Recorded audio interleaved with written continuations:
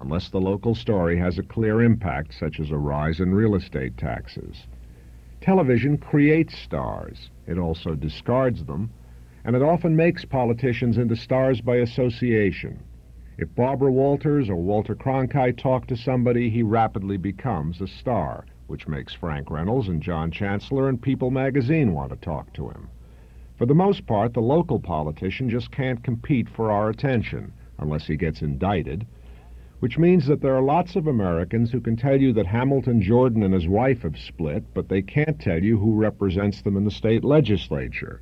Many of our citizens know more about President Carter's trip to Austria than they do about their local school system, or their city's budget, or who's running for district attorney, which is too bad, since an increasing number of people feel that many of our seemingly insoluble political problems might be solved by getting them down to manageable size at the local level.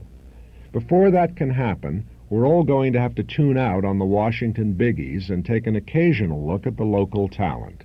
If that sounds too boring, think of them as the stars of tomorrow. This is John O'Toole, Dateline, Washington. Well, Thea, what's next week? Next week, Mike, we'll hear from some older Americans who are deeply involved in and committed to the visual, written, and performing arts. That's next time on Primetime. Bye now. Primetime is brought to you as a public service by this station and the American Association of Retired Persons and the National Retired Teachers Association. Your letters and comments are welcome.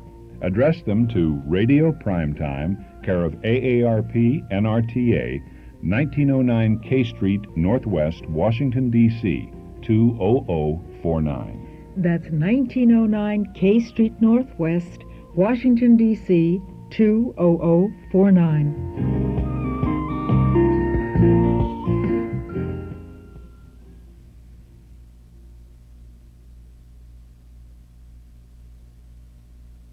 Be sure to join us again next Saturday at 12:45 p.m. for another edition of Primetime. This is WNIB in Chicago at 97 FM. Stay tuned now for Chuck Shaden and Those Were the Days.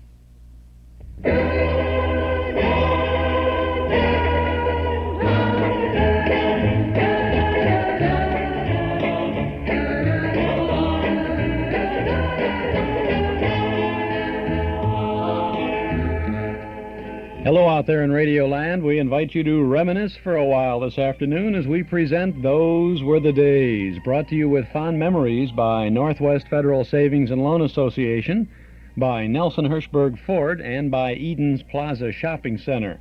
This is Chuck Shaden with another in our series of programs designed to bridge the sound gap between yesterday and today. Today is Saturday, June 30th, 1979. And this afternoon on Those Were the Days, we bring you 4 hours of fun with Fibber. Fibber McGee, that is. In fact, it's fun with Fibber McGee and Molly as we tune into lots of good listening and lots of good laughing today with the Squire of Wistful Vista and his bride. Between now and 5 o'clock, we're going to hear Fibber and Molly's 15th anniversary show with an all-star cast of special guests promoting NBC's new season. There's a Bing Crosby PHILCO Radio Time broadcast with Fibber and Molly paying a visit to Bing. We have NBC's 25th anniversary radio show from 1951, with Fibber and Molly tuning into dozens of great NBC sounds from the past. And finally, a typical Johnson's Wax program starring, who else? Fibber McGee and Molly. You won't want to miss a minute of our program today, gang, so sit up close to the old radio and don't touch that dial. The fun begins right after this word for Northwest Federal Savings. It's Northwest Federal Savings time. We've got more time for you. At Northwest Federal, that means more hours, more convenience, and more gifts for savers. Right now, you can choose from 23 fabulous gifts just for saving at Northwest Federal. You'll find a terrific selection from a West Bend skillet to a Sunbeam clock, from an Oster blender to a Black & Decker sander. There's summer fun items, too, like the colorful Beach Bum lounging quilt or the comfy Coleman sleeping bag. Come on in to any Northwest Federal, including our new Skokie Savings Center, to choose your gift. One gift per family free or at greatly reduced prices when you deposit $250 or more. But hurry, offer good for a limited time only. Come see the selection. It's just one more example of how Northwest Federal does more for you. It's Northwest Federal Savings Time. We've got more time for you. And there is lots of time for you over at Northwest Federal Savings. Our memory movies are on vacation for the summer. We'll be resuming early in September, but this summer long you can see a good live musical on the stage of Northwest Federal's Irving Park Community Center Auditorium as the Chicagoland Theatrical Troupe presents a trio of shows over the 9 weeks ahead: Pajama Game, The King of New London, and Damn Yankees. Musicals rotate each weekend. Performances are held at 8:15 on Friday and Saturdays, at 2 o'clock on Sunday afternoons. Tickets to each show is $4 per person. You can buy a subscription ticket to all 3 shows for $10. Tickets may be purchased in advance at any office of Northwest Federal Savings or at the door. And tonight, it's the Saturday night premiere of Pajama Game. You'll want to get over to Northwest Fed to see the theatrical troupe in Pajama Game. Bound to be a very good show. I think you will enjoy it.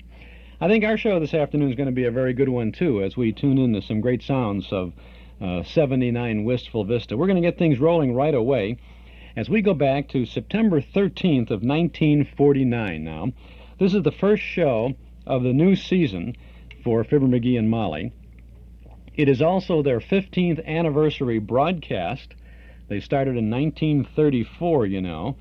And it also is a program that was expanded to 60 minutes to provide a showcase for all the new shows in the NBC 1949-1950 season. It's kind of a turn-of-the-decade season for the National Broadcasting Company.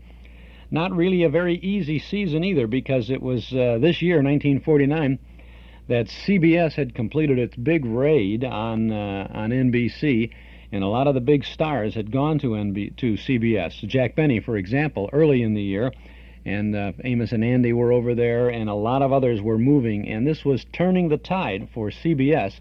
NBC had been like the #1 radio network for so long. Now things were changing somewhat, and CBS at that time was giving them a big run for the money. Fibber and Molly were loyal, however, to NBC, and they stayed with them, and of course so did Bob Hope, and so did a great many others, as you're going to hear in this broadcast. Let's sit back and relax now as we'll take you over to 79 Wistful Vista. This is the first show of the new season of Fibber, McGee, and Molly. Now keep tuned for Fibber, McGee, and Molly for the next hour. The Martin and Lewis Show have relinquished their time in order that we might bring you the special program which follows. Martin and Lewis will be heard on Friday nights at a future date. Check your local radio column for the exact day and time. The Johnson's Wax 15th anniversary program with Fibber, McGee, and Molly.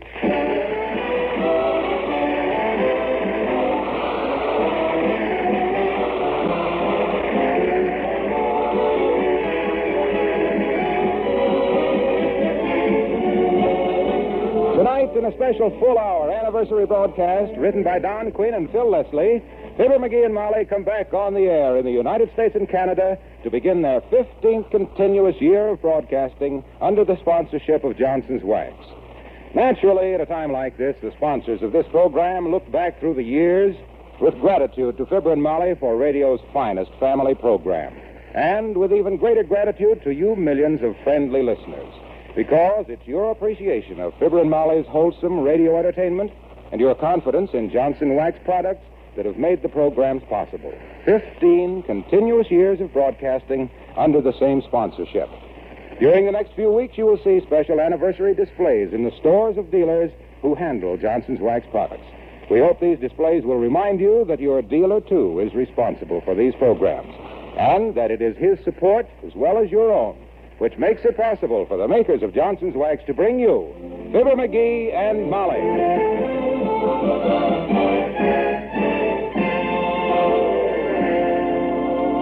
In the year 1935, a new radio program was born. It was reviewed in Variety, the Bible of show business, in part as follows, and I quote, "Bit hard to pass on Fibber McGee's first major radio effort. The script limitations hampered the duo from ever getting underway. Commercial talk was handled by Harlow Wilcox, who killed a few quips due to premature laughs. Nary a real out-and-out laugh in the lot. And as it stands, the program demands swifter pacing, punchier lines, and more of Fibber, McGee, and Molly.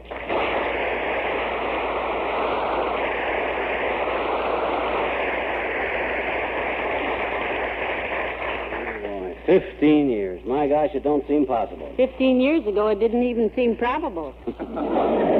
Boy, the stuff we've done in 15 years. See, do you remember the show back in 1936 when you were a reporter on the paper and went out to get an interview with the governor's wife? Yeah, I got printer's ink in my blood, kiddo. That's why I have to be so careful shaving. Ruins the towels. I never did know what happened to that story, McGee. Didn't I ever tell you what happened about that? No, that was a wild goose chase. I couldn't get a story. The governor's wife was gone when I got to the house. Out of town, was she? Yeah, she just left. She ran away with the chauffeur. I see. She ran away with the chauffeur, so you didn't get any story. That's right. Just a waste of time. Well, what did the governor have to say about it? Did you talk to him? How could I talk to him? They shot him before they left. Heavenly days. Well, why didn't you get a story from the neighbors? Didn't they have any statements to make? I'll say they didn't. They wouldn't even come out on account of the lion. The lion? Yeah, the one that got away from the circus. Prowling around the neighborhood. He ate 2 cooks and a gardener before I got there. Oh, well, that's the break. Takes a natural-born reporter to know when a story is out the window because... Come in. Well, I'll be a uncle's monkey if it ain't His Honor the Mayor. Hi, LaTrivia. Hello, Mr. Mayor. Hello, Molly. Hello, McGee. LaTrivia, as the guy says when he's seen a good windy corner to build his optical shop on, this is a sight for sore eyes. Thank you. You're looking very well yourself, McGee. And you too, Molly. Did you have a pleasant summer? Oh, yes, indeed, thank you. And you? Oh, yes. Yes, I had a very interesting summer. I was an amateur member of a scientific expedition in Colorado. We were searching for dinosaur eggs. Dinah Shore eggs now. Are you kidding me? Why, we've known her for years, and she never laid an egg in her life. Certainly not. She's simply wonderful. I don't understand. Who is? Dinah Shore. I'm afraid there's a little misconception here. I was referring to a big, ugly, prehistoric monster. Now, just a darn minute. When you talk about friends of ours, just keep a civil tongue between your teeth. Yes, Dinah Shore is not big or ugly or prehistoric. I didn't say anything about Dinah Shore. I said dinosaur. It isn't sore, LaTrivia. It's shore. As in shore patrol. And in her case, there'd be a lot of volunteers. Now, go on, LaTrivia. Yes, do, Mr. Mayor. Let's give him a chance now, McGee. Okay, we won't interrupt again unless it's necessary, boy. No. So you go right ahead. You betcha. Dull as it is, we want to hear about it. Absolutely. Now? Sure. The expedition had heard rumors from wandering cowboys and Indians that dinosaur tracks had been discovered in a certain remote canyon in northern Colorado. You could have discounted them rumors right off the bat, LaTrivia. That kid don't have to hide up any remote canyon. Even to try out a new hillbilly number, she don't. Oh, please. Now, look. I admit that Dinah Shore is lovely and a fine girl and an excellent singer. I'm not talking about her. Is that understood? No, it isn't. Why don't you want to talk about her? You got something against her? You tone deaf or something? We've always considered you one of the greatest gentlemen we know, Mr. Mayor. Yeah. So when you refer to Dinah Shore as an ugly monster and state that she's 1,000,000 years old and has to hide in the gully to rehearse her number... Yes, and accuse her of laying eggs all over Colorado. I didn't say she was a muggly eggster. Well, you said... I mean, I never said anything about Dinah Canyon hiding a hillbilly. Because I said I was hoping to look for Dinah Track Shore. You got sore when sore when I... Just because an ugly monster like China Dog. I didn't know what you were the one. It was... You were...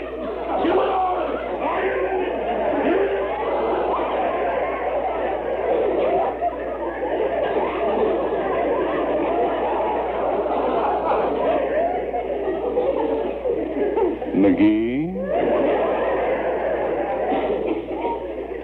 Yes, boy?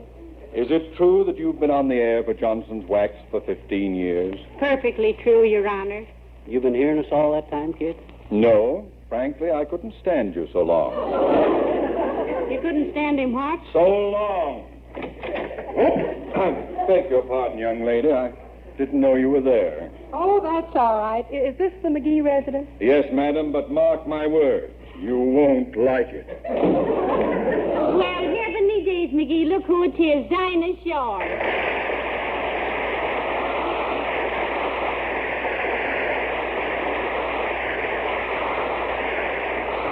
Hi, Dinah. We were just talking about you to Mayor LaTrivia. Oh, was that Mayor LaTrivia I met going out? That was himself, all right, Dinah. And a very nice man, too. I thought he seemed a little annoyed about something. But I just dropped in to congratulate you on the last 15 years and wish you good luck for the next 15. Well, thanks, Dinah. And in honor of you dropping in on our honor, I'm going to lead the band in a special arrangement I wrote personally tonight. It's called Kiss Me Again. Oh, no, McGee, now, please. No. Let's ask Dinah to sing instead. Would you please, Dinah? Well, I'd love to, Molly. I've had a nice rest this summer, and I just couldn't wait to get back to work for Oxidol. Where'd you spend the summer, Dinah? Out in Colorado.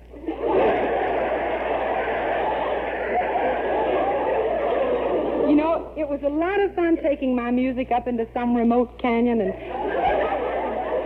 practicing some hillbilly numbers. Though, confidentially, I really laid an egg with a couple of them.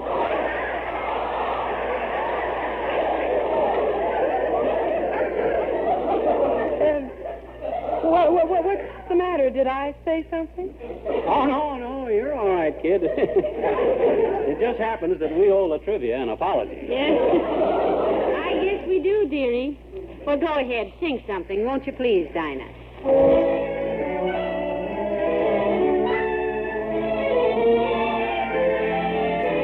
I'm as corny as Kansas in August. I'm as normal as blueberry pie.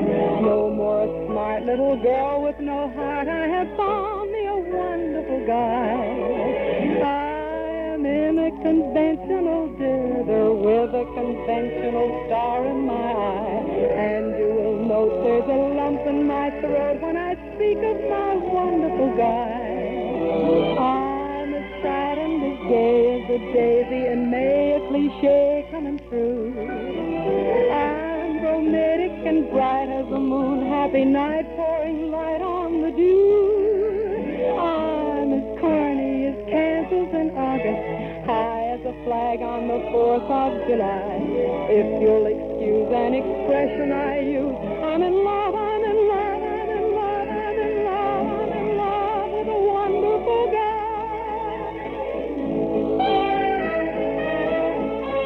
That's how I turned out to be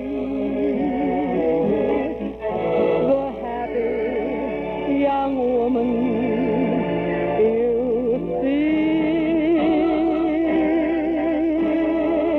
I'm as corny as Kansas in August, high as a flag on the 4th of July. If you'll excuse an expression I use, I'm in love, I'm in love, I'm in love, I'm in love. I'm in love with a wonderful guy.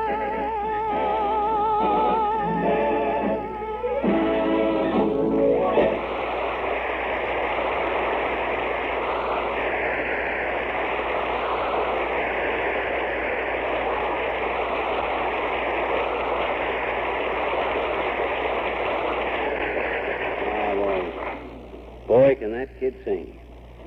Next time the Elks Club throws a smoker, I'm going to see if she'll bat out a few numbers for us.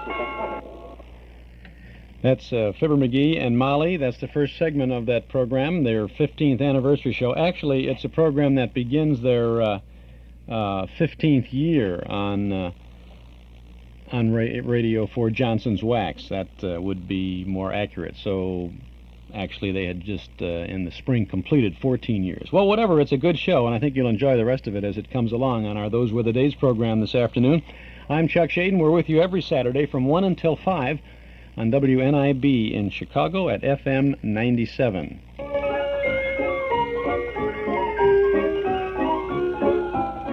Remember Henry Ford's Model T? Remember cranking up the motor to start the car? And remember the Model A with the self-starter?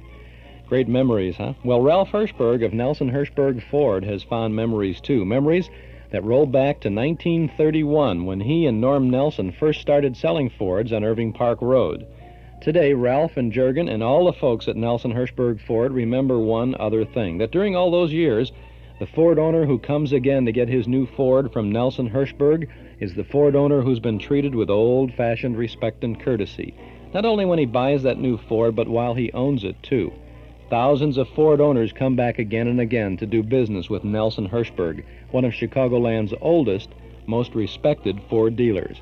Find out for yourself. Get your new Ford from an old-fashioned dealer. Visit Nelson Hirschberg Ford, 5133 Irving Park Road, 5 blocks west of Cicero at Laramie. And there are pretty nice people over at Nelson Hirschberg Ford, too. Chuck Shaden with you. Let's get back now to Fibber, McGee, and Molly. Company, McGee. Come in. For goodness sakes, McGee, look who's here. Huh? Oh, hi, Bud. Something you wanted? Hello, Fibber. I'm young. Oh, yeah?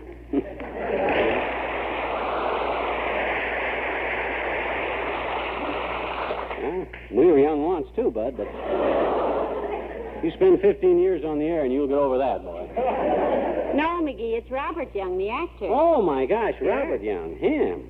Bob, old boy, I'm glad to see you. This is my wife, Molly. Molly, this is Robert Young. How do you do, I'm sure. Hello, Molly. I came over to congratulate you two on your anniversary. 15 years. Just think of it. Do we have to? Oh, I think it's wonderful. You know, I've just started with my own show on NBC for Maxwell House Coffee. Oh, yes, we hear you every Thursday. Father knows best. Lots of luck with it, Mr. Young. Thank you, Molly. My, I certainly envy you two, having the same show on the same network for 15 years. Well, it does have its compensations, all right. You know, starting today, NBC lets us use the regular employees' washroom.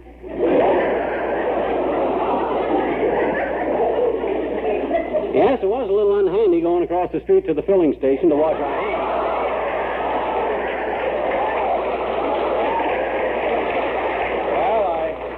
Well, I know I have something to look forward to, all right. Say, I want you two to know that I heard your very first show, April 16th, 1935. My goodness, McGee, he remembers the exact date. Yes, that was the day I bought my first radio, and yours was the first program I heard. Great. You loved it, of course. Yes, it was a beautiful set. Remember when you got your house, too, 79 Wistful Vista. You won it in a raffle on August 26, 1935. My gosh. How do you remember that date so well? Well, it was right after that show that I sold my radio. Oh, I'd almost forgot that show. Remember, Molly? No, indeed I do. They called the lucky number on the house. I shouted, McGee, we won. You fainted, and the orchestra played Zing, went the strings of my heart. That's the way it went, all right. It was pretty easy to solve your housing problems in those days, wasn't it? Yeah, and it was pretty easy to finish a radio show, too. If you didn't have a joke to finish with, just throw in a groan, a body fall, and a band number. That's right. And you know something?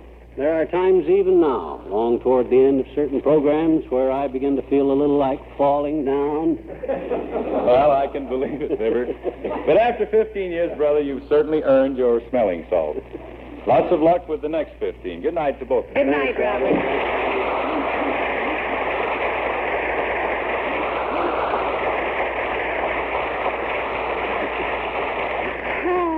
Heavenly days. Imagine Robert Young coming to see us. Yeah, well, it pays a guy like Bob to keep in touch with influential friends like me, kiddo. Hey, I wonder if this would be a good time to run over that Kiss Me Again number that I arranged for No, now wait, McGee. There's somebody coming up the walk. Who is it? Search me. The girl looks familiar, but the man... We know a tall, dark man with curly hair and a bold look. I don't know. Has he got a deep freeze under his arm? It might be our congressman. Or maybe it might... Easy, dearie. Here they are. Oh. Come in. Yay!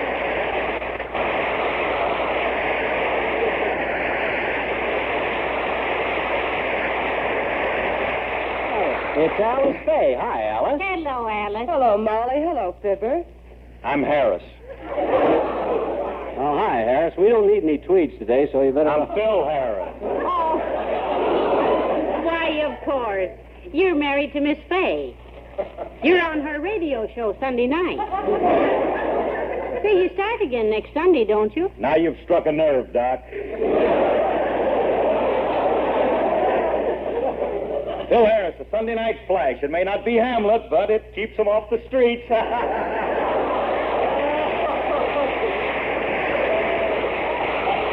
Harris, that layoff did wonders for you. Let me talk a while. Had Mary Livingston for 13 years, now I got you. Talk with me. All right, come on So in. loud, Phil. Now, come on. Well, gee whiz, I can't help it if my voice is full of residents. What's up? Molly, we just stopped by to give you our best wishes on your 15th anniversary. And that's a long time on anybody's program. It's a longer time to be off a program. Anything personal in that remark, short stuff? What do you think? I don't think there is. I've been gainfully employed right along. Gainfully employed, that means I've been working regular. They know what it means, Phil. Say, Alice, won't you sign our guest book while you're here? Oh, I'd be glad. Now, wait a minute, Alice. Just hold it a minute now. You promised me you'd sign nothing till I looked it over. But, Phil, it takes you so long to read things. This is just a guest book, Phil. See? Look, well, hand it here a minute. Yeah. Uh-huh. I thought so. What's this word here? Book.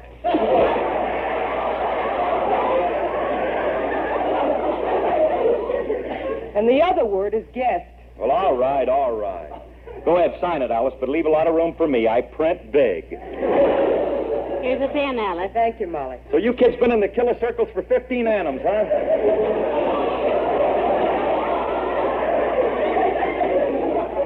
Gee whiz, that's great. Well, we will be one of these years.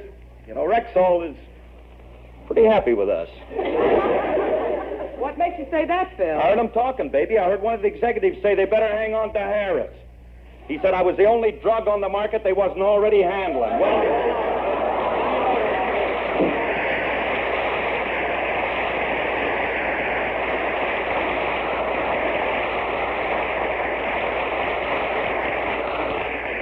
my, isn't this exciting, McGee? All these famous stars dropping in to see us. Yeah. And hasn't that Alice Faye beautiful hair? Oh, lovely. Yeah. But, you know, I wouldn't be surprised if she touches it up a bit. Yeah? It's a beautiful blonde shade, though. Yes, I guess it is, huh? That's Phil Harris and Alice Faye on the Fibber, McGee, and Molly show, dropping in. Interesting spot for a break. We'll get back to the show in just a moment. I'm Chuck Shaden with our Those Were the Days program on WNIB Chicago at FM 97. A lot of good fun there with Phil and Alice. I think Phil had a good time on his way with that. I have something very special I'd like you to hear for a minute. Listen to this.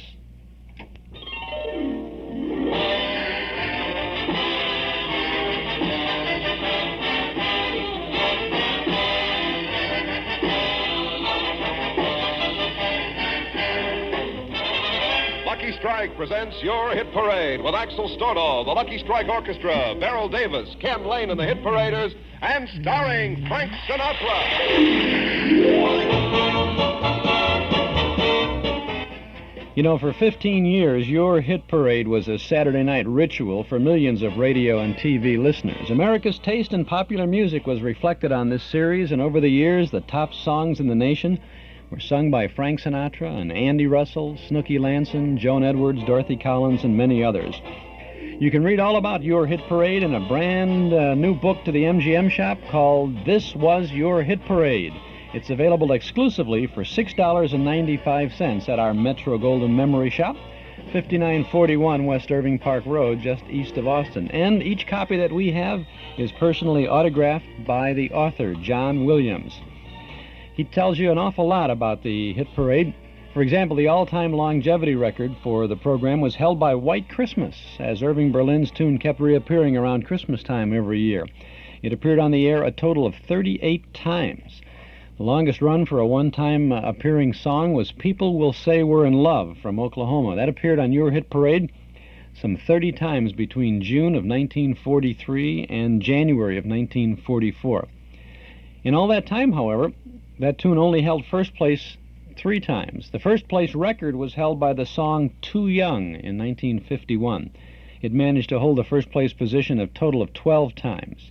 Because of You held the number 1 spot 11 times beginning in July of 1951, and other popular tunes to have the honor of being on the hit parade in the number 1 spot for at least 10 weeks were Buttons and Bows, Hey There, I'll Be Seeing You, Peg of My Heart, Some Enchanted Evening, and The Tree in the Meadow. Now, these are just some of the facts about the radio and TV show Your Hit Parade that you'll find in John Williams' book, This Was Your Hit Parade. It's now available for $6.95 at our Metro Golden Memories shop, 5941 West Irving Park Road, just east of Austin. This is a fabulous reference book about the number 1 popular music show on radio and television from 1935 to 1958. You'll get a week-by-week look at the top 10 or 15 songs as presented on Your Hit Parade, plus a generous helping of background information about cast members and other performers over the years. It will be an invaluable aid in dating hit parade broadcasts for you, and of course pinpointing the top tunes for your special day from the past, because from 1935 to 1958, it lists all of the hit parade programs and in order the number top songs of the week, either 7 or 10 or 15, depending on how many they had at the specific time of the run of the show. It's available now. It's called This Was Your Hit Parade. You can get it for $6.95 at our Metro Golden Memory Shop, 5941 West Irving Park Road, just east of Austin. You won't find it in any other bookstore in the Chicago area. In fact, you won't find it in a bookstore anywhere in the country. We got these directly from the author, John Williams. We said we'd like to handle a bunch of these books at the shop. We think our customers, our listeners, would enjoy getting a copy of this book, and so he sent us about 50 of them. So we've got them over there at the MGM shop, 5941 West Irving Park Road, just east of Austin. We're open Monday through Friday from 11 till 5, Saturday until 7:30, and Sunday from noon to 5. You can use your Master Charge or your Visa card at Metro Golden Memories, the MGM shop. Now let's get back to Fibber, McGee, and Molly on this first show of their 15th year from September 13th of 1949. Oh? Hi, kids. Congratulations. Well, my gosh, Peary Como.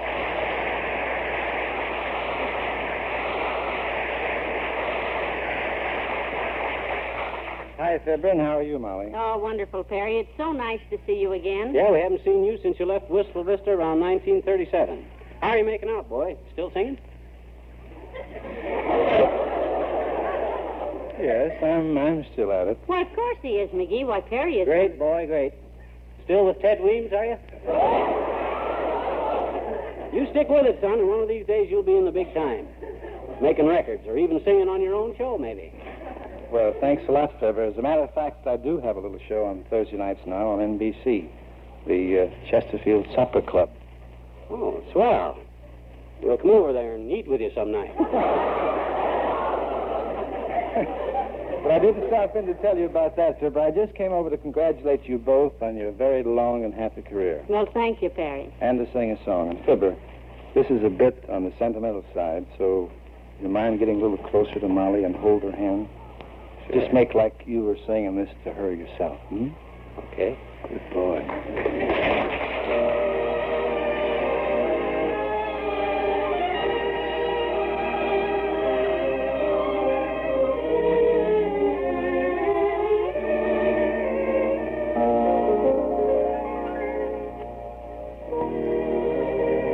Give me your hand.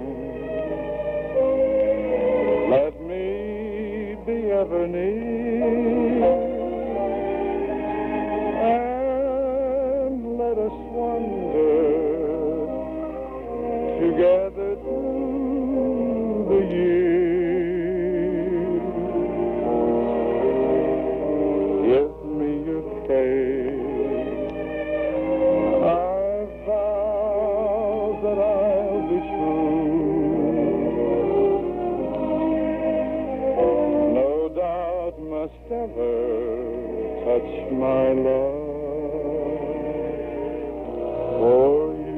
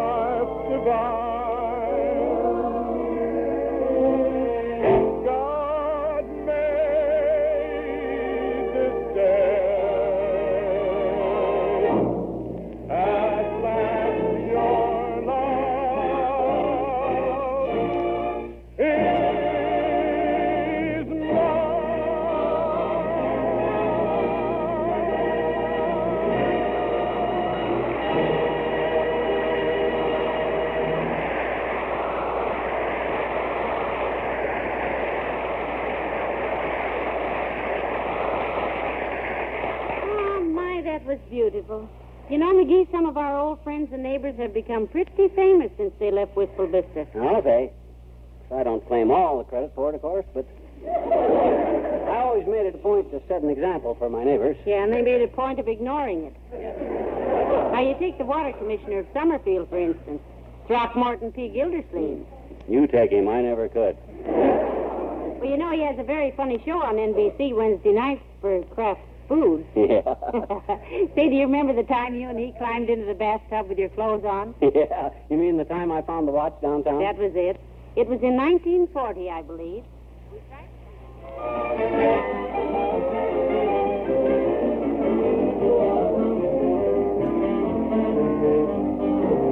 Nobody's claimed this watch so far, Molly. Looks like it's mine, all right. Not for 30 days, McGee. After all, you... McGee, stop tapping on the crystal. Oh, this don't hurt it. It's an unbustable crystal, so... Oh, my God. I'd have swore this crystal was unbustable. I don't see why it won't. Oh, there, little chum. Hello, Mrs. McGee. Mr. Gildersleeve, come right in. Oh, thank you.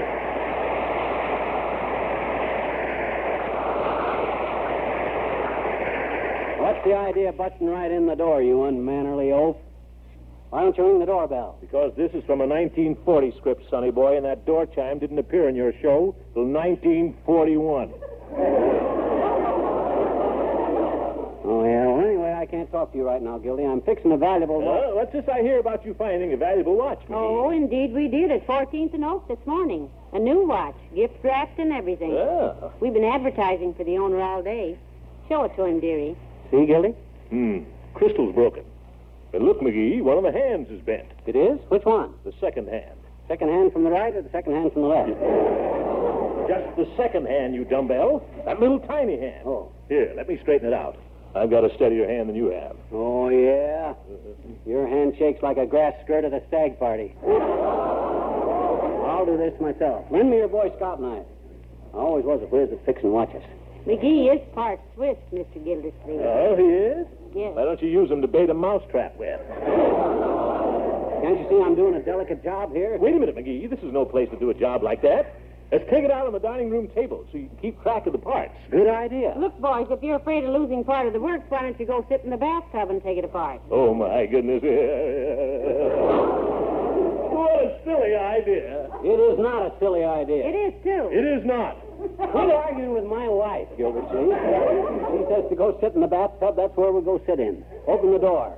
All right. This ought to be fun, all right. Now climb in, Gildy. That's it. You sit in the front, will you? Makes me dizzy to ride backwards. All right, boys, all right. Here's the watch. And the Boy Scout knife. And 2 hairpins. Have fun now. Yeah, we are.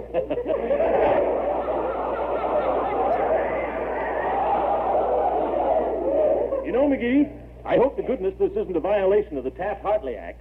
What you mean, Gildy? Well, laying off the hands and closing down the works without 2 weeks' notice. You get it, folks? I said... It ain't funny, McGee. I didn't say it. You would have if you'd have thought of it first. Now, let's see. I take this thing here and... Whoop!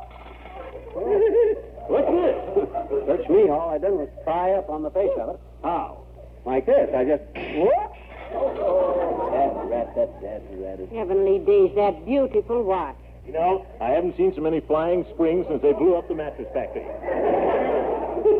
Isn't this fun, though? Yeah. Quit jiggling, Gildersleeve, and get your foot out of my pocket. Now, let's see. If I unscrew this little...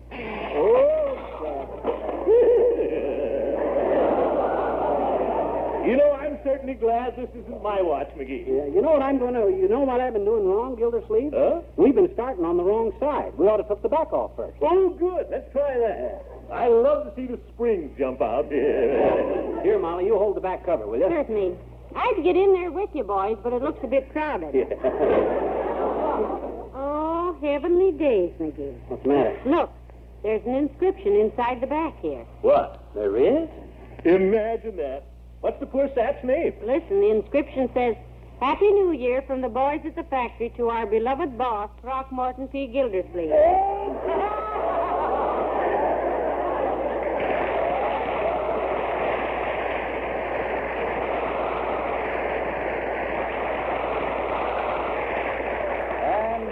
1937, Mr. William Randolph or Billy Mills of Flint, Michigan, picked up a little stick and started directing the music for these Tuesday nights.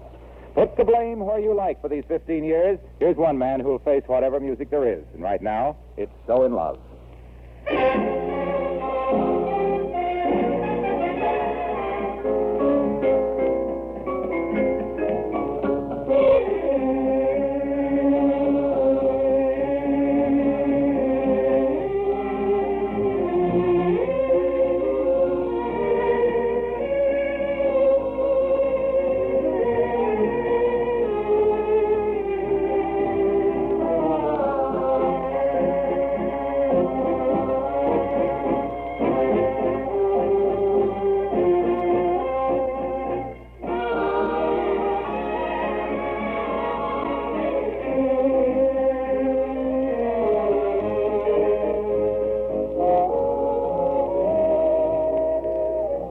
Fibber and Molly and their guests return in just a moment, so stay tuned to your NBC station for the second half of our 15th anniversary program. WMAQ and WMAQ-FM, NBC in Chicago. You're all invited to the Dentine Quiz. Do you know how good this chewing gum is? Lasting flavor. That's not missing. So delicious. Right. Now listen. Chew some Dentine gum each day. Helps keep teeth white, breath okay. And that's the first half, actually, the third part here, but the first half of the 15th anniversary broadcast of Fibber, McGee, and Molly from September 13th of 1949. We'll get back to that in just a little bit. This is Chuck Shaden with you today and every Saturday afternoon from 1 to 5 with all the good old radio shows on our Those Were the Days program from WNIB in Chicago at FM 97. This afternoon we're having a lot of fun with Fibber, McGee, and Molly, that is, the Squire of Wistful Vista, and his wife, and all those folks popping in on the McGees. Coming up, we have Irene Dunne and Dennis Day and Wallace Wimpole and William Bendix, Bob Hope, the King's Men, and a lot of good things coming up. So I think you will enjoy that. After that, we have PHILCO Radio Time broadcast with Bing Crosby and Fibber and Molly. We have a 1951 NBC 25th anniversary broadcast, Fibber, McGee, Molly, and the Super Heterodon. It's an hour-long program. It's an all-star cast in there, and you'll really enjoy listening to all the clips from the past.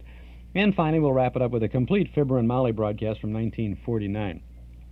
Now, that's just for today.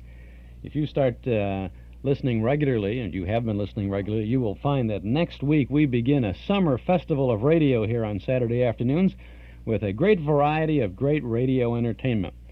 All summer long, we're going to be presenting a musical autobiography of Bing Crosby. And throughout every Saturday afternoon program, we're going to be hearing an 8-part Crosby autobiography as he reminisces about his recording career, sings or presents many of his hit songs. This is from a great big, thick, fat album that he released back in 1954, and it was quite expensive at that time, as a matter of fact. And we're going to play the whole thing from start to finish over the next 8 Saturday afternoons. And next week, for example, we'll hear Bing sing Muddy Water, Mississippi Mud, My Kind of Love, I Surrender, Dear, Dream Your Troubles Away, Just One More Chance, Stardust, When the Blue of the Night Meets the Gold of the Day, Please, Won't You Lend an Ear to My Plea. Well, Bing does it much better. And then Just an Echo and many others. And then as we go along, on Saturdays, Bing will sing such things as The Old Ox Road, Love Thy Neighbor, Love in Bloom, June and January, I'm an Old Cow Hand, Pocket Full of Dreams, Gold Mine in the Sky. He'll be singing The Tumbling Tumbleweeds, Mexicali Rose, Deep in the Heart of Texas, You Are My Sunshine, Sunday, Monday, or Always, sings that with the Andrews Sisters, Pistol Pack and Mama, and the Bells of St. Mary's. Put It There, Pally sings with Bob Hope. It just goes on and on and on. We'll have about 30 minutes worth of that every Saturday afternoon throughout July and August. But that's just the beginning of what we have in store for you this great summer ahead of us. Next Saturday, the 7th of July, we're going to have a Jack Benny program. And we're going to have a Rogues Gallery show from 1945, Fortune in Furs, starring Dick Powell as Richard Rogue, Private Eye. We have a comic show with Jack Kirkwood starring. We have Terry and the Pirates, an isolated episode of that exciting adventure series. We have an Inner Sanctum drama for you next week, The Lion Reigns at Hillcrest. And then we have the first in a sequence of 5 Eddie Cantor shows from 1947 dealing with the kidnapping of Eddie Cantor. It's great fun with Harry Von Zell, Bert Gordon, the Mad Russian, Frank Nelson, Cookie Fairchild in the orchestra. Next week, Eddie receives a threatening letter warning him not to run for president. You know, it was in vogue. It was the fashion in those days to have the comedians running for office, just as we hear every once in a while Pat Paulson is running for president now. Well, Eddie Cantor did, Jimmy Durante did, and all the others, and so forth. So we have 5 shows, the next 5 Saturdays with Eddie Cantor, and they're individual programs, and if you miss one of them, it won't be a total loss, but they are kind of connected and a lot of fun going along. On the 14th of July, we have Don Amici and Francis Langford in The Bickersons on The Dreen Show. We have The Green Hornet, Dick Tracy, X-1. Now, our special guest that week will be Michael Rye, an actor who began his radio career in Chicago. Then the 21st of July, we have the National Barn Dance, yours truly, Johnny Dollar, Luella Parsons, Hop Harrigan, True Detective Mysteries. And after that, as we continue along through the rest of July and August, you'll be able to tune in for Bill Stern's Sports Newsreel, Buck Rogers in the 25th Century, the Amos and Andy Music Hall, Dragnet, Charlie McCarthy Show, The Big Story, Sky King, The Whistler, Big Town, Superman, Jack Benny again, Red Skelton, Tom Mix, Archie Andrews, Suspense, Al Jolson, Burns and Allen, Roger Kilgore, Public Defender. We've got another Dreen Show with the Bickersons, Challenge of the Yukon, The Fat Man, and lots of other little interesting things for you, too. And Kirk Allen, you may remember when Kirk Allen was at town earlier this year, he was the first live Superman on the screen. We had a special event over at Northwest Federal. We sat Kirk down in our studio one day and sat and talked about his career. We'll be repeating that, or playing that tape for the first time on our Those Were the Days program of the 11th of August. Now, all of this stuff that I've been talking about here is listed in very nice form for you in our Nostalgia newsletter and radio guide. And if you're not a subscriber, then you really ought to consider subscribing, because you will know every month exactly what we're planning for you on our Saturday afternoon Those Were the Days program here on WNIB. Now, if you subscribe right now, you'll get the midsummer edition, the July-August edition of our newsletter, and you'll see Bing Crosby singing into one of the all-time great radio microphones on the cover of the newsletter. That's just the beginning of the fun. A 1-year subscription, 10 issues, is only $7, and you can subscribe right now when you call us at 545-2260.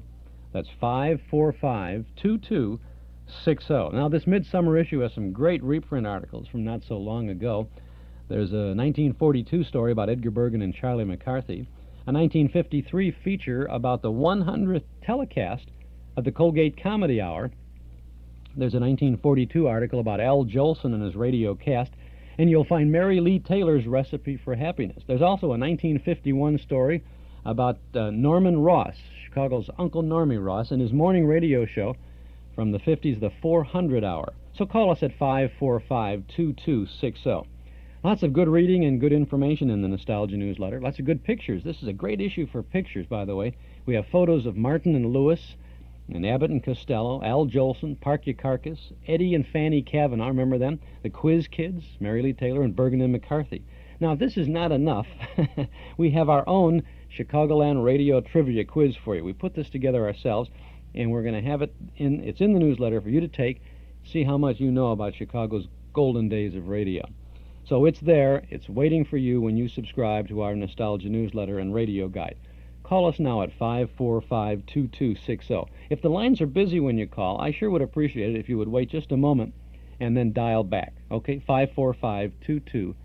A 1-year subscription is only $7. The newsletter provides you with news about special movies and other events at Northwest Federal, plus the complete listing of our Saturday afternoon WNIB broadcast schedule. So you get loads of information about the shows we play, including original broadcast dates, names of stars and other cast members, network and sponsor identification, even the length of time of each segment that we present, so you can record these old shows most conveniently for your own collection.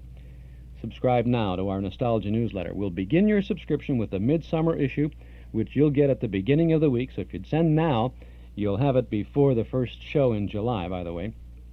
We send it to you by first-class mail, but don't forget there's a holiday this week, too. We'll include an invoice with that first issue, so call us now at 545-2260. If you like, you can send $7 to Nostalgia Newsletter, Box 421, Morton Grove, 60053. But why not call us now while you're thinking about it? 545-2260. What's that number? Why, it's 545-2260.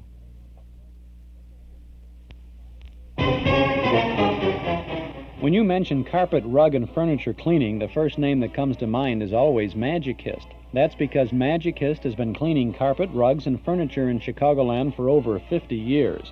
Their uniformed, bonded workmen professionally clean your carpet, rugs, and furniture using the latest methods and modern equipment available.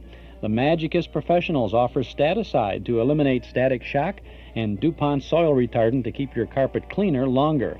Magicist welcomes Visa and MasterCharge too, so for pickup and delivery or for in-home and office cleaning, call Magicist at 378-8600. That's 378-8600, or save 20% for cash and carry when you bring in your rugs to 750 South Cicero or to 121 N Western in Blue Island. Monday through Friday, 8 until 6, Saturday till 4. They're Magicist, and they've been cleaning Chicagoland for over 50 years. Call them at 378-8600. That's 378-8600. And this is Chuck Shaden with you on our Those Were the Days program from WNIB in Chicago at FM 97. Time to get back now to the second half of this Fibber, McGee, and Molly anniversary broadcast at the beginning of their 15th year on NBC for Johnson's Wax from September 13th of 1949.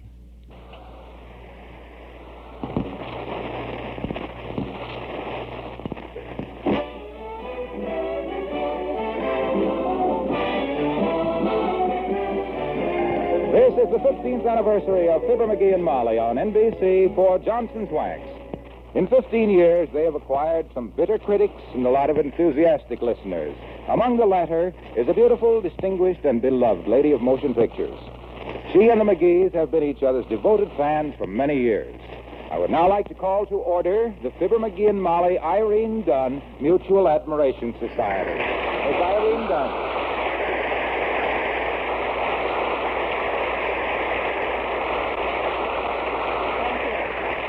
Thank you, ladies and gentlemen.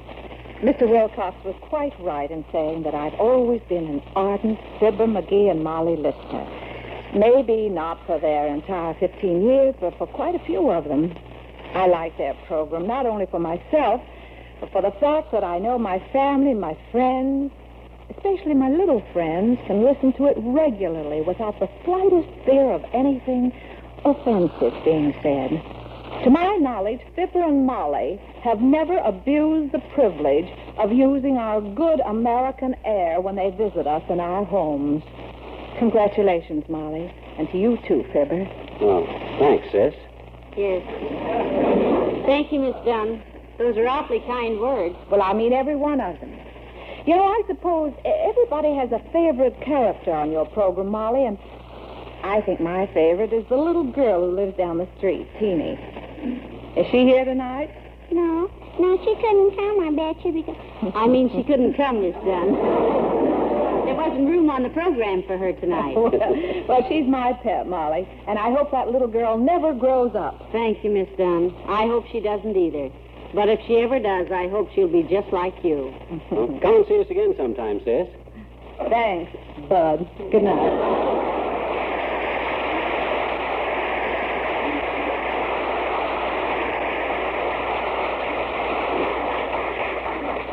Nice kid. Hey, Molly, I think I'll take that band through that special arrangement of Kiss Me Again now that I wrote for tonight. Right now, before somebody else got... Hey, hold it a minute, will you, pal? This is the time of night when I usually slip in with a brief message about the product. Oh, the product. Okay, Junior. To show you my heart's in the right place, I'll even help you. No, thanks, pal. Let me handle it by myself this week. You think you can? What do you mean, do I think I can? Look, pal, you can learn quite a bit about selling in 15 years. Yes, you can. But did you? Well, I think so. Why, when I started on this show, I had no confidence at all. Really, Mr. Wilcox, heavenly days, and you always seem so confident. No, it was just a bluff, Molly. Well, I used to come out and say something like, we all know how particular a woman can be about her house. Well, that's a fairly safe statement, Junior. That's what I mean, no dynamics. Oh. Gee whiz, anybody can step up to a mic and say, millions of women have tested Glowcoat in their own homes and have found nothing else that gives them quite the same brilliant results with so little effort as Johnson's Glowcoat. Yeah, but what I was getting at But is... now I have confidence. I've had experience. And I have the knowledge that what I'm saying is the gospel truth. So I walk right out and say in a firm voice, actually, Glowcoat takes all the hard work out of keeping linoleum and varnished wood floors bright and beautiful. Yeah, but we were just I about know to that say when I say it's self-polishing, spread it on, let it dry, watch it shine, has the ring of truth. The ring of truth, he says. It has the clang of... Now, wait a minute. And look, most important is the shine you get with the new Glowcoat. Almost twice as bright now as before, without polishing. Ask for it tomorrow at your dealer's.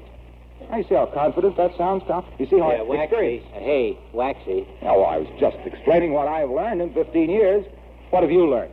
Not a thing, Mr. Wilcox. If we had, we'd never try to butt in after you once get started. That's like a caterpillar standing on the tracks trying to stop the 20th Century Limited with a pedal off a geranium. Where are you going, Junior? Over to the mic. I've got an announcement to make. Excuse me.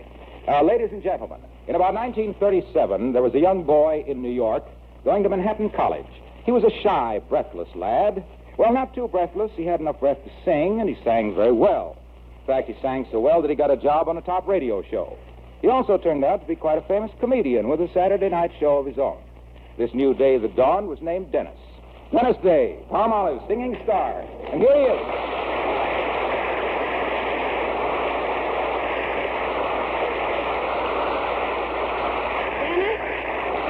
It's wonderful of you to come over and see us. Yeah, much obliged, kid. Oh, that's all right, folks. Anyway, it wasn't my idea. NBC suggested I do it or else. Or else what? Well, they didn't say, but the suggestion was written on a pink slip. Well, what shall I do?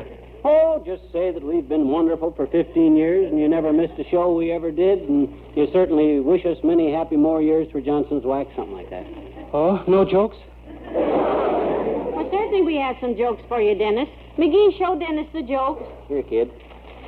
Handle them easy. They're dynamite. Oh, boy. Well, congratulations, folks. You've been wonderful for 15 years, and I never missed a show you ever did, and I certainly wish you many more happy years on the air for whom? Johnson's Wax. Yeah, good night now. Hey. Wait a minute. You didn't read the stuff we wrote for you. Well, I wanted to take it with me. I never had any material like this before. Yeah? You know, I have my own show on Saturday night over NBC for Colgate. Yeah? I can use this stuff. This is just what I need. Oh, we're very glad you like it, Dennis. Yeah, on my show, everybody laughs all the time, and you can't hear the lines. Oh. I need stuff like this to quiet everybody down. Hey. You mean you're not even going to sing? Well, you want me to sing, too? What do you mean, too? What do you mean, too? What else have you done? Now, McGee. That's no way to talk to a guest who was nice enough to drop in and wish us well. It wasn't my idea. NBC suggested... Yeah. Look, kid, how'd you like to sing one of Molly's favorites? I'll Take You Home Again, Kathleen. I'd love that, Dennis. Will you do it? Sure, and this is because I want to, not because NBC... Yeah, we know. Go ahead, son, and thanks very much. Thank you. I hope you like it, Molly.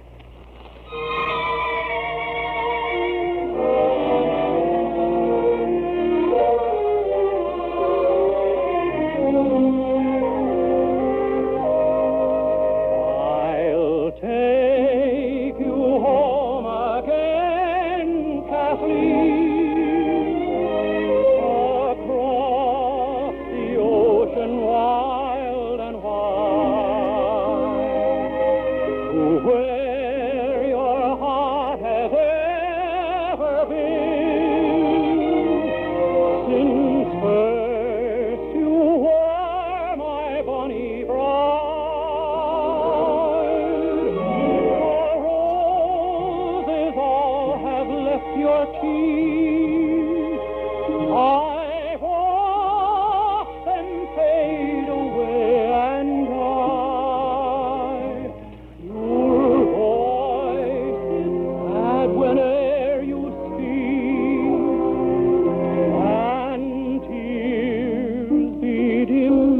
your loving eyes.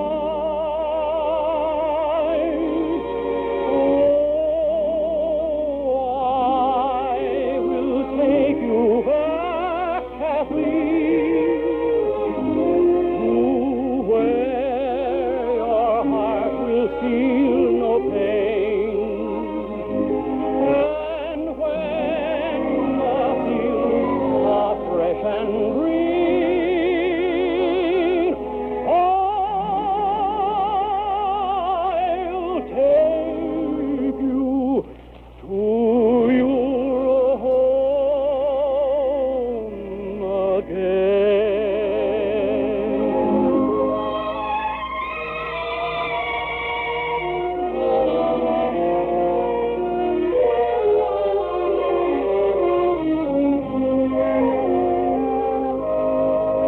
Oh, I will take you back, Kathleen,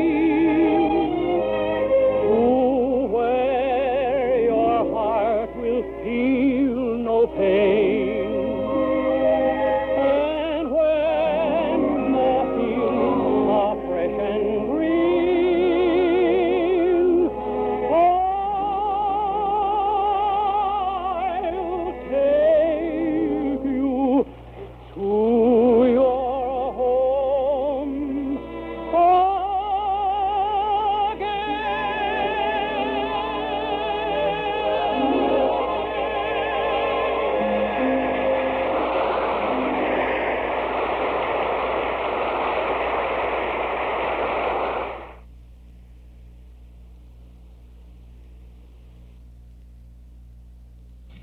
And that's another segment of Fibber, McGee, and Molly, their 15th anniversary broadcast from September 13th of 1949.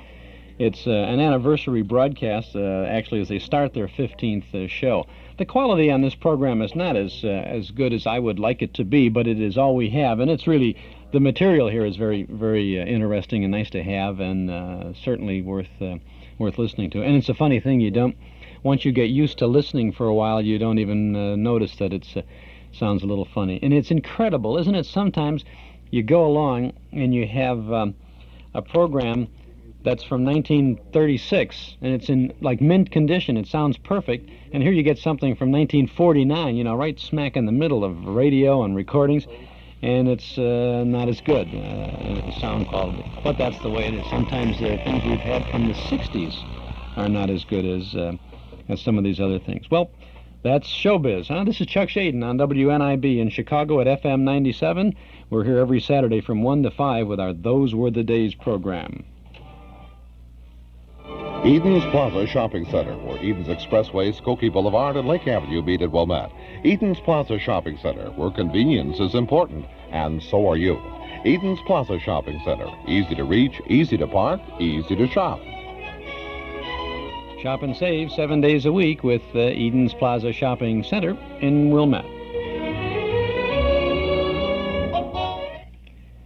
And now we want to return to this Fibber, McGee, and Molly program. It's an hour-long show from 1949, and it's well worth listening to. Let's go back. Throughout history, the initials WW have had great significance. World War I and World War II, Woodrow Wilson, Walter Winchell, Willie the Weeper. Then in about 1941, a new name, another WW, tottered across the Wistful Vista horizon. Wallace Wimpole was the name, and he came in like this. Come in. Well, I'll be. It's Wally Wimpole. Hi, Wimp. Hello, Mr. Wimpole. Hello, folks. Hey, you're just in time, Wimp. This is our 15th anniversary on NBC for Johnson's Wax, and I got a musical arrangement of Kiss Me Again I made, and I thought I'd have the I'm sorry, Mr. McGee, but I simply won't have time. Oh, that's too bad, Wimp. Mm-hmm. I just came in to congratulate you. In fact, I was walking through the woods with my bird book. Your what, Wimp? My bird book. Somebody told me they'd seen a big-billed, blue-breasted Brazilian barn booby out near Dugan's Lake, and as I was walking along, an idea for a poem came to me. A poem, Wimp? Yes, about your 15th anniversary. Would you like to hear it? I can do it from memory. A cappella, as it were. We'd love to hear it, Mr. Wimpole. All righty, it goes, here's luck to Mr. and Mrs. McGee for their 15 years on NBC. for their homely philosophy and wholesome cracks about this and that and Johnson's wax. We all enjoy this Tuesday nighter because it makes our homes and lives much brighter. Since 1935, Anno Domini, you've improved your corn till it tastes like harmony.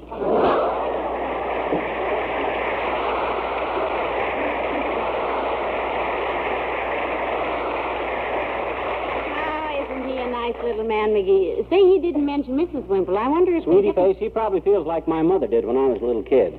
She used to look at me and say, I hate to bring this up. But anyhow... It's your turn to say, come in, McGee. I got the last... Okay, kiddo, relax. I'm rested. Come in.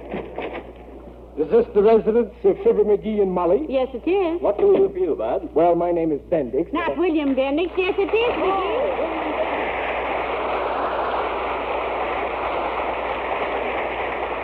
Bill, old man, nice of you to drop in. I suppose you bring a message of greetings and good cheer on our 15th anniversary. Well, let us just say that I bring a message. What do you mean? What do you mean, Mr. Bendix? Well, look, you're nice folks, and I don't want to get tough, but here's the situation. You've been on the air for 15 years for one sponsor. Yeah, and by increasing his business by $72,900,000... Ah, McGee. Go on, Mr. Bendix. So you've been happy with one sponsor. You've been happy with just one network. No skipping around. You sit around all week. Saturday you say, let's do another show next Tuesday. And Tuesday you do it. And you sit around the rest of the week again. Look, Bud, this may all be true, but if so, what of it? What a revolting development this is. Look, who's leading the life of Raleigh, me or you? Heavenly days, we're infringing. Well, there's no hard feelings. I was just confused. I only hope I can do it myself for Pabst Blue Ribbon on Friday night. So, congratulations and good luck. Bye. Thank you.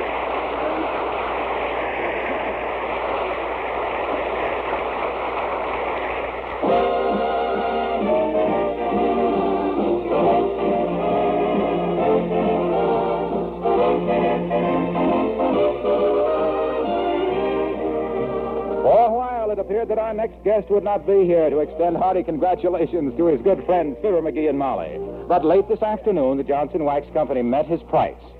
And it is now my pleasure to present the palest part of the pale face, the sorrowful part of Sorrowful Jones, the detour of the road pictures, Bob Hope.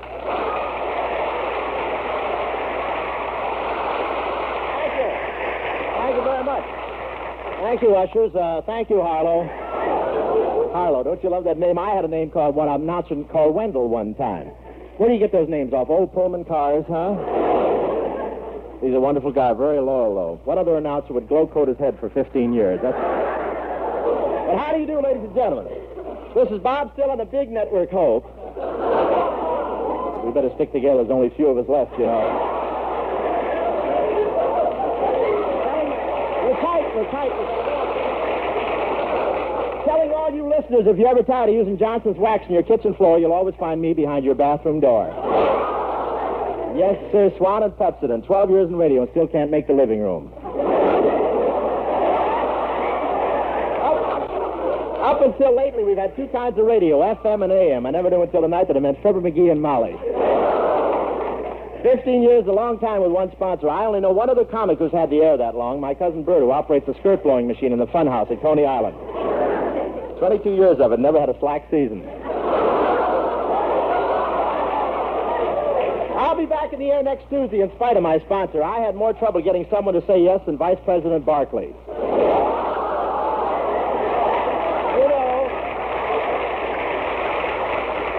You know Mr. Barkley, the Louise Jourdan of the Capitol. You know him. I think he'd be all right, though. I saw him having tea with Dorothy Dix a little while ago. And I'm thinking of going into television as soon as I save enough to pay the plastic surgeon. Just a throwaway. I should have thrown it away outside. You know, Crosby's going on television when they get the wider screen. Crosby, that's a 6-letter word meaning when the blue of the night turns to gold in his pocket. But television is everywhere. Now some cocktail bars have even put in ushers. They ask you how far down you want to go and how high you want to get. One bartender yelled out the other night, "Will the lady in front please remove the foam off her beer?" I watched a baseball game on television the other night. Every time the runner would try to steal second, Milton Berle would beat him to it.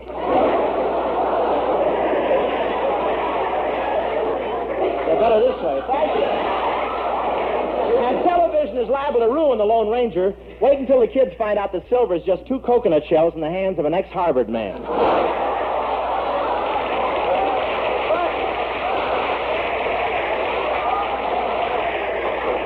But we'll pass that bridge when we come to it, as they used to make me say for Pepsi. And seriously, Fibber and Molly, I do congratulate you on your 15 years with Johnson's Wax and NBC.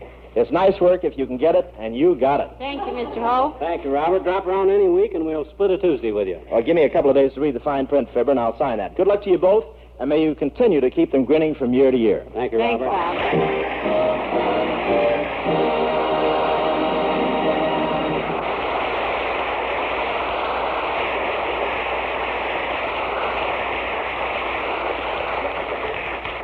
Well, there ought to be a big fat word said right here about 4 men who joined this program in about the year 1940. They've made a solid name for themselves, both with us and with the work they've done in Walt Disney's wonderful pictures. One of the nation's top singing groups who have further distinguished themselves by presenting a series of fine musical programs this summer for Johnson's Wax during Fibber and Molly's absence. Here they are, America's 4 most singers, the King's Men.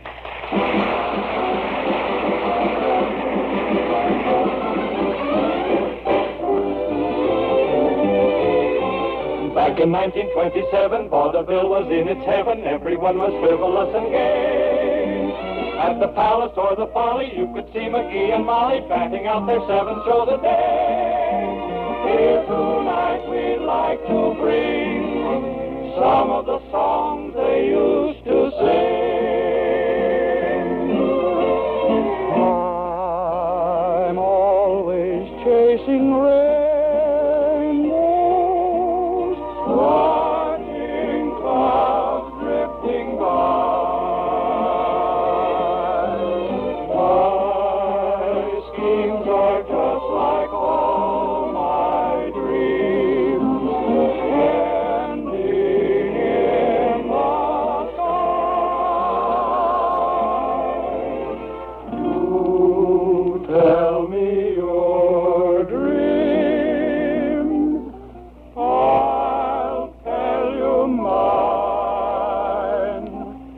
My dreams are sweet, dear, with love divine.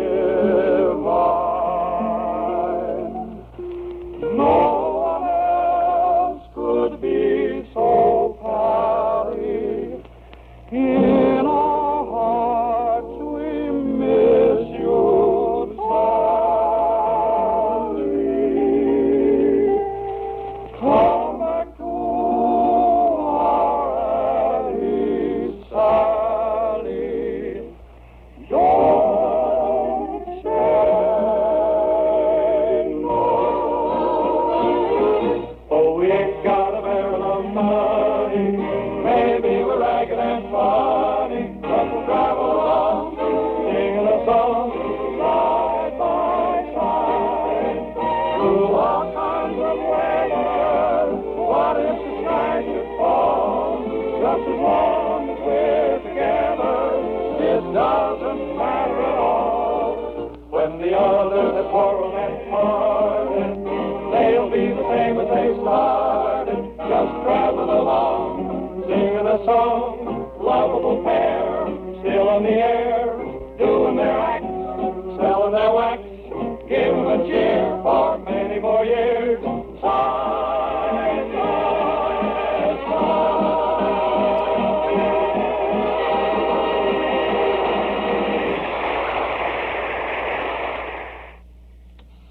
That's the King's Men on the Fibber, McGee, and Molly show as they begin their 15th year on the air. King's Men, always a welcome addition to the Fibber, McGee, and Molly broadcast. Although when I was a kid listening to the show, I didn't care much to hear for the King. I didn't pay attention to the orchestra or the King's Men. I want to get back to the comedy, but that's the way it was. Now I always enjoy the music offered by Billy Mills and the orchestra and the King's Men, and of course the comedy provided by Fibber, McGee, and Molly. One last segment of the show, the old timer's going to be in there, And, of course, Fibber is going to sing his special arrangement of a tune called Kiss Me Again. You're going to hear that arrangement anyway. I'm Chuck Shaden. This is our Those Were the Days program. Fun with Fibber and Molly and all the gang this afternoon on our Those Were the Days program from WNIB in Chicago at FM 97. You buy with confidence when you get the Townhouse Guarantee from Townhouse TV and Appliances. Give them a try. They won't be undersold and you won't be underserviced. Shop around, get the best deal possible, then visit Townhouse. Townhouse guarantees that you'll get the best price on the hundreds of Frigidaire refrigerators, washers, dryers, and ranges in stock. And there's more. Townhouse guarantees to make delivery on the day promised, guarantees normal installation on all products delivered, guarantees to move your old appliance to the basement or the garage or to remove it from the premises if you like. Check with Townhouse and take advantage of the big Townhouse guarantee. From Townhouse TV and Appliances, 7243 Touhy Avenue, just west of Harlem. Open Monday, Thursday, and Friday nights till 9, Saturday until 5. Okay, gang, let's get back now to Fibber McGee and Molly. Aren't those King's men wonderful, McGee? Yeah, but if I'd have had my way, they'd have played my number in that spot. My Kiss Me Again number, the one I made the arrangement for. You know the part where I take the coda and run an arpeggio up to a glissandamo? Then I let the trumpet take the vibrato and slap into a brassy fortissimo? You know that part? No, Neither but do I always say if you can't whistle it, it'll never be popular. Well, this arrangement of mine is... Come in. Oh, for goodness sakes, McGee, it's Ole, the janitor from the Elks Club. Hello, Ole, it's nice to see you. Well, hello, missus. Hi, Ole. Hello, McGee. I used to pass by and I see the commotion. What's going on? No, nothing's wrong, Ole. We're just celebrating an anniversary. Well, congratulations, missus. How long you married? 31 years, but this ain't for that. I mean, that ain't what we're celebrating. This is on account of we've been on the air for Johnson's Wax for 15 years. Consecutive. Oh, that's too bad, McGee. Too bad? Well, why is it too bad, Ole? Well, wasting all those years. I know all about it. Every Tuesday night we listen to Johnson's Wax on the network. Mm-hmm. For 15 years, every Tuesday night. Yeah. My Christina, she's 14 years old. Mm-hmm. You was on the air before she was born. Oh. She thinks you were kind of a national institution, like Grand Canyon, redwood trees, and yin rummy. Boy, if you've listened every Tuesday night all these years, you've really accounted for a few hours. Well, that's all right, McGee. I have to listen anyway because my wife listens, and we only got one radio. Oh, I see. So every Tuesday night for a half hour, I know I'm just donating my time. So long, McGee. Good night.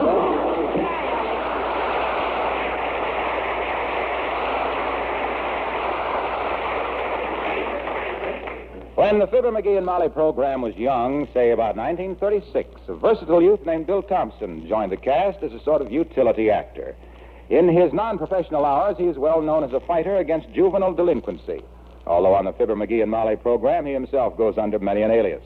He's been variously known as Nick DePopoulos, Horatio K. Boomer, Pravda, Flanagan the Cop, Wallace Wimpole, and not the least, but one of the first, as the old-timer. Hello there, kids. Hi, daughter. Hi, Johnny. Hello, Mr. Oldtimer. It's nice to see you again. Hi, old-timer. What you been doing? I was just downtown, Johnny, to see Doc Gamble.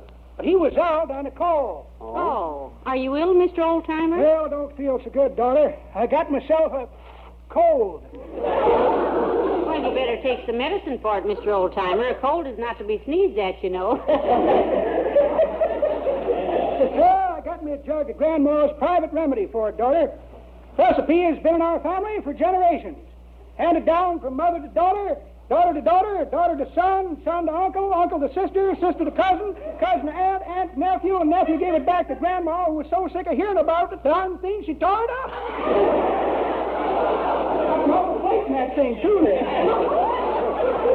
How'd you ever catch a cold in this weather, old-timer? I didn't, Johnny. I caught it last winter, out at Dugan's Lake. Yeah? Me and Papa chopped a hole in the ice, and I did me a little fishing. Yeah? What'd you fish for? Papa.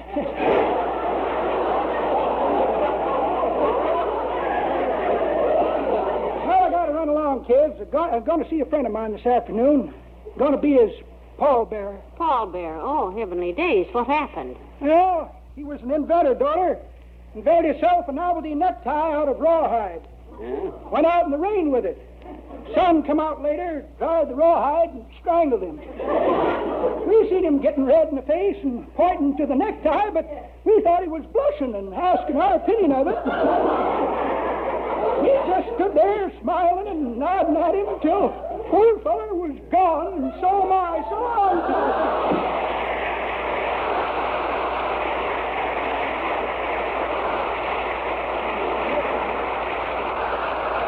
Daddrat it, if we can have a few minutes peace and quiet, I'm going to run the band through my Kiss Me Again arrangement. I better hurry before we get interrupted again. Well, you go ahead, dearie. I'll hold my ears. I'll hold the door. You sit right there and relax, Snooky. The boys and I will make musical history with this thing. Are you ready, fellas? Okay, a 1 and a 2 and a 3 and a...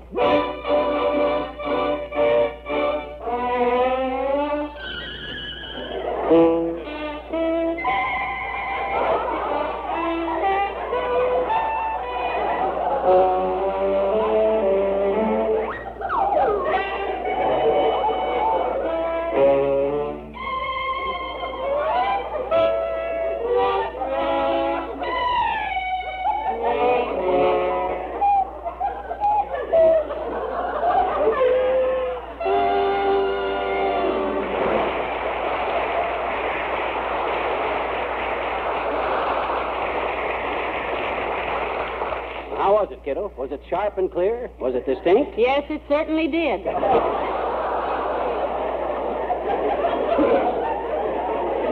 McGee, where in the world did you learn so much about music? Oh, me? I studied music for years, Molly, with some great teachers, too. Oh? Why, when I was just a kid, I studied piano for a long, long time under the famous Professor Ware. Oh? Long Underwear McGee, I was known as. Oh, dear. Long Underwear McGee, the mighty mucky muck of the metronome, making mugs of mediocre musical muck, muddling through a monotonous mess of medleys, making millions marvel at the minor melodies made out into magnificent masterpieces by the miraculous movements of my magic mitts, miffing many a maestro as I modulated from March Militaire and the minuet in G, and that's the story of Long Underwear McGee after 15 years on NBC. Bum, bum, bum.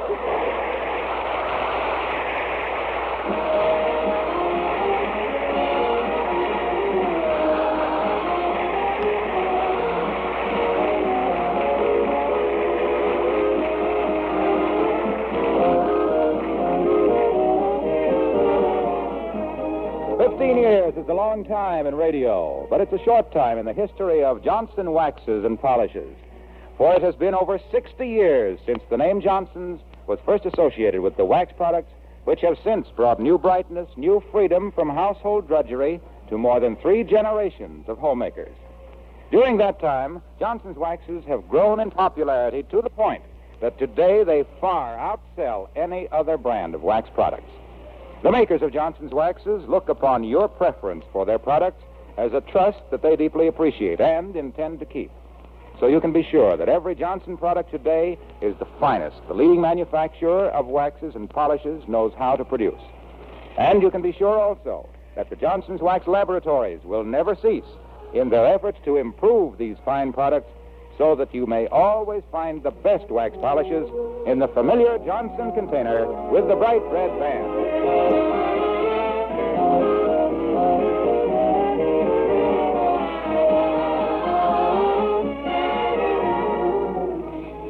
Ladies and gentlemen, there's been a lot of kidding around tonight about our 15 years on NBC for Johnson's Wax, but we're not selling it short.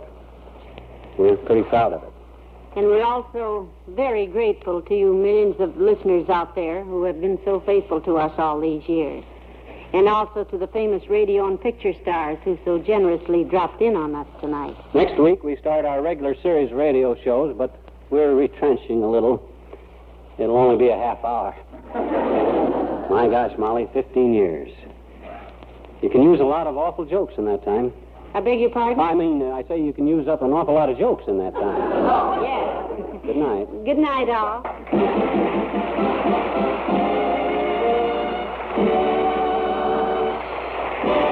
The makers of Johnson's Wax products, Christine, Wisconsin, and Brantford, Canada, and all of us on the program wish to thank all the people who so generously dropped in to congratulate Fibber and Molly on their 15th anniversary. Be with us again next Tuesday night, won't you?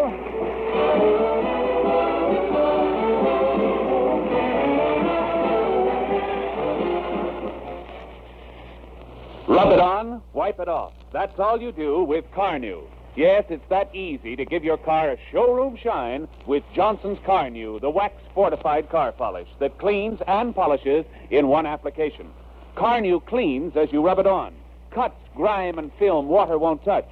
Carnew polishes as you wipe it off. Makes your car shine like new. Ask at your dealer's or service station for Johnson's wax-fortified Carnew tomorrow and give your car a Sunday shine. Remember, rub it on, wipe it off. That's all you do with Carnew.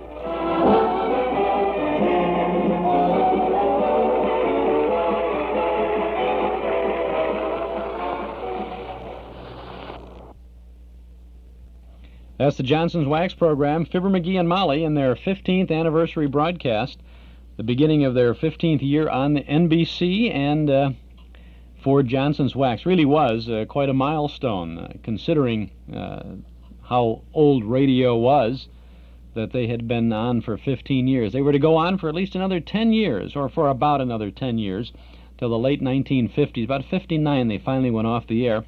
They changed sponsors in the 50s. They were on for Reynolds Aluminum, and then they were on for Pet Milk Company. Then they were on 5 nights a week in a little 15-minute thing that ran across the board, as they say. It was supposed to be Monday through Friday, but Fibber and Molly were on Sunday through Thursday, because NBC was carrying on radio the Gillette cavalcade of fights, of sports, and the fights and that on Friday nights. So they were on Sunday through Thursday. 15 minutes of Fibber and Molly, and then there's 15 minutes of Fibber, McGee, and Molly. I just said that. The Great Gildersleeve was on. Then when Monitor came in on the scene, the NBC weekend service in the late 50s, Monitor had little segments, little 5-minute shots or 3-minute shots. You had Mike Nichols and Elaine May, and Fibber, McGee, and Molly were on there, and they did some of those things. And then about 1959, Marion Jordan became very ill. She developed cancer, and she just went off the air, did not go in. Jim Jordan did not do anything on the air after that. And she died then, I think, in 1960 or 61. I'm not sure specifically of the date. Jim Jordan is still alive, living the good life in Southern California and Beverly Hills area. And every once in a while he turns up someplace. I heard him not too long ago on an hour-long comedy show on the Sears Radio Theater. That's on WBBM, CBS, Monday through Friday evenings. I think it's on at 8:30. So we'll keep you posted on all that, but don't touch that dial now, because you're going to hear a lot more of Fibber, McGee, and Molly as we continue our Those Were the Days program this afternoon. I'm Chuck Shaden. This is WNIB in Chicago at FM 97. Coming up in just a little bit of PHILCO Radio Time, Bing Crosby Show, with Bing's guest Jim and Marion Jordan, of course, is Fibber and Molly. Then Fibber and Molly will be celebrating NBC's 25th anniversary in 1951 with an hour special as they tune into an old super heterodyne radio and tune into all kinds of sounds from NBC's past. Then, of course, we're going to have a regular Fibber, McGee, and Molly show from their 1949 season for Johnson's Wax. So we have some really good listening ahead of us this afternoon and every Saturday as we enjoy the sounds of the golden age of radio. One of those sounds is up for us now, because I have for you a clip from our cassette tape of the month for June. And this is the last day that I'll be talking about this cassette tape for June. You won't, if you don't pick it up at Northwest Federal today, you won't be able to get it there anymore. You can still send for it this weekend when you send to the Hall Closet. But listen now to this sound from Humphrey Bogart and Greer Garson, starring in The African Queen on the Lux Radio Theater. If something's the matter, please, I must know. It's nothing you'd understand. You're drinking gin again, Mr. Allnut. Yes, miss, I sure am. It's been such a pleasant day up until now. What is it that's driving you to drink, Mr. Allnut? All right, I'll tell you. It's all your foolish talk about us going on into the lake, all this crazy talk about the Louisa.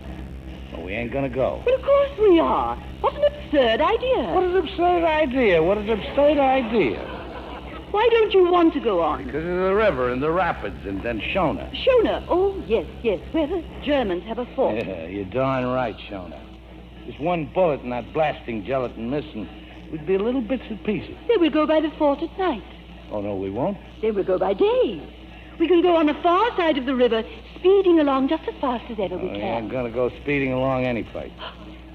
You agreed to go. I never did. I never agreed to anything.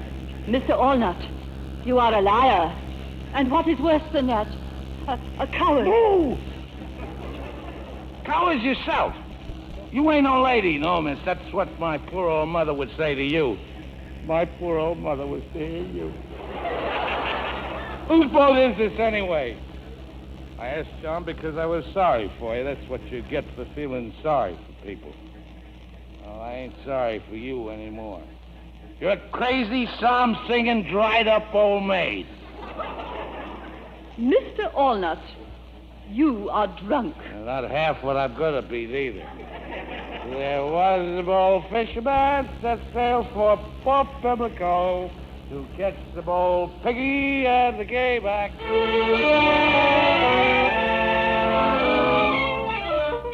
That's a scene from The African Queen, as heard on the Lux Radio Theater broadcast of December 15th of 1952. It's our cassette tape of the month for June, and this broadcast stars Humphrey Bogart and Greer Garson in the radio version of the classic Academy Award-winning film for 1952.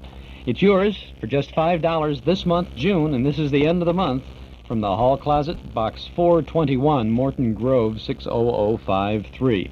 If you dash over to your nearest Northwest Federal office this afternoon, and every single one of the 11 offices of Northwest Federal is open today and open until 5 o'clock today, you can pick up your tape there, or when you visit our Metro Golden Memory Shop at 5941 West Irving Park Road, just east of Austin. The Lux Radio Theater presents Humphrey Bogart and Greer Garson in The African Queen, a classic program, classic film, fine performances by both Greer Garson and Mr. Bogart. It's yours for just $5 from the Hall Closet, Box 421, Morton Grove, 60053. Going to send for it by mail. Get it in the mail this weekend. Monday morning for sure. You know, we do that at the end of the month. Once if you get it in the mail by Monday morning, you can get it for $5. Otherwise, it's going to be $6. That's the usual price of the tape. And incidentally, while the cost of our regular cassette of the month we do not anticipate an increase in that as our special, I do know that the cost of our tapes are going to be going up by the end of the summer, probably by the 1st of September. So if you want previous cassettes from the MGM shop or by mail, they're going to be a price increase on that. So that's a word to the wise. If you want to start stocking up on tapes on the old shows, you said, I've been meaning to get there. Maybe I ought to do it this summer when you can still get them at the old price. The regular price of the cassettes are $6 now, and we have our special at $5. I'm going to do everything I can to keep the price of the special at $5, but can't do much more on the others. They have to go up because the cost of tapes are going up and all that stuff. Anyway, if you want the cassette of the month for June, The African Queen, you want to send for it right away. It's Northwest Federal Savings Time. We've got more time for you. At Northwest Federal, that means more hours, more convenience, and more gifts for savers. Right now, you can choose from 23 fabulous gifts just for saving at Northwest Federal. You'll find a terrific selection from a West Bend skillet to a Sunbeam clock, from an Oster blender to a Black & Decker sander. There's summer fun items, too, like the colorful Beach Bum lounging quilt or the comfy Coleman sleeping bag. Come on in to any Northwest Federal, including our new Skokie Savings Center, to choose your gift. One gift per family free or at greatly reduced prices when you deposit $250 or more. But hurry, offer good for a limited time only. Come see the selection. It's just one more example of how Northwest Federal does more for you. It's Northwest Federal Savings Time. We've got more time for you.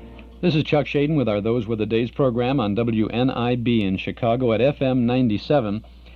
We've got some more fun for you now. Fibber, McGee, and Molly, as you well know, is one of my big favorites on radio, and I just can't get enough of them. Sometimes, and I suppose I shouldn't tell you this, but sometimes I'm home, and I'm working on one thing or another in my office at home, and I grab a stack, a reel of Fibber, McGee, and Molly shows, because I've got like 10 years worth of Fibber and Molly broadcasts, and they're all on. I've got my reels I store it at 1800-foot reels at 3 3/4, and they're 4-track mono. So I get up to, 6 hours worth of material on a single reel. This is where most people who are collecting and saving reels will store that. So I'll just put a reel of Fibber and Molly shows on, and I'm honest with you, I haven't heard all of those shows. I mean, I've got 40,000 total broadcasts in my collections. I have not heard them all. And pick out a reel of Fibber and Molly shows that I haven't heard. There are not so many of those left anymore, however. Anyway, I put it on, and I'll just listen for a couple of hours, one Fibber and Molly show after another, and I really enjoy them. And they're so well written, so nicely performed. And as I said before, I enjoy Billy Mills and the orchestra and the King's Men. It breaks it up a little bit, and the plays on words and the fun, and of course the big solid punch at the end when what you don't expect happens and all that. So we always can enjoy the Fibber and Molly material. A little variety coming up now, because this is a PHILCO Radio Time broadcast from the American Broadcasting Company on April 14th of 1948. Now, guesting on this show are Jim and Marion Jordan as Fibber, McGee, and Molly. Now, they don't pop into this until the second segment of the show, but of course we have some delightful entertainment with Mr. Crosby, who's going to be with us all summer long as we present that musical autobiography of Bing. So this can be like a little sneak preview of things to come. Anyway, let's enjoy now this PHILCO Radio Time program with Bing Crosby. You mean you're ready? I'm prepared. Well, I'll have to have something more than that. Give me some. When the blue of the night meets the gold of the day, someone waits for me.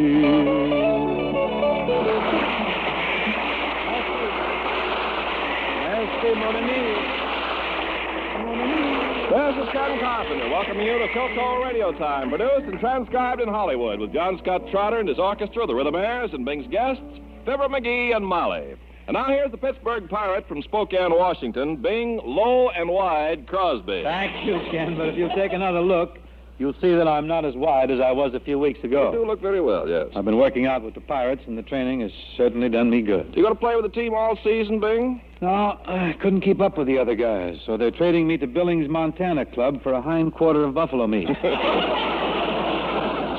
Long about here, Jack Benny would say, But I think I'll sing, and a very lively tune it is, if the Rhythmaires are handy, and I see they are. John Scott, let's get to going, huh?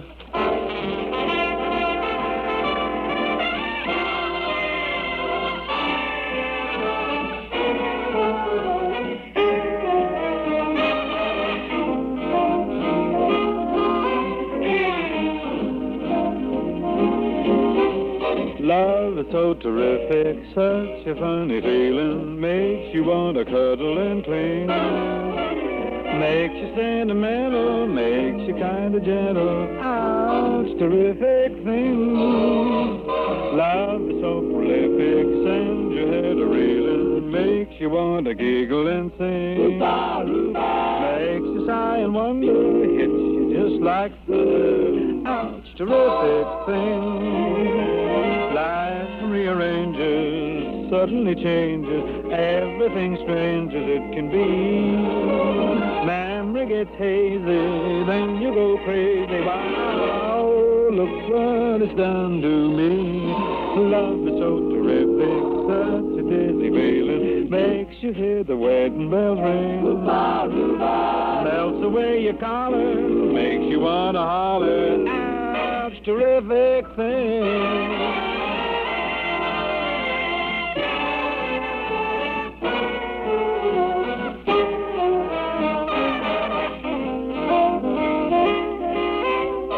Love is so terrific, such a funny feeling, makes the winter turn into spring. Start your heart a thundering, get your mind a wandering. Ow, terrific thing. Love is really so prolific, sends your silly head a reel. Makes your daily trouble take wing. Makes your pain a pleasure, love is such a treasure. Ouch, terrific thing. Life rearranges, suddenly changes, everything strange as it can be. Memory gets hazy, then you go crazy. Wow, look what it's done to me. Love is so terrific, such a dizzy feeling, makes you hold the world on a string. Melts away your collar, so you won't regret it. Makes you wanna holler, don't you forget it. Love is so terrific, how terrific then.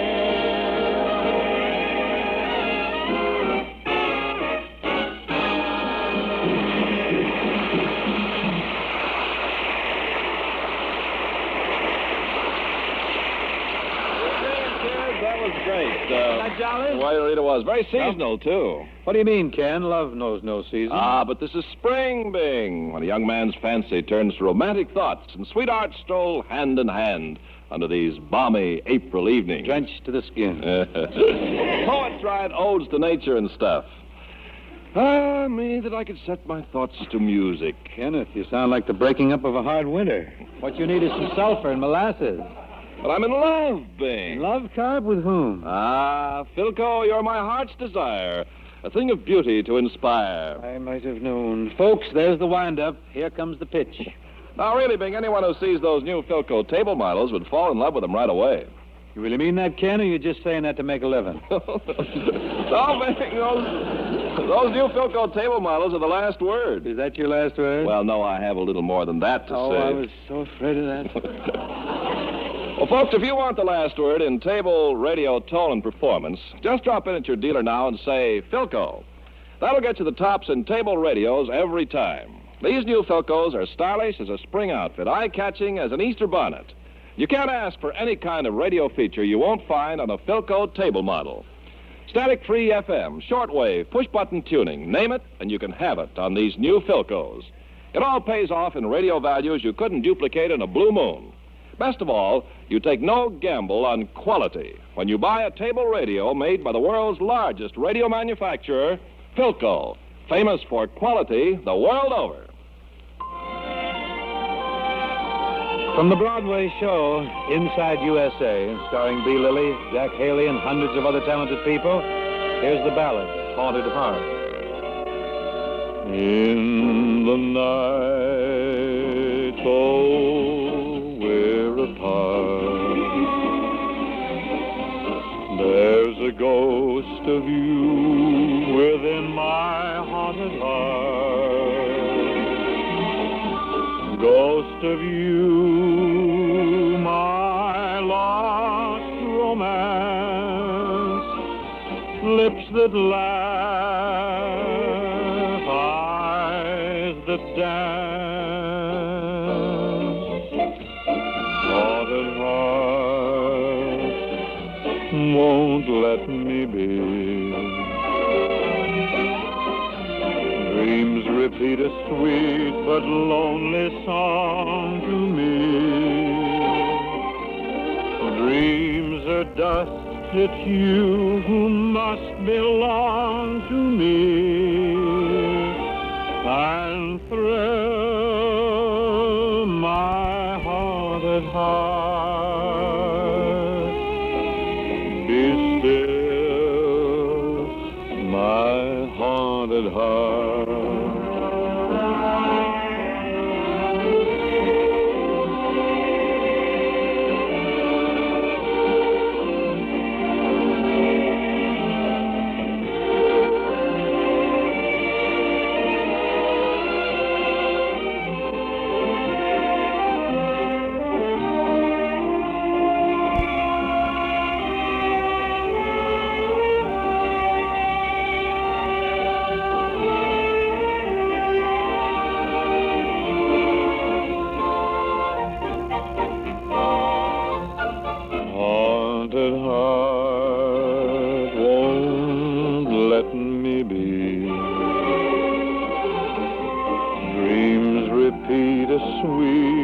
Lonely song to me. Dreams are dust, it's you who must belong to me. and thrill my haunted heart. Be still, my haunted heart.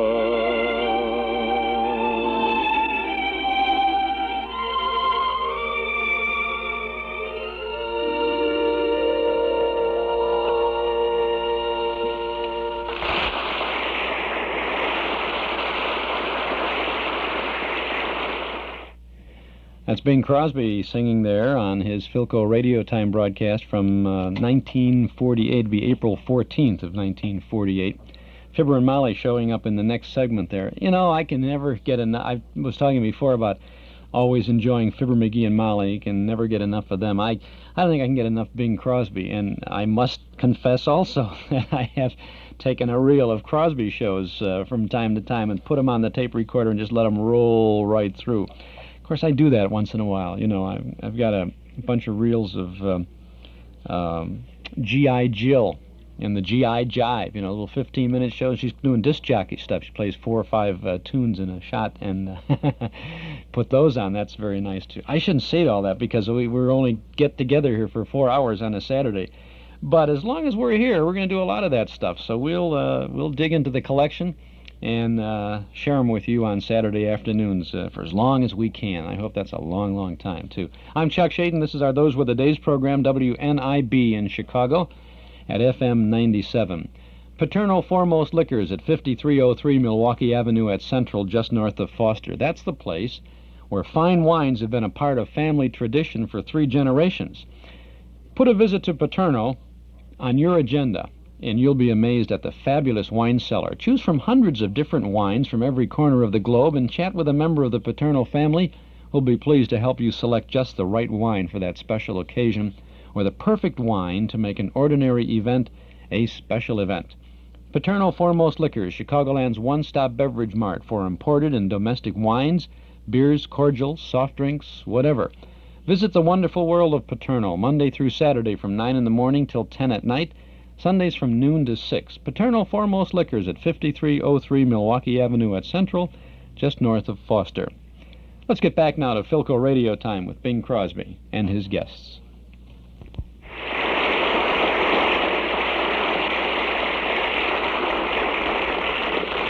Hey, Molly. Yes, McGee?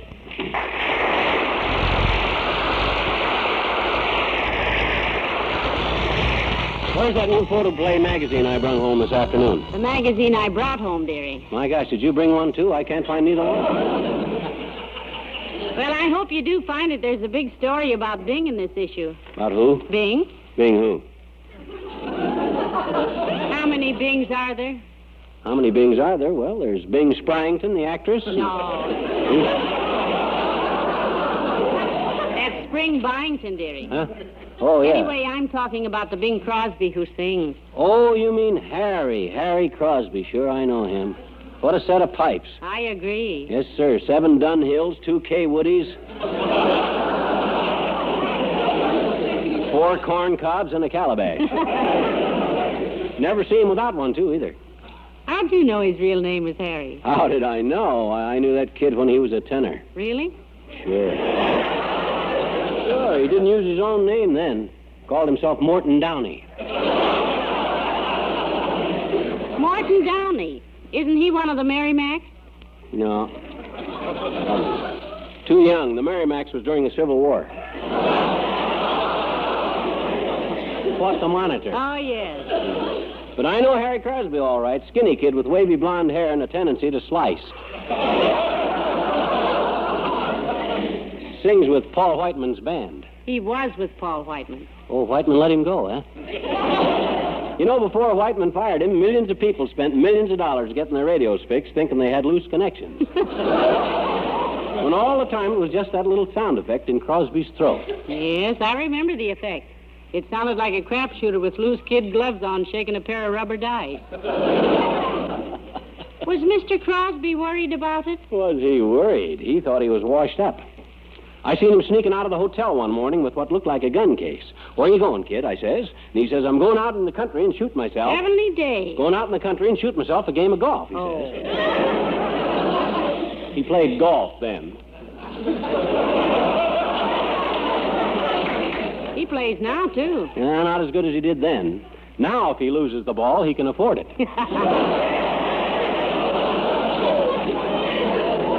But about his voice, I took him aside one day and I told him not to be discouraged. I says, "Look," I says, "Harry," I says, "can a turtle sing?"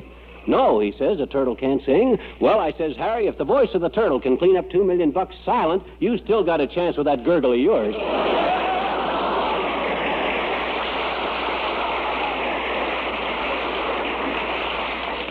You should have seen his face light up. Encouraged, you mean? No, he was lighting his pipe and the matchbox caught fire. Anyway, I told him how to capitalize on his voice. Yes, he seems to be doing very well these days. Has his own radio show, you know. Sure, that's one of the things I told him to do. "Harry," I says, "Harry, what you ought to do is have your own radio program," I says, "Harry. Own your own package show," I says. And I gave him a piece of wrapping paper to give him a start. He's in the movies, too. Certainly, that was another one of my ideas. And he's got 4 handsome young sons now. Well, a guy's entitled to some ideas of his own.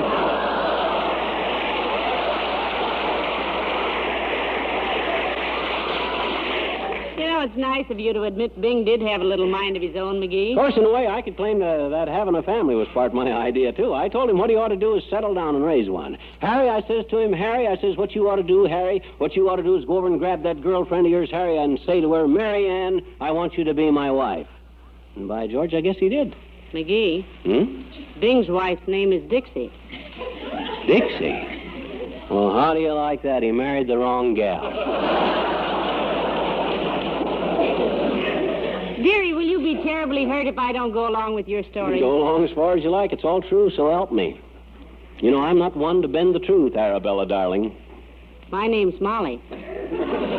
No, I married the wrong one, too. Oh, now, you don't really mean that, do you, dearie? Nah. You know me, joshing all the time. Anything for a laugh. Yeah, that's better. I knew you were just kidding me, Otis. Otis? Who's Otis? Never mind, McGee. That's in the past.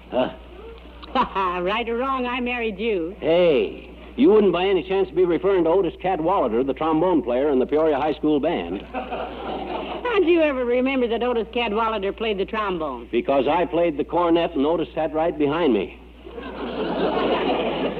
I still get a lump on the back of my head whenever I hear anybody play Tiger Rag. I got a great little mind for details. That's how come Harry Crosby asked me to handle all his business before his brother Everett was born. Now, wait a minute, dearie. It so happens that Everett is older than Bing. Now, how do you account for that? My dear, come closer. Yes? Don't go telling this around, Snooky, but Everett Crosby is a fictitious character. What? Another one of my ideas. Brother Everett was invented as a tax dodge. He's a dreamed-up dependent. And, hey, that reminds me. Reminds you of what? I just happened to think where I left the photoplay magazine. I got it right here in my pocket. Yeah, here it is. See how logical my mind works? Taxes, money, pockets. Yeah, I'm glad you found it. And, McGee, may I see it? Now, wait a minute. I'll turn to that stuff about Harry Crosby you mentioned. You won't have any trouble finding it. Nearly the whole magazine's about Bing. You're telling me. I had to look for half an hour before I could find a picture of Rita Hayworth in a bathing suit. Rita who? Rita Hayworth. Not Hayes, dearie. It's just Hay. Take a look at that picture. If that's Hay, it's the best bailing job I ever saw.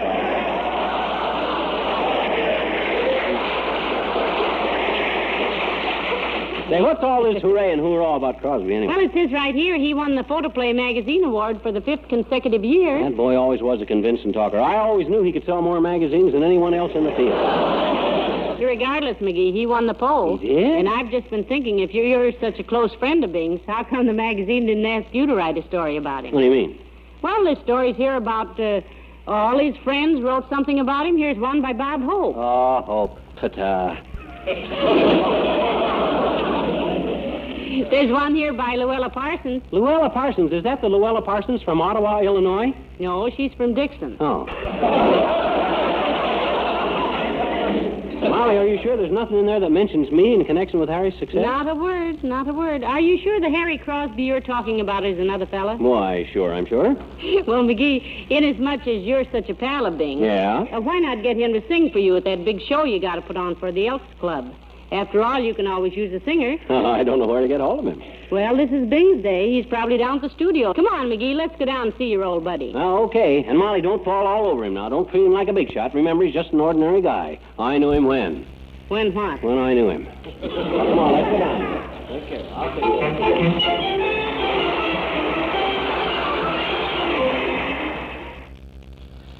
Love that kind of traveling music there on the Bing Crosby PHILCO Radio Time broadcast from 1948, April 14th of 48, with Fibber and Molly as Bing's guests. And there's more good stuff on that coming up. I'm Chuck Shaden. This is our Those Were the Days program, WNIB Chicago at FM 97. Eden's Plaza Shopping Center, where plenty of free parking makes it a pleasure to shop your favorite store or service. Eden's Plaza Shopping Center, where Eden's Expressway, Skokie Boulevard, and Lake Avenue meet at Wilmette. Eden's Plaza Shopping Center. Easy to reach, easy to park, easy to shop. Shop and save 7 days a week at Eden's Plaza Shopping Center in Wilmette.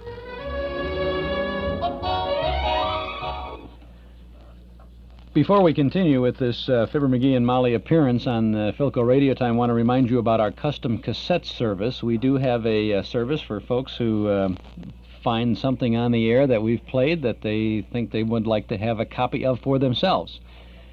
We'll make you a copy, if you like, for a fee of $6.50 per half-hour program. One of our engineers will moonlight and do that little job for you if you will tell us everything you possibly can about the show that you want. For example, if you didn't record it off the air for yourself, if you blew it when you were recording it, or if you were listening and didn't think you wanted to record it, and then you heard something on it that was really super for you, and you said, oh, I really should have a copy of it. Or if someone else was going to record it for you and they didn't, and, well, whatever the reason, if you'd like to get a copy of a show that we have broadcast, anytime we have ever broadcast one, you can get a hold of it. Let us know the date of that show, the date of the broadcast itself, our rebroadcast, and the date of the original broadcast.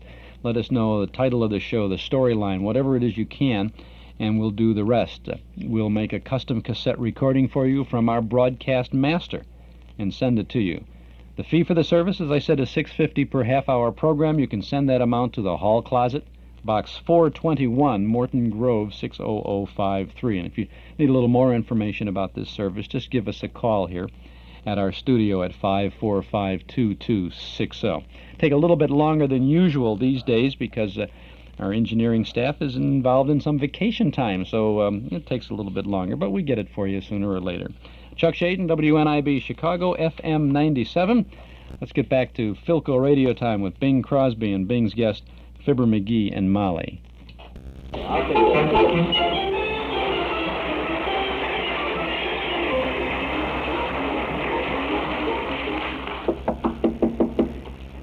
Say, Bing, isn't that somebody knocking at the door? Come in. Well, well, well. Hello, Mr. Crosby. Well, Molly, this is a surprise. I haven't seen you in years. Has been a long time. How's the family? Just fine. How's yours? Just fine. Hey, you're looking great, Mr. Crosby. Yeah. Molly, you're just as pretty as ever, too. You've been married a long time, Molly, haven't you? Oh, yes, and I have a fine husband. Yeah. Well, I'll be darned. Otis Cadwallader. How's the old trombone, Otis? Trombone? Uh-oh. Now, just a darn minute. Say, Molly, I didn't know you married Otis. I heard you married a fellow named McGee or something. I did, Mr. Crosby. This is McGee. Oh, well, this is a pleasure. Glad to meet you, Mr. McGee. What instrument do you play? Well, the harp, but I didn't bring it tonight because I and it were both feeling a little unstrung. I was afraid of this very thing. Now, McGee. What's the man talking about? The man is talking about you being so upstage. Harry Lillis.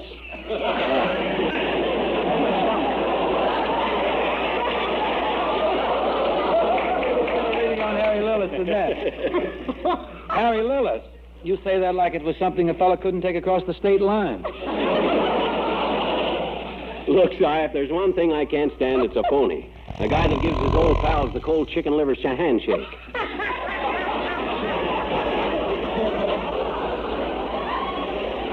Molly can see how you're brushing off a fellow that was mighty important to you in the old days. Well, I'm sorry, Otis. McGee is the name. Dearie, just to save time, why don't you just ask Mr. Crosby to sing for your Elks Club show? Oh, whether he remembers you or not. He remembers me, all right. He's trying to play big shot, and I resent it. Just because he's made a few bucks and everybody in the world knows about him, and he's a tremendous success, he thinks he's He thinks he's what? Well, that's funny. I can't think of anything he might think he is that he ain't. But, dearie, it's only that he can't seem to remember you. Well, that's for true, veritably. McGee is the name. All right. Just for the record, Harry, did you or did you not once sing with an orchestra called Happy Harrigan and his Howling Hounds of Harmony? Certainly. Well, anyway, Harry, when you were with the Happy Harrigan and his Howling Hounds of Harmony, isn't it true that you played a one-night stand at a place called Starved Rock, Illinois? Yeah, but... Do you remember that beautiful bandstand there in the park? Oh, yeah, it was gorgeous. Really decked out. I knew you couldn't forget the way that bandstand was decorated. Now, who do you think tacked the bunting on it? Michelangelo. He lived in Dixon. Crosby, it was me in person that tacked the bunting on that bandstand. Yeah, I remember, and right in the middle of my song. You're the fellow who did that hammering, huh? That's right. Well, Woodpecker McGee. Yeah. Imagine seeing you after all these years. What are you doing now? Well, I'm chairman of the entertainment committee of the Elks Club out our way. Mr. Crosby, we may as well get to the point. What McGee really came down here for was to ask you to appear at the big show he's putting on for the Elks Club. Oh, now, I'd love to be on the show, Now, would you? just a minute. Listen, I got a big show. There may not be room for Crosby. I got O'Reilly, Callahan, and Murphy, the Japanese acrobats. They're very good, Mr. Crosby. They work in Kelly green kimonos. Oh, sounds flashy. I got Salvador Di Lorenzo, the knife thrower, and his assistant, No-Nose Jurgen.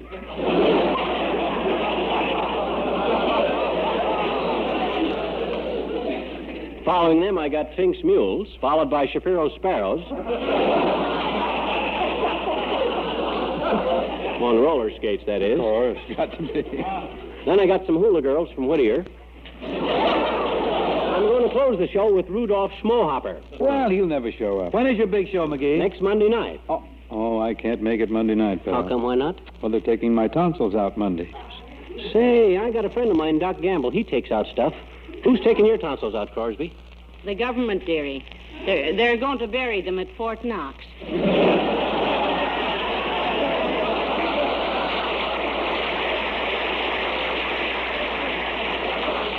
I guess you can stay home then, Harry. Now, McGee. Well, who wants Crosby without his tonsils? I was just kidding you, McGee. I'm not going to have my tonsils grabbed at all. Well, I still don't know if I can use a singer. Of course, I might put you in the kissing booth.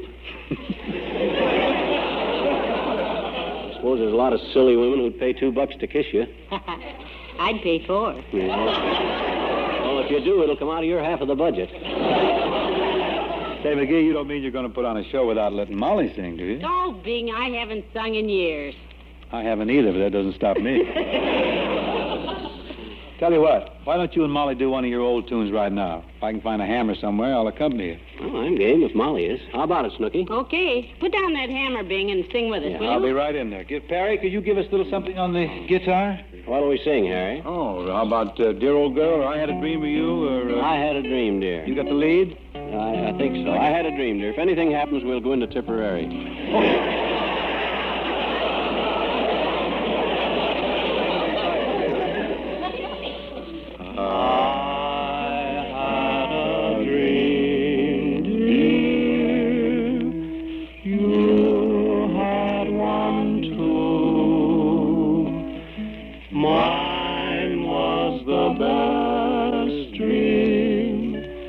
Because it was of you.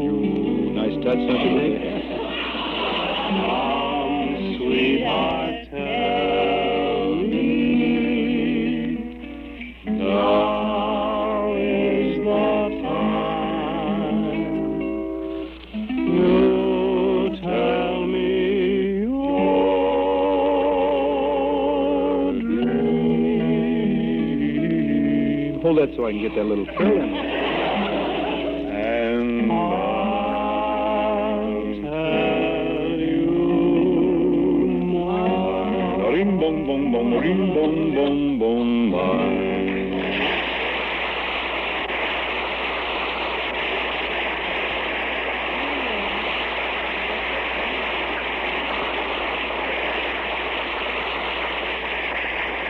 What are we paying them King's men? Sensational, Molly, Fibber, and Bing. And friends, if you've been dreaming of a new radio, tell your dreams to your PHILCO dealer. Because you pay no more for PHILCO quality in your dream radio. Take table radio phonographs, for instance. Your money can't buy bigger value than those sensational PHILCO table automatics.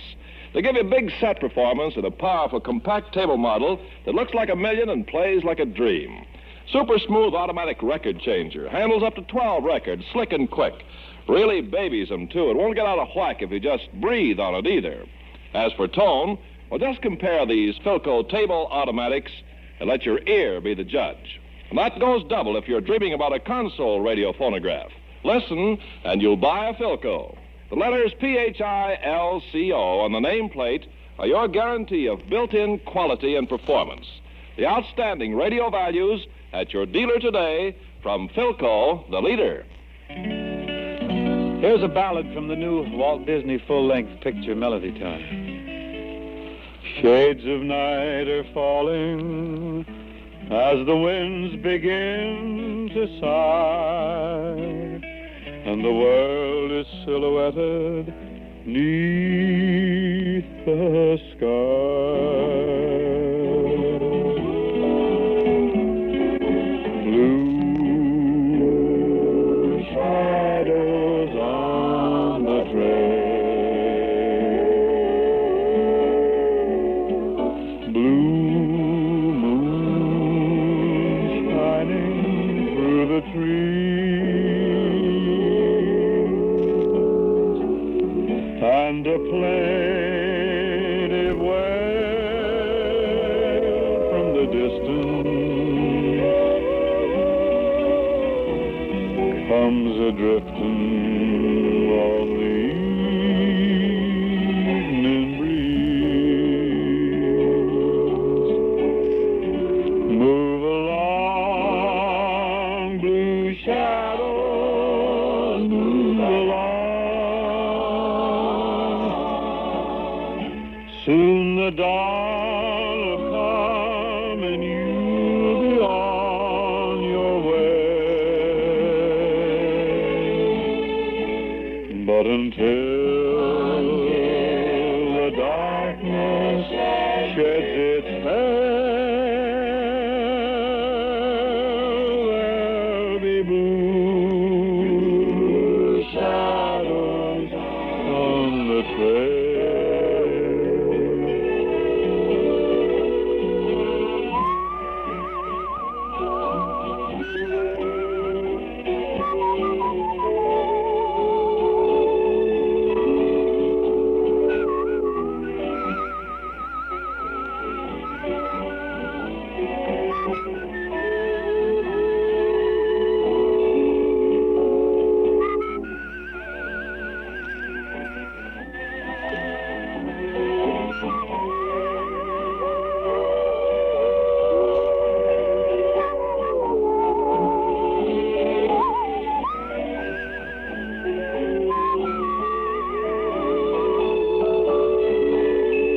Move along, blue shadows, move along.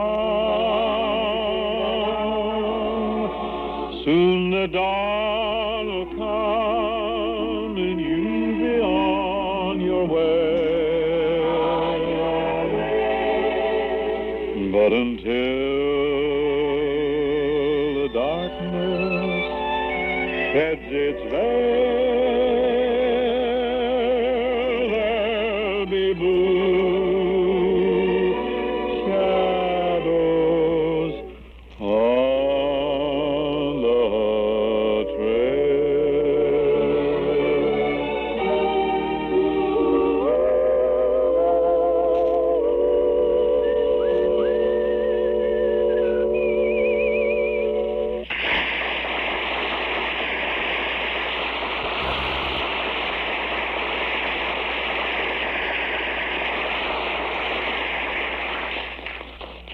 McGee, wasn't that beautiful? Yeah, it was, but I shouldn't admit it.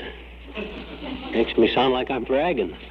Makes you sound like you're bragging. Well, I taught the kid everything he knows, didn't I? Oh, that's right, I forgot. Well, Molly, McGee, it's about time for me to get home and pack my bag for a trip east. I want to catch the Pittsburgh Pirates opening game at Forbes Field next week. April 20th, to be exact. Oh, that's right. You got into baseball just like I told you to, didn't you? Don't mind, McGee. Bing, how do the Pirates look this year? Great bunch of fellows, fine spirit. Got a darn good manager, Billy Meyer. We have the loftiest of hopes. Well, that's mighty nice. Good luck to you. Well, Harry, if you ever need a pinch hitter for Pittsburgh, call on me. I used to be the flash of the 3-eye league, you know. He had 3 eyes then, Bing. I'll keep you in mind, McGee. Who's going to be your guest next week, Bing? Oh, big crowd next week, Molly. Clifton Webb pays us a visit. Also on deck will be my 4 sons, the Flying Crosbys. Good night, Marion. Good night, Jim. Good night, Bing. So long, Harry. You're awful nice to old people. This program was produced and transcribed in Hollywood by Bill Morrow and Murdo McKenzie. Tune in to PHILCO Radio Time next week and hear Bing Crosby, John Scott Trotter and his orchestra, the Rhythmaires, and Bing's guests, Clifton Webb, and Gary, Philip, Dennis, and Lindsay Crosby. And remember, keep your eye on your PHILCO dealer now for the newest thing in radio from PHILCO, the leader.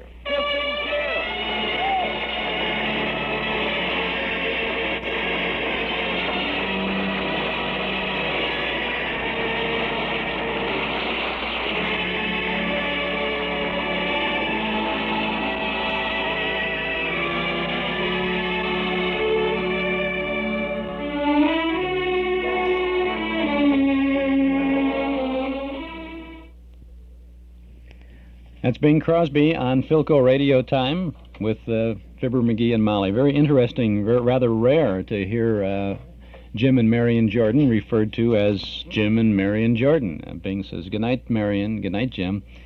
It was kind of nice, wasn't it? I think they had a nice time. I think they always had a good time. I think Bing always had a good time. I think Jim and Marion always had a good time. And I think that's great because we're having a great time with their good times, aren't we? I'm Chuck Shaden. This is our Those Were the Days program on WNIB in Chicago at FM 97. We have NBC's 25th anniversary broadcast from 1951 coming up with Fibber, McGee, and Molly tuning in to an hour's worth of clips from NBC radio shows from out of the past. And then we have a Fibber and Molly broadcast of their own show, full 30-minute show from 1949 coming up. And, of course, next week we begin our Summer Festival of Radio. For 8 Saturdays in July and August, we just have a variety of things to share with you. Programs like Jack Benny, Jack Kirkwood, Terry and the Pirates, Eddie Cantor, Inner Sanctum, The Dreen Show with the Don Amici and Francis Langford as the Bickersons, The Green Hornet, X-1, The Barn Dance, yours truly, Johnny Dollar, Hop Harrigan, True Detective Mysteries, Bill Stern's Sports Newsreel, Buck Rogers in the 25th Century, Amos and Andy, Dragnet, Charlie McCarthy, Sky King, The Whistler, Big Town, Superman, Red Skelton, Tom Mix, Archie Andrews, Suspense, Al Jolson, Burns and Allen, Challenge of the Yukon, The Fat Man, and, of course, an 8-part musical autobiography of Bing Crosby will be playing throughout the Saturdays in July and August. A lot of good things coming up. I hope you can join us. If you're not going to be out of town, not going to be on vacation, you know you can take us to the beach. So I hope you'll be listening to all the good things we have lined up for you. You may want to subscribe to our Nostalgia newsletter and radio guide. Bing Crosby is on the cover of our newsletter. He's singing in front of a CBS microphone, and it is the greatest microphone I've ever seen. It's just a beautiful little gem there. It's like a triangle. It says CBS on it, and it's beautiful. You got to see it. That's the front page of our July-August midsummer edition of the Nostalgia newsletter. A 1-year subscription, 10 issues, is only $7, and you can subscribe right now when you call us at 545-2260. The midsummer issue has some fine reprint articles from the good old days. There's a story about Edgar Bergen and Charlie McCarthy, another about the Colgate Comedy Hour from television in the early 1950s. There's an article about Al Jolson and his radio cast, one with Mary Lee Taylor's Recipe for Happiness, a story about Norman Ross, who used to have the 400-hour radio show in Chicago. Call 545-2260. Lots of good reading and good information in the newsletter. A lot of good photographs, too. And this month we have our own Chicagoland radio trivia quiz for you. You can take it and see how much you know about the Chicago's glory days of radio. In fact, let me see if I can find something in here and give you one of the questions that we have. Well, what would be a good one here? Oxidol's own Ma Perkins was America's Mother of the Air from 1933 until 1960. Virginia Payne. I'm reading the answers. Oh, I'm looking at the wrong page. So, well, you figure out what the question would have been, and then you're okay. That's part of our Nostalgia newsletter and radio guide. Why don't you subscribe? 545-2260. A one-year subscription, $7. Provides you with lots of news about our special movies and other events at Northwest Federal, plus the complete listing of our Saturday afternoon WNIB broadcast schedule, too. Loads of information about the shows we play, including original broadcast dates, names of stars and other cast members, network and sponsor identification, even the length of time of each segment that we present to help you record the good old shows for your own collection. Subscribe now to our Nostalgia newsletter. We will begin your subscription with the midsummer issue, which will get to you at the beginning of the week by first-class mail, and we'll include an invoice along with that first issue. So call us now at 545-2260. If you like, just send $7 to Nostalgia Newsletter Box 421, Morton Grove, 60053. But why not call us now while you're thinking about it at 545-2260.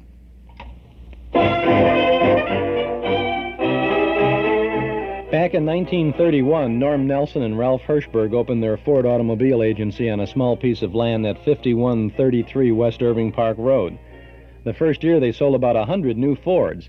Today, thousands and thousands of new Fords later, Nelson Hirschberg Ford occupies a whole city block at that same location on Irving Park Road at Laramie. And thousands of Chicagoland families have not only bought their first Ford from Nelson Hirschberg, but have returned again and again for all their new Fords. The proof is in the seeing. Next time you're out for a drive, notice how many Fords bear the Nelson Hirschberg emblem. And you'll notice how many drivers have seen Nelson Hirschberg, one of Chicagoland's oldest, most respected Ford dealers. 5133 West Irving Park Road at Laramie. Get your new Ford from an old-fashioned, service-minded dealer, Nelson Hirschberg Ford. I'm Chuck Shaden. This is our Those Were the Days program, WNIB Chicago at FM 97. Continuing now with more fun with Fibber on our program this afternoon as we listen to lots of things from the library of radio shows featuring Jim and Marion Jordan as those two great folks from 79 Wistful Vista. I don't have a specific date for this show, but it was in 1951 when NBC celebrated its 25th anniversary, 25 years of radio broadcasting, and of course by 1951 they were much into television too. Fibber and Molly got together on NBC and sat in front of a great old super heterodyne radio, probably one of those cathedral, not a cathedral model, it's probably one of those floor models with maybe it was a Zenith, huh? It might have been a PHILCO, considering PHILCO radio time, which was on ABC, however. Anyway, they sat down and they touched the dial and they flipped it around and they tuned in to all those great old sounds. You're going to hear some wonderful sounds from not so long ago. Let's listen now to part one, NBC's 25th anniversary, as we join Fibber, McGee, Molly, and the super heterodyne. It'll never work, McGee. What do you mean it'll never work? My gosh, Molly. Let me get this straight again. Yeah? You claim that you can fix this radio set so it'll tune in programs that were broadcast 20 years ago? 25 years ago, even. I'm rewiring it so I can tune it to different years instead of different stations, you see? No, I don't. Well, look, Tootsie, according to the McGee theory of radio Dianetics, which I'm the guy that thought it up, I claim that when you hear a broadcast once, that ain't necessarily the end of it, you see? It don't just disappear. In other words, old radio programs never die. I know one that dies every Tuesday night. Well, that ain't what I mean. I mean that they're still out there, bouncing around in the air, waiting for somebody to tune them in again. And I'm the guy that can do it. What's our congressman's phone number? Why? Well, if there isn't a law against that, I'll help him write one. Oh, yeah. You change your mind when I get this baby working, Molly. Means I'll make a few more adjustments here. Get the king bolts tightened up a little bit. I'll be ready to try it and... You want to buy a duck? No, I'm not interested in any poultry, Bud. I'm trying to... Hey, who said that? Why, I don't know, McGee. There's nobody here but us. Doggone it, turn off the radio, will you, Molly, while I work on this? Radio! Hey, the radio. It's working. You hear it, Molly? It works. Hush, listen. My goodness, it sounds like New Year's Eve, McGee. I wonder where that... Boy, oh boy, I told you I could make it work, and... You nasty man! McGee. That's Joe Penner. Why, he used to be one of... Elsa. Remember him? Ben Burney? Oh, yes. I used to love him. March of time. Everybody wants to get into the act. My God. Tony Wan. No, McGee, that's Jimmy Durante. Oh, yeah, Jimmy Durante. Boy, this is wonderful. Gee whiz, I can tune in any program I want. Hush a minute, hush. Let's listen to this one first. What year now are we listening to? I can't tell yet. The dates are all scrambled up on the dial here, but I can fix that. And my name, darling, is Lula Bankhead. You hear that? I got Congress, Senator Bankhead. No, that Got is... a deep voice on him, hasn't he? No, McGee, that was...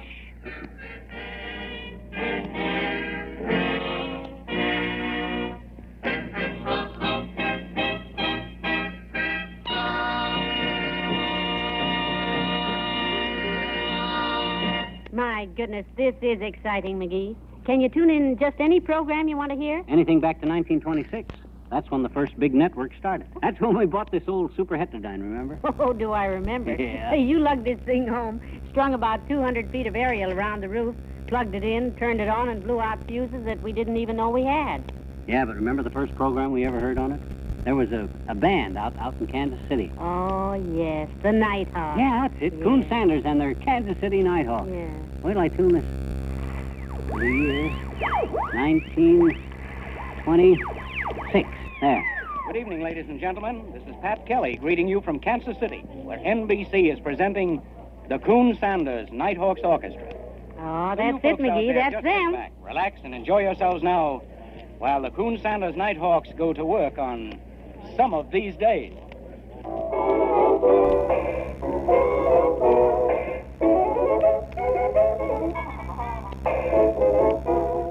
I told you this baby would work, kiddo.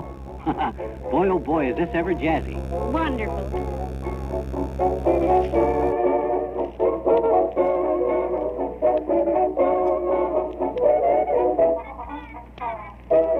Listen, that's great. Terrific.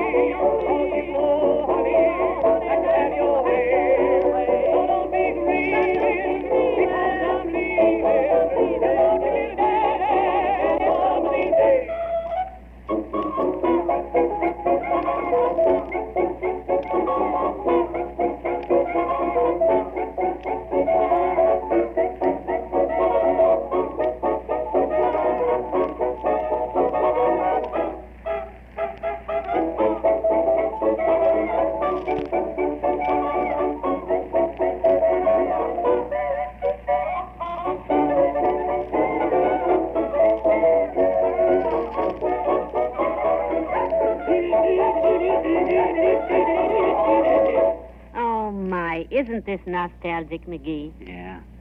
Brings back a lot of memories, too. Remember the night we put this radio out on the front porch and threw a block party for the neighbors? Oh, wasn't that fun? We put up ropes and danced in the street.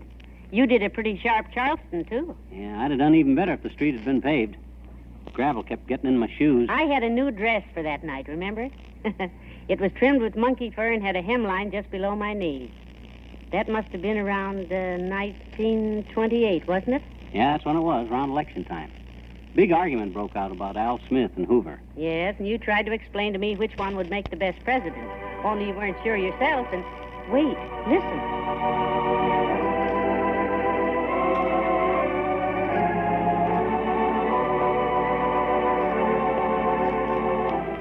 Now, ladies and gentlemen, Amos and Andy would like to say a few words to their listeners. Listen, Amos, you don't know politics like I do. Tell me this, though. Why can't they have a Democrat and a Republican president at the same time? Let Hoover be president for 1 week and Al Smith be president for next week, you see. Ain't no use to have no hard feelings. Amos, the president of the country, don't have nothing to do now. The trouble with that is the Republican would get everything messed up for the Democrat, and vice versa. And what? Vice versa. He ain't running, is he? Who ain't running? Bryce Vissers. I didn't say Bryce Vissers. I said vice versa. Is he a Democrat or a Republican? Uh-oh. Listen, Amos, the farm situation. You take the Hogan-McGarry bill. Take it where? Take it anywhere. What is I going to do with it? That is the question. It was vetoed. It was? And not only that, the farmers are so mad about the Hogan-McGarry bill being vetoed that they is liable to elect the candidate for the vice president. Well, what do Coolidge say about all this? He do not choose. Maybe his wife made him stop doing that. The thing we has got to do, Amos, is to make up our minds if we is going to be Republican or Democrat. I believe I'll be a Democrat. But I'm going to be a Republican. You go ahead, be a Democrat. You is crazy. You was all right, ain't you? Certainly I was all right. Then I'm glad I was crazy. You know, that's the clearest explanation I've ever heard, McGee. Oh, that's about the way I explained it to you at the time, Molly. Them guys just simplified it a little and... Tune in some more. Go ahead. Get some music. Okay. Remember the Music Appreciation Hour? Oh, Spike Jones, sure. Let me see if I can get that. I'd like to hear that. No, that was Walter Damrosch, McGee. Watch your language. You know, he always used to open up with... Good morning, my dear children. I've had no chance before, so if it's not too late, let me wish you a happy new year, and may it bring you lots of music and a greater and greater affection for it, so that you really become music lovers. Hey, you do a good imitation, Molly. Sounded just like... Oh, that was him. I didn't realize you were doing this.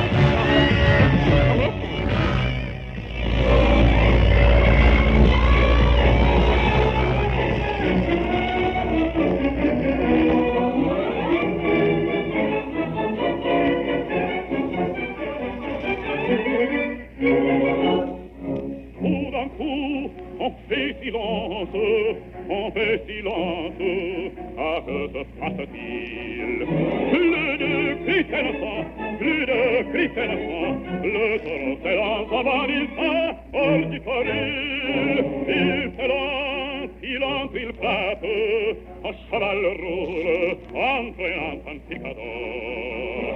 Oh, bravo taureau, hurle la foule, le taureau va si bien, et frappe encore un sacrement devant de ville, plein de fureur qu'il court, le cirque est plein de sang, quand se trouve à fraîchir la grille, et ton tour maintenant, allons, en garde, allons, toréador en garde, toréador, et ton jeu bien oui, ton jeu combattant, comme un noir dragon, et que l'amour t'attend, toréador, l'amour t'attend.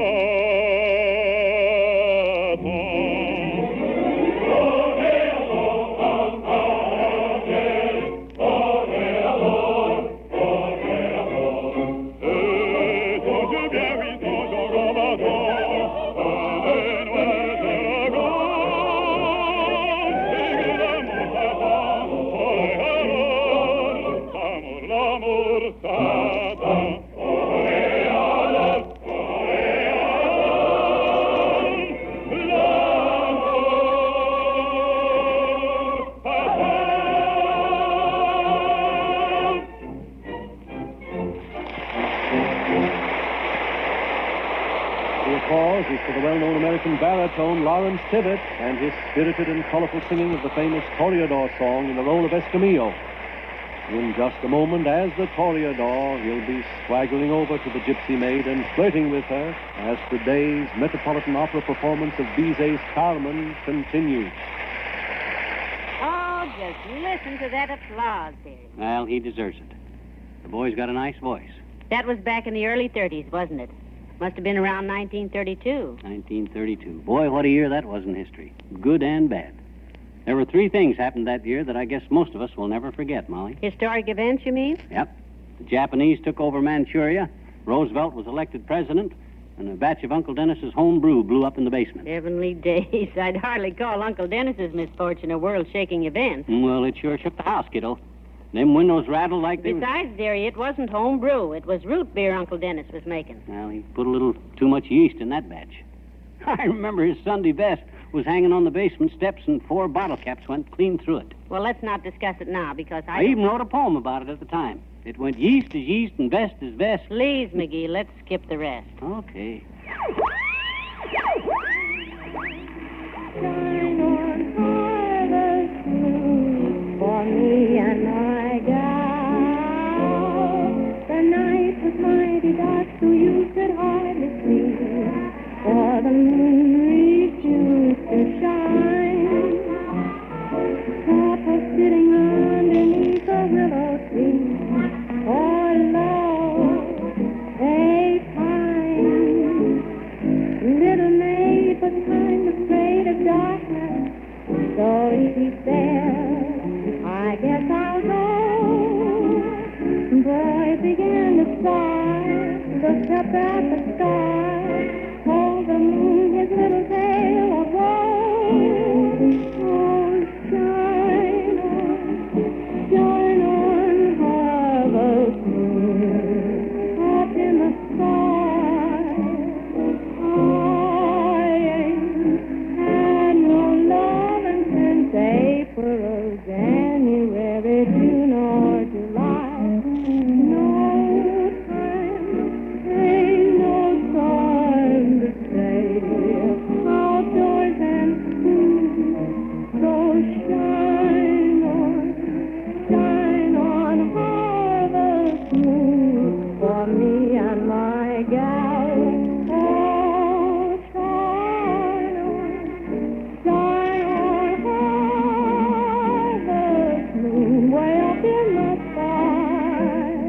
I ain't had no lovin' since April, January, June, or July.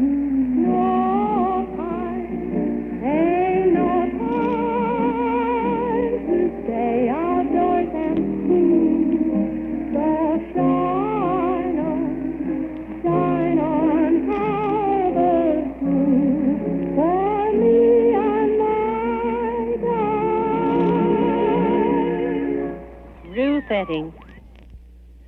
Yes, that was Ruth Etting, Molly, and that was from this 25-year look back at NBC from 1951 on NBC's 25th anniversary. Fibber and Molly. Boy, this is very nostalgic here, isn't it, listening to some of these things? And very interesting, too.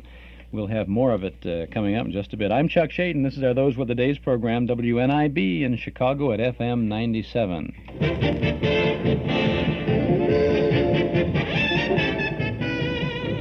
Old-time radio fans, you are invited to visit our Metro-Goldwyn Memory Shop at 5941 West Irving Park Road, just east of Austin. You'll be amazed at the supply of new things that we have to bring back the old times and old things to provide more good times. Hundreds of recordings of the fabulous old-time radio shows on cassette and 8-track tape and LP records. You can get War of the Worlds, Abbott and Costello's Who's On First, Jack Benny, Fibber McGee, Amos and Andy's, Suspense, Lights Out, Inner Sanctum, I Love a Mystery, and more. Plus, big band, soundtrack, and personality recordings, movie posters and photos, and a fabulous collection of books about magazines about radio, TV, movies, and the comics. It's all there, and it's waiting for you at Metro-Goldwyn Memories, 5941 West Irving Park Road, just east of Austin. We're open 7 days a week, Monday through Friday from 11 to 5, Saturday from 11 till 7:30. We're open right now, and Sundays from noon to 5. If you can remember it, you can probably find it at Metro-Goldwyn Memories, 5941 West Irving Park Road in Chicago. We'll be closed on the 4th of July, but we'll be open till then, so stop by.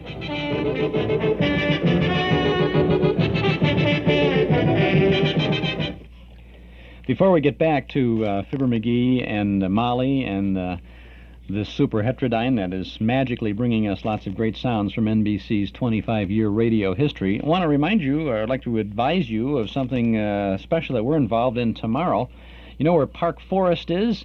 Well, the village of Park Forest is celebrating its 30th anniversary this weekend, and today and tomorrow they have a lot of special events out there in the Park Forest Plaza, just near the Park Forest Plaza. That's off Western Avenue, a mile from Route 30.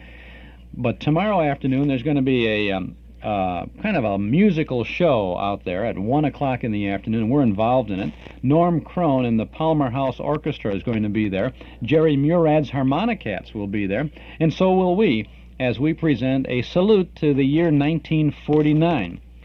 There's going to be a lot of reminiscing going on. 30 years ago was 1949, and that's the year the village of Park Forest was incorporated. And so we'll have a nice show, and you're going to be hearing a lot of the tunes that were very popular in the year 1949. We're going to do some reminiscing about things that were important in 1949. We'll talk about the radio and the television scene. We'll talk about sports. We'll talk about the world events in 1949. And the Harmonicats will perform, and Norm Crone's orchestra will have some great sounds of 1949 tunes. There's a theatrical group there that's going to dance and in Song and Dance presents some of the big things that were on Broadway during the year 1949. It's going to be a good show, and it's absolutely free from 1 o'clock until 3 o'clock at the Park Forest Plaza. That's just off Western Avenue, a mile from Route 30. Tomorrow afternoon at 1 o'clock, we'll be there, and maybe if you're out in that neck of the woods, or if you want to take a ride out to that neck of the woods, so why don't you come on by and say hello. That's tomorrow afternoon at 1 o'clock. There's also, they're going to have a lot of, they got some movies and newsreels being shown too, 1949 things, so not at that particular point, but somewhere in that whole complex of things. So could be a pretty good afternoon. It's going to be a nice day tomorrow. Maybe you'll take a ride to Park Forest. And if you're in Park Forest, hey, we'll see you tomorrow afternoon at 1 o'clock. Now let's get back to Fibber McGee and Molly and this super heterodyne. My, there were some wonderful programs started back in those years, McGee. The early 30s, remember? Yeah, a lot of great comedians. Jack Benny started on NBC about then, didn't he? Yes. Burns and Allen. Their cousin Fred. I guess people were ready for laughs in those days, dearie. After the market crash and the Depression, the people needed a laugh. Well, they got them, too.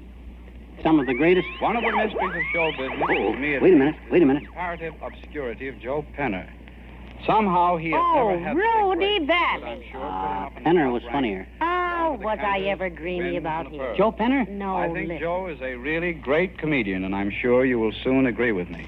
We present Joe Penner. Hello, Rudy. Joe, how are you? You want to buy a duck? No, Joe, I don't want to buy a duck. Why? Because Well, maybe your brother would like to have one, huh? I haven't a brother. Well, if you had one, you think he'd consider it? No.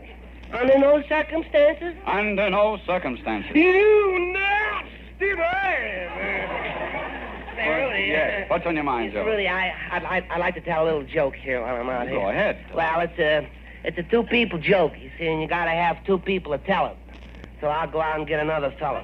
Wait a minute. What's the matter with me? I'll be very happy to assist you. You want to be one of the people? Be very happy to be one of the people, yes. You be one of the people, and I'll be the other fella, see? All right, fine. I'll come up and I'll meet you over here. I'll come up and say, hello, Rudy, see? And then you say to me, hello, Joe. Yes. That's my name, Joe, see? And then I'll say to you, why is a kiss over a telephone like a straw hat, see? Let me see if I understand this correctly now. You say to me, why is a kiss over a telephone like a straw hat? Yeah. And then you say, I don't know. See? And then I tell a joke. We separate now, come on. Hello, Joe. No, you gotta act. You gotta do it with feeling. Hello, Joe. How are you?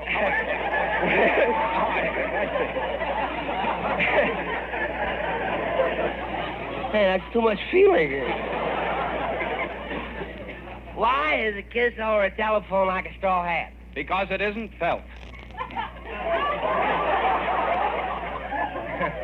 I'm going out and get another fella. Oh, now, wait a minute. What's No, you say, I don't know. I tell a joke because you tell it. There's no sense to me coming around here. I got another one. All right, let's hear it. I'll say to you, what's the easiest way to raise corned beef and cabbage? See? What's the easiest way to raise corned beef and cabbage? Yeah. Right. And then you say, I don't know. See? I'll tell a joke. It's my turn.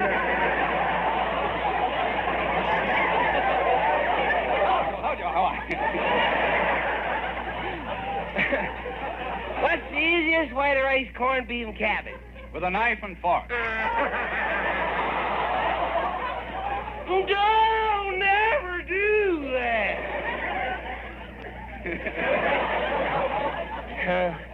This is the last one. I'll say to you, what kind of a chicken lays the longest? What kind of a chicken lays the longest? Yeah, that's what I say to you. See? You say to me, can you say I don't know? I don't know. That's it, I don't. Give me a chance, will you, please? Hello, Joe. How are you? What kind of a dead one? This is just a wonderful idea of yours, McGee. I don't know how you ever thought it up. Radio? Oh, I didn't actually think up radio all by myself, Molly. There was a guy named Marconi that gave me the idea. No. I mean fixing this old radio to tune back into the past. Listen. You know who that is? Ben Burney. Yep, the old maestro himself. Remember how him and Walter Winchell used to razz each other? They had some of the... Love me forever. Winchell, I hope you're listening. That reminds me. I don't know why all them oil companies have to go to Ethiopia for gas when it would be just so easy to lay a pipeline direct to Winchell, if you know what I mean. This is Ben Burney, the voice of experience speaking. Elsa. And now the time has come to lend thine ears to Au revoir, pleasant dreams. Au revoir, pleasant dreams.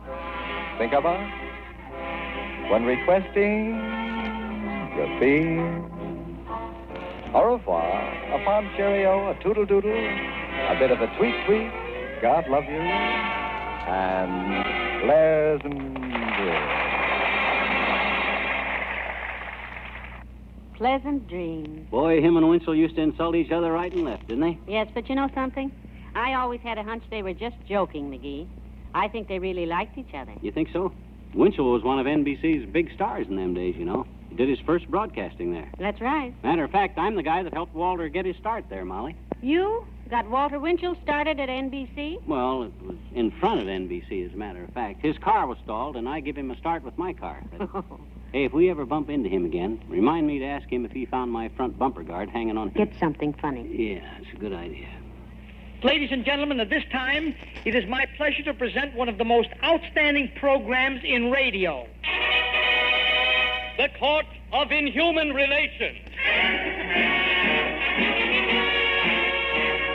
Good evening, folks. This is Happy Herman coming to you through the courtesy of Talbot's Baby Gruel.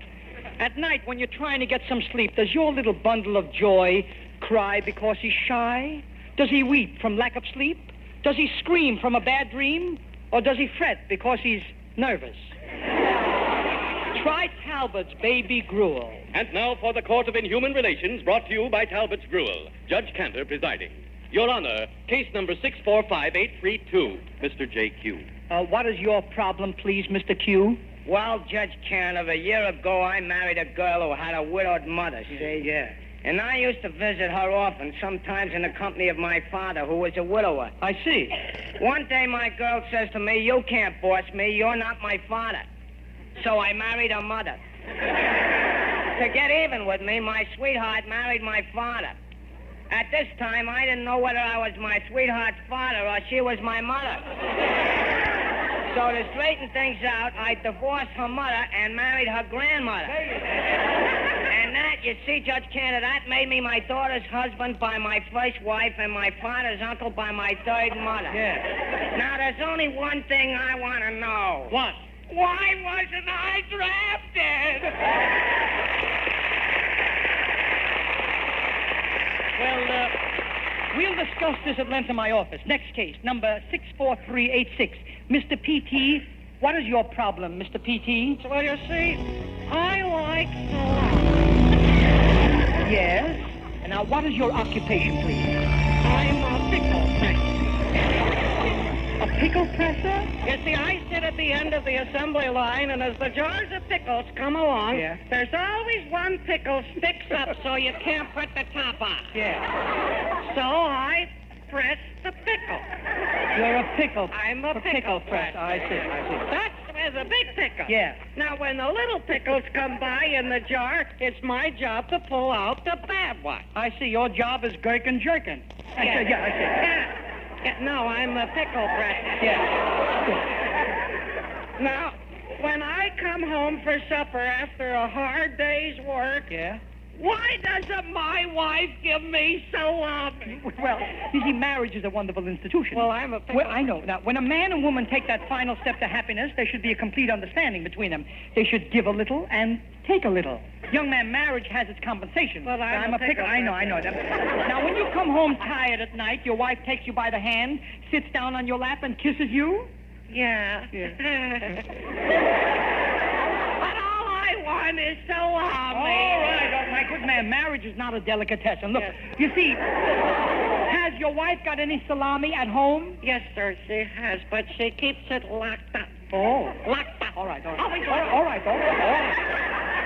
Well, that's cruel. That's really inhuman. Yes, it is. I've never advised this before, but you have perfect grounds for annulment of your marriage. Oh, well, thank you, Mr. Kenner. I'm going right now and get my marriage dissolved. Yeah. Goodbye and good luck, Mr. P.T. Oh, just a minute. Yeah.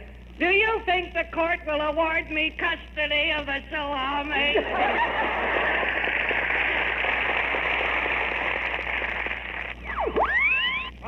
Fine. Pull yourself together now. What is this sound I hear? Bill. Ah, that's the stuff. Out at the house the other day, I told him to get me a couple of pills. Boy, he was What great. for, Bill? Wonderful. I was suffering from swollen thighs. Sitting down too much, I suppose. They made a mistake and brought me camphor balls instead. Did you swallow them? Yeah, and every time I sneeze, dozens of moths fly out. What? Yeah, a covey of moths closely followed by a bevy of silverfish. A bevy? Flying in V formation. Light fly on the wing. Hey, Bill. Here's a sign. Bill, now look, wait a minute. When the little Bill, children... now look, hold it. Now hold everything. Please, Bill, let's cut out the poetry. Nobody wants to hear anything about moths. Moth in the flame? No. Don't you remember Maeterlinck's poem about the moths? Oh, now, Bill, Maeterlinck wrote about bluebirds. Practically the same thing. Yeah, I guess it is. Anyway, you shouldn't sleep with your mouth open. I don't. I sleep with my mouth closed. They crawl in through the nostrils.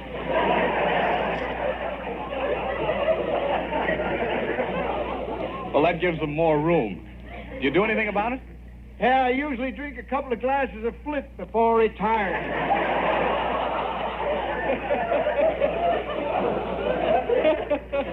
Does that kill the moth? Doesn't help them any.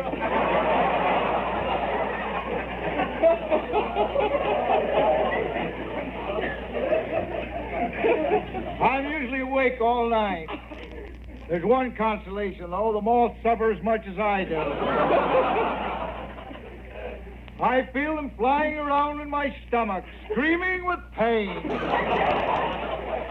Oh, good evening, Mr. Field. Oh, hello, Werner. Where's your orchestra? No, that's Edgar Bergen. Oh, yes, I know. Don't tell me. Hello, Edwin. Edgar. Don't prompt me. I know. Mr. Fields, Charlie wants to say something to you. Yes. Oh. Hello, Mr. Fields. Hello, blood poison. And now, do you feel sorry that you said I was full of termites? I guess I do. I really haven't had time to give it much thought. You know, Charlie really loved you, Mr. Fields. Yes, I do. But I don't think Mr. Fields loves me. Now, listen, that's gone far enough. I've been a gentleman up to now. Why, what's the matter, Bill? Well, he's not going to tell me I don't love him. I'll break every knot in his body.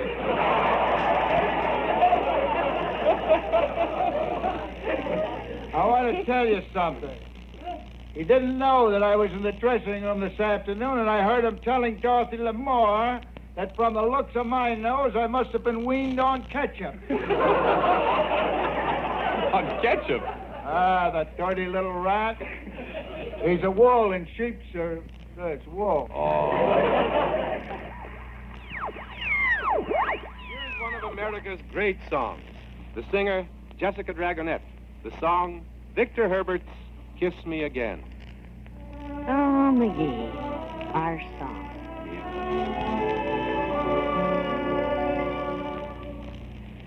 Sweet summer breeze, whispering trees, stars shining softly above, roses in bloom, wafted perfume, sleepy birds dreaming of love, safe in your arms, far from alarm. Daylight shall come, but in tenderly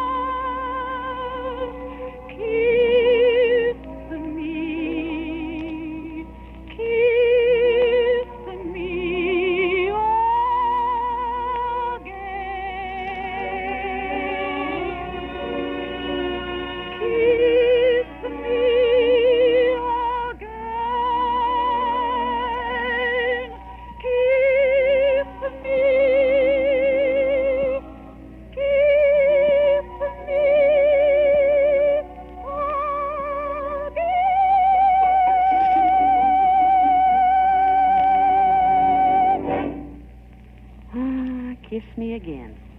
Remember that song, sweetheart? I'll say I remember it.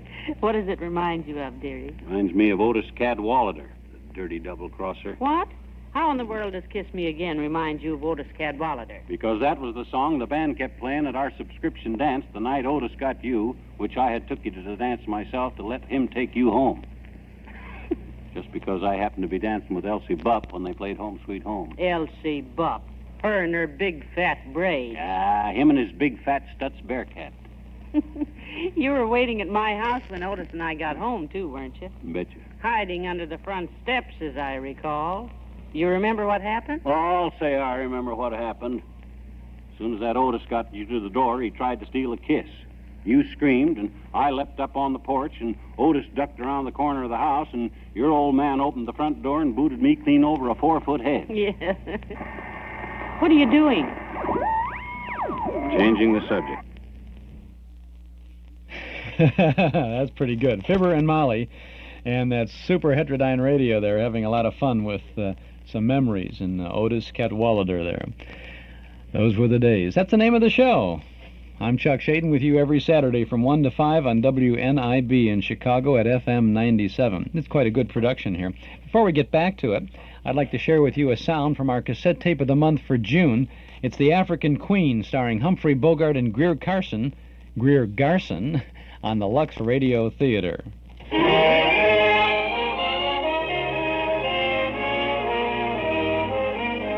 days now, the journey of the African Queen has been halted. Across the breadth of the river, like a towering living wall, is a jungle of grass and reeds, an endless morass, through which 1,000 different channels twist and turn. And somewhere among them, Rose and Charlie are hopelessly lost. Charlie, please, let me pole for a while.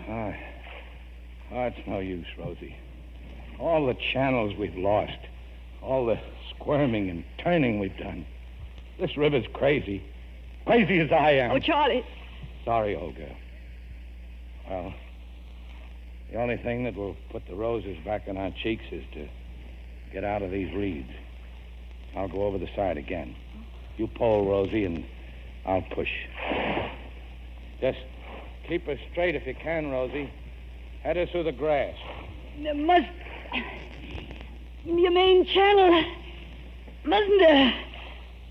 It just can't disappear. I'm sick of talking about it, Rosie. Or searching for it, or even... Charlie!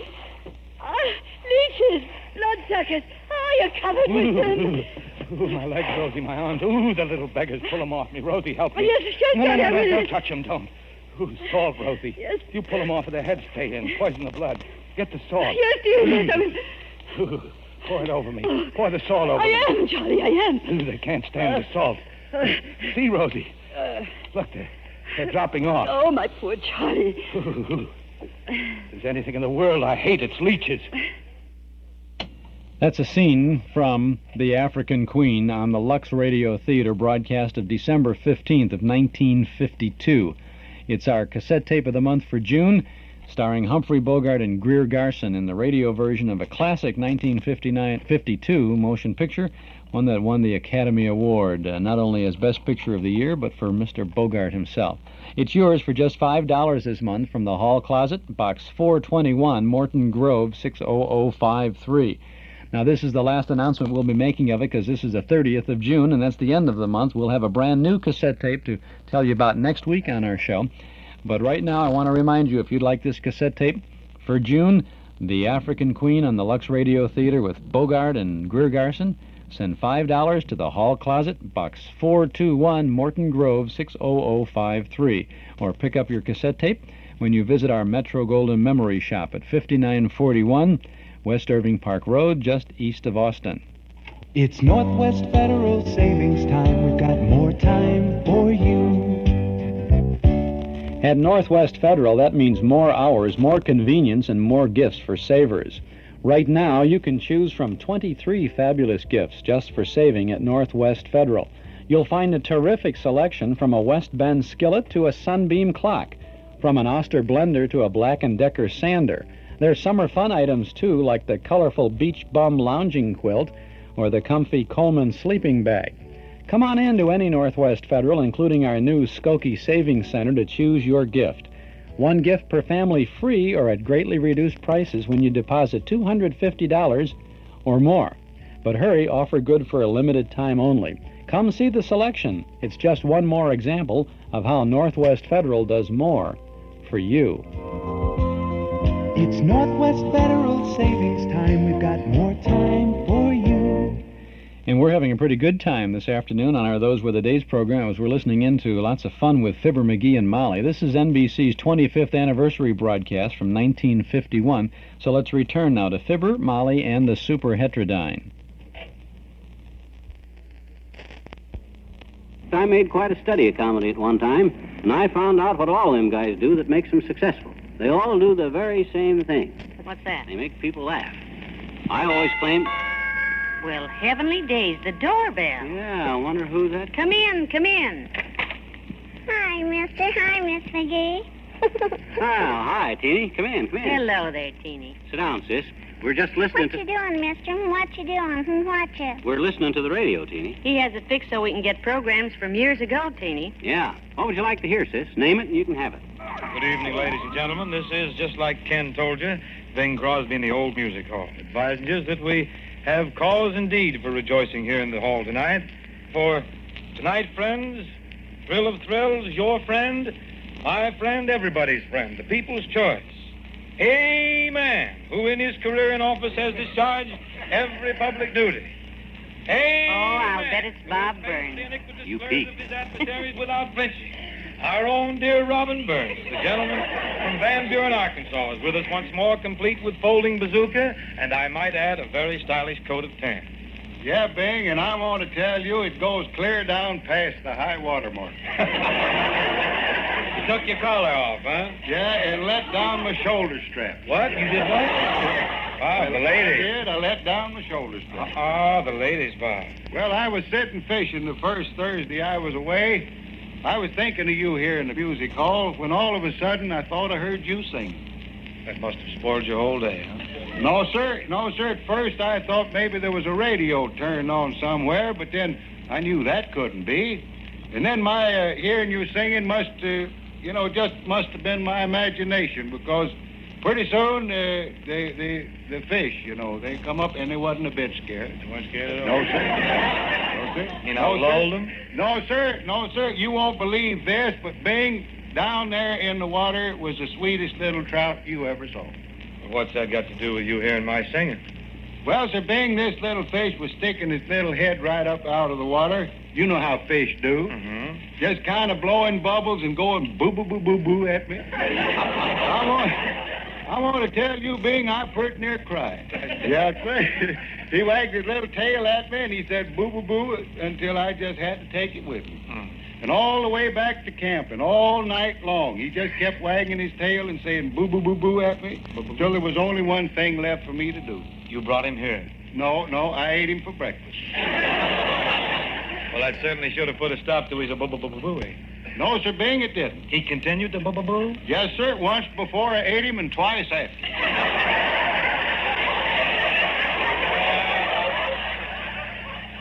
When was that program, dearie? Oh, around the late 30s. Radio was really getting into its big years around that time, Molly. Yes, it was. Because it was around 1939 that I invented the singing commercial. No, dearie, that was 1940. It was?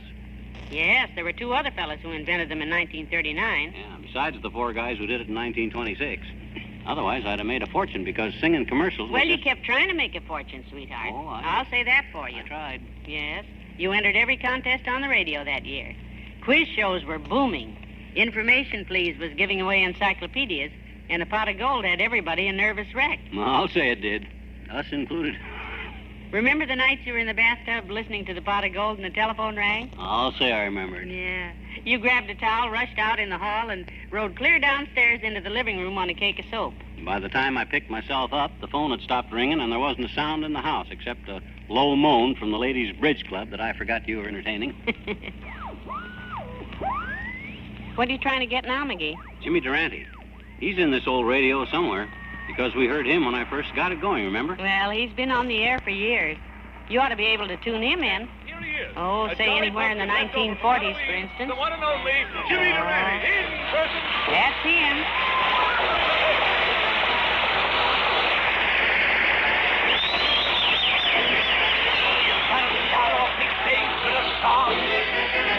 Now, even when things go wrong, now you feel better, you even look better.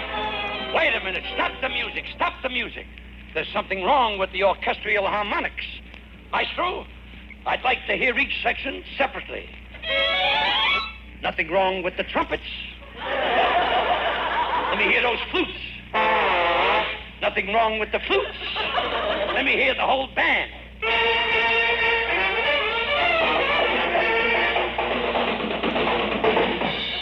Just what I thought. The drummer was snapping his bubble gum in the wrong key. An apology is forthcoming, Maestro. But, folks, I bear happy tidings that's just boisting to be announced. Give me a fanfare.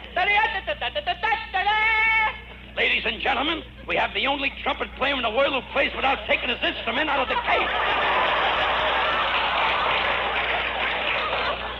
Oh, never mind him, Jimmy. Tell me, what's the announcement? Listen, I'll tell you about it. I never in my lifetime was so delighted. Honest, I'm as happy as a clown. It happened at a musical where I was invited in the wealthiest home in this town. I knew the people were wealthy. When I sat down to dinner, they served nothing but money. What a party. I rubbed elbows with Iterby. I rubbed elbows with Shostakovich. I rubbed elbows with Rubinstein. I had to rub elbows with them. They wouldn't shake hands with me. Anyway, after we dined and had dinner, too, we sashayed into the music room. Immediately, Iterby sat down and played his latest concerto. Then Shostakovich obliged with his latest etude. And then Rubinstein thrilled the crowd with a Sinatra he composed. After the applause subsided, all eyes turned upon me. And why not? I was sleeping. Ignoring the hostile stares of the hoi pollute, I walked to the piano, bowed to the right, bowed to the left, and from my back pocket I took out my music, which was wrapped around the salami sandwich.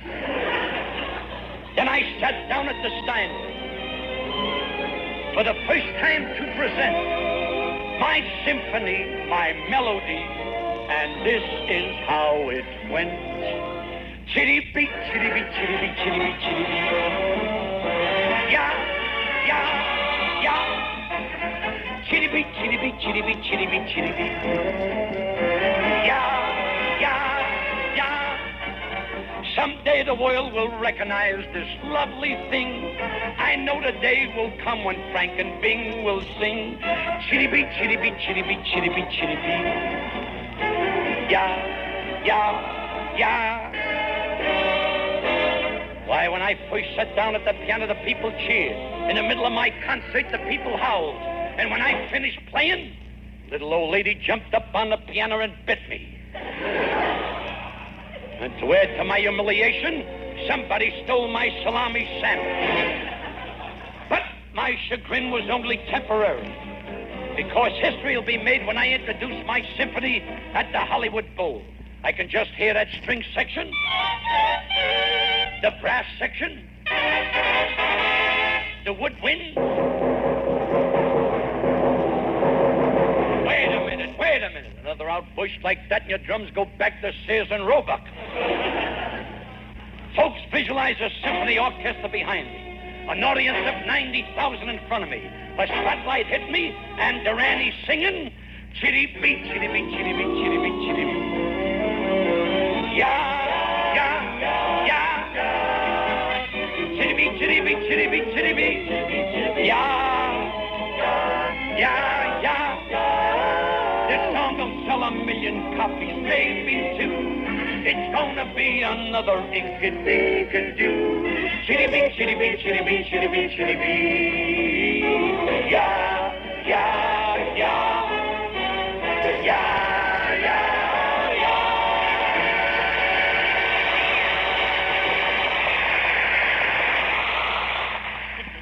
Isn't he wonderful, McGee? He's so funny. Oh, sure, but my gosh, there's no trick to that, kiddo. I could be just as great a comic as Jimmy Durante if I had his talent. Sounds reasonable. Oh, boy. Tune in, Bob Hope, will you, Mr. Bob Hope? Get Bob Hope's program. I love Bob Hope, I betcha. Okay. I'll reach back about 7 or 8 years. Somewhere in there. Get Bob at an army camp, McGee. He just about lived with the troops during the war, you know. I got it. Once again, we resume our reading of Bob Hope's story of his life. Boy, that's it. Here he comes, I On our betcha. hero today, he and his pal Skinny Ennis have been drafted into the Army. And now they go down to their induction centers, where the local draft supervisor scientifically assigns the men to the different camps in California. Eedy, meedy, miny, mo, catch a drafty by the toe. If he hollers, let him go to San Luis Obispo.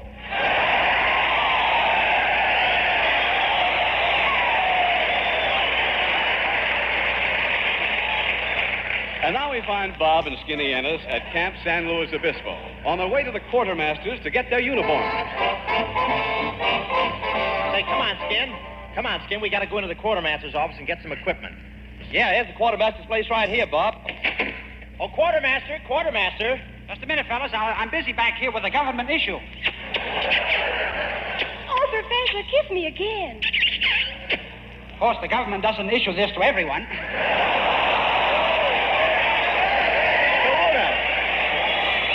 Kelowna, so you're the quartermaster. Come here and give us our uniforms. All right, Hope, I've got your uniform already. Take off your clothes. Okay, there. I got my clothes off. That reminds me, I must order another tub of butter for the canteen. Hey, Kelowna, hurry up and give us our uniform. Come, take it easy, my little man. We don't want to rush into this thing precipitously. Kelowna, please don't use such fancy words. You don't even know what it means. No, but you try and pronounce it. All right, I will. Precipitously. Better than a toothpick, isn't it?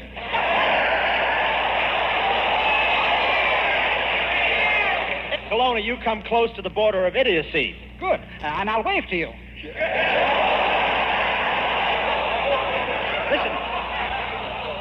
Listen, now that you two have got your uniforms, we're having a big party at the recreation center. I'm going to bring the refreshments over there later. Well, Patsy, here we are working in our new job. Yeah, hostesses for the soldiers at the recreation center. Hiya, Skirt. Hiya, Squirt. Say, come on, we're all ready for a big time. I'm just dying to dance. Who wants to dance with me? Not me. Not me. Not me. Skinny, I didn't ask you. I know, but you will.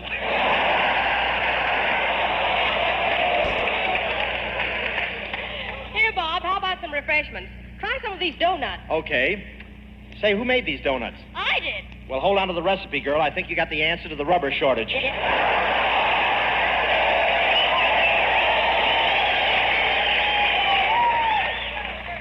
How are things going, Hope? Oh, Professor, I thought you were going to bring us some refreshments. Ah, yes, Hope. I've just prepared the piece de resistance of the evening. My special drink, 7-Up and gunpowder.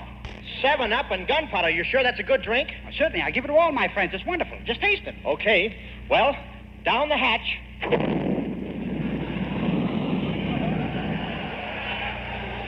I guess I'll have to patch up his hatch.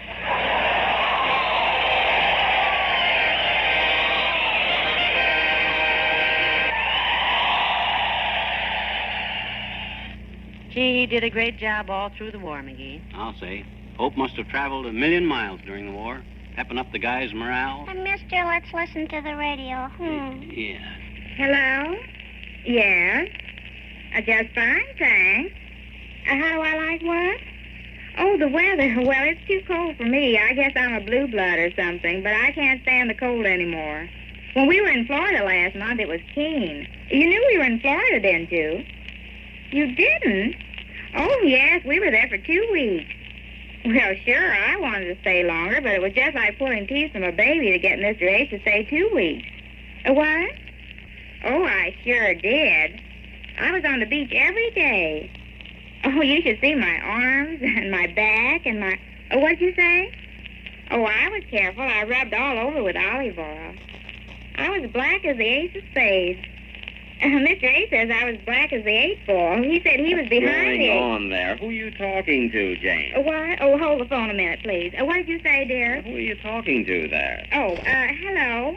Who is this, please? Oh, isn't that awful? Talking all that. Oh, Mr. Anderson. Well, I didn't know. Anderson, great. Get off of that phone. Let me have that. Just a minute. Mr. Ace wants to speak to you. Jane, how can you talk to my boss like that? He'll think it's... do you talk to everybody that calls up without finding out who they are? Well, I couldn't be impolite, and he kept asking me how I like the weather. Yes, but don't you ask who you're talking to before you... Well, I just happened to forget this once. What difference does it make? That's Mr. Ace and Jane. Just comes right in there with all that wacky stuff. That's the way it was. And that's the way it is as we listen to Fibber and Molly on that Super Heterodyne Radio, NBC's 25th anniversary broadcast from 1951. This is Chuck Shaden on WNIB in Chicago at FM 97. Our Those Were the Days program will continue just about 1 minute. If you haven't had a chance to see the Betamax videotape recorder by Sony, you ought to get yourself over to Townhouse TV and Appliances. They'll give you a complete demonstration of this exciting way to watch television. Of course, there's no obligation. And you can watch one show while you're recording another. And you can watch that other one anytime you want then. So anytime is prime time with the Sony Betamax videotape recorder and the Sony automatic timer. Why don't you see it at Townhouse TV and Appliances, 7243 Touhy Avenue, just west of Harlem. They'll be happy to show you, and there's no hard sell ever at Townhouse. Just come on in, take a look, and they'll be glad to give you any information you'd like. See it at Townhouse TV and Appliances. Open Monday, Thursday, and Friday nights till 9, Saturday until 5. Okay, gang, let's get back now to Fibber and Molly and the Super Heterodyne. Well, darlings, I know you're all waiting for the appearance of Miss Margaret Truman, and I'm about to present her. Do I look all right? I hope she notices this gown. I got it especially for this occasion, but all of a sudden it feels as if it's dropping off me. Of course, I had it designed that way. Well, I'm going to bring Miss Truman on now with a fanfare of trumpets. We have a red carpet we're going to roll out. And we have a very effective ceremony with scattered rose petals. Hello, Miss Bankhead. Why, Margaret Truman.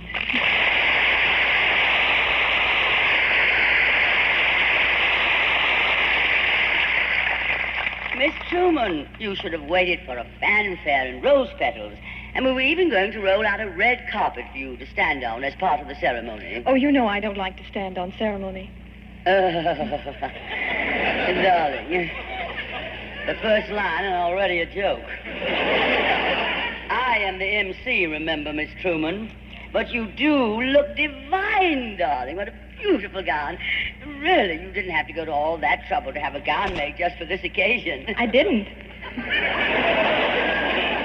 Well, what a coincidence. So did I. And I adore your gown. Thank you, Miss Bankhead. And? And what? And whose gown do you adore, Miss Truman? I don't know.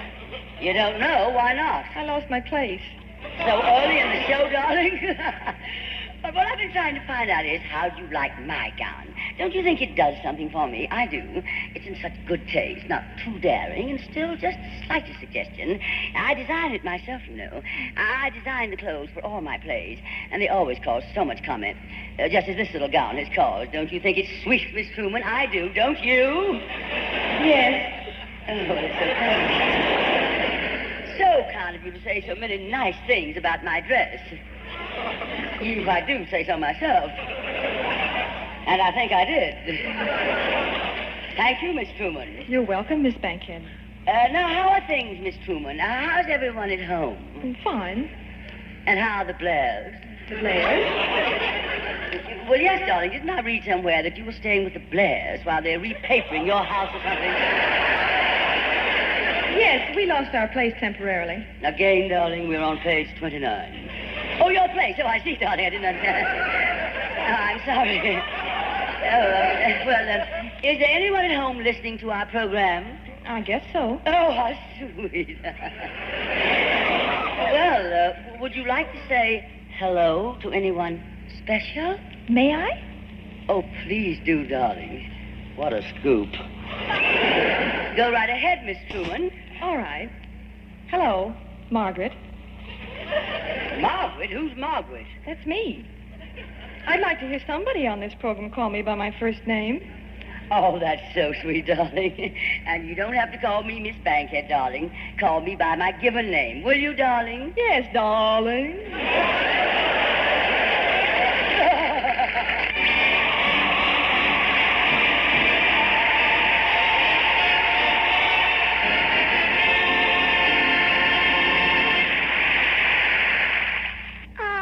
That was wonderful, I bet you. On the radio, they got news and music and jokes and comedy and skookin'. Comedy and what? Skookin'. What's skookin', sis? Nothing. What's skookin' with you, mister? Oh. I always like to leave on a laugh, I bet you. So bye now. So long, sis. Cute. Well, I can get funnier jokes than that. The next star we're presenting in Shell Chateau tonight is a man I've known for a long time. He grew up in New York on the East Side. And after he got tired of taking lickings from all the other kids in the block, he learned to box. And then they let him alone. But he kept on fighting till he became the light heavyweight champion of the world. And I'm sure you're all glad to see him here in Shell Chateau tonight. Ladies and gentlemen, the one and only Slapsy Maxie Rosenblum.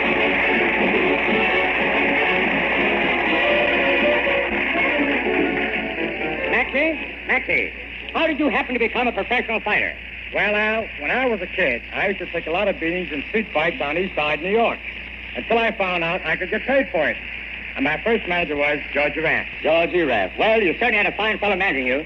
Tell me, Maxie, when you started fighting, didn't your family object? Sure, I used to come home with black eyes all the time, and my father would always bawl me out.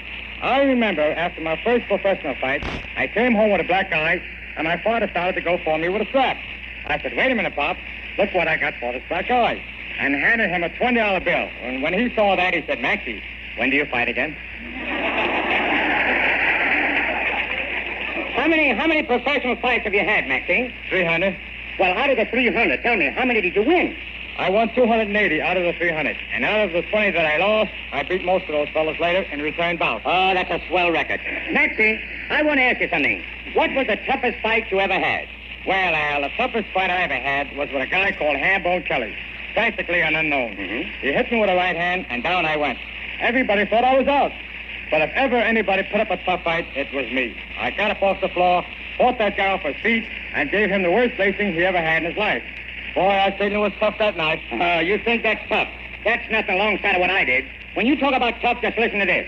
You know that guy, Joe Lewis, that knocked out Canary the other night? Yes. Well, you should have heard what I told him. I told that guy plenty. I told him there was nothing but a big palooka, a big sissy. I told him I'd blacken both his eyes and bust his nose in two. You told Joe Lewis all that? What did he say? What could he say? I hung up on him. For a minute, you had me thinking you were tough. But I'll never forget the time in one of my fights. My opponent was down, and I begged him to get up.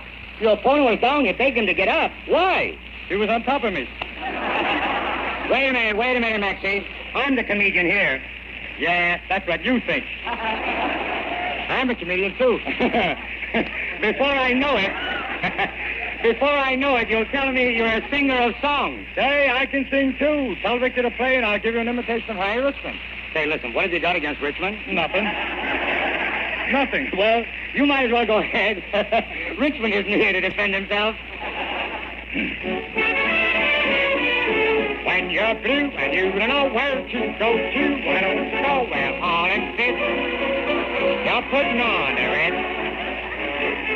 Turn the count hard.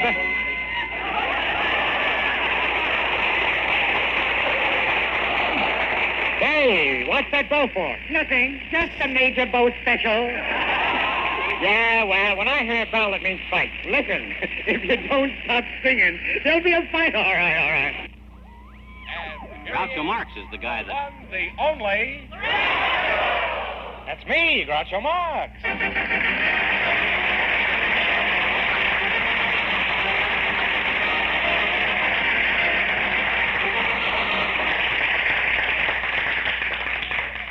Well, here I am again with $2,500 for one of our couples. Fenneman, who's first to try for it? We asked if there were any high school students here tonight, and just before we went on the air, our studio audience selected Sandra Bazrod and Phil Lamar. And here they are, folks.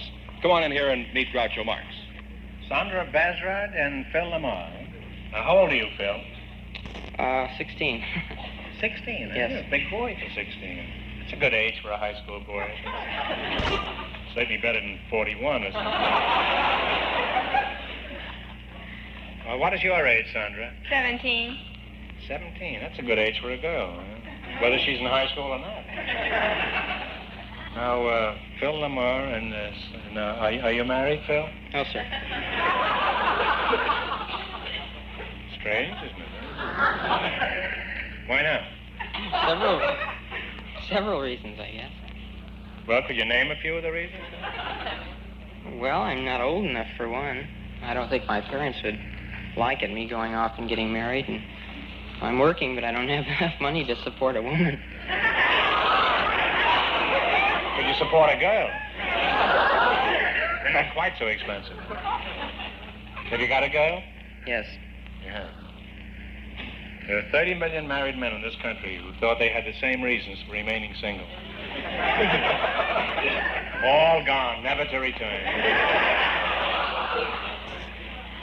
At what school do you take your siestas, Phil? L.A. High School. You go to the same school, Sandra? Oh, no, I go to a good school. Well, there's a woman for you. Everything's quiet and serene, and she's itching for battle. Where do you go, Sandra? Fairfax. Why do you think your school is better than L.A. High? Well, Ricardo Montalban graduated from Fairfax. He did? Yes. Well, then there's no question which is better. Ridiculous to even discuss it. Well, Phil, what is your ambition after you graduate from school? I would like to be a comedian.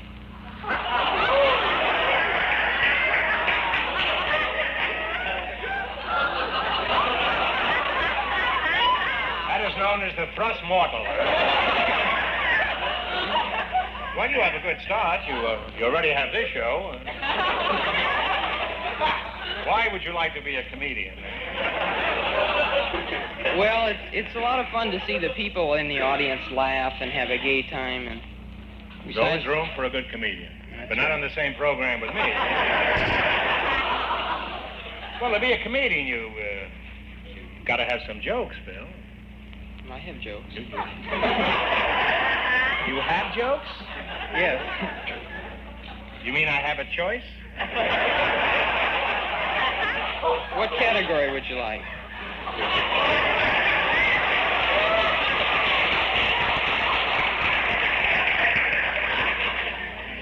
Boy, am I glad I got that annuity, huh? You pick your own category, huh? Go ahead. Well, I'll tell you the one about the time I went hunting. I once shot an elephant in my pajamas. How he ever got in them, I'll never know.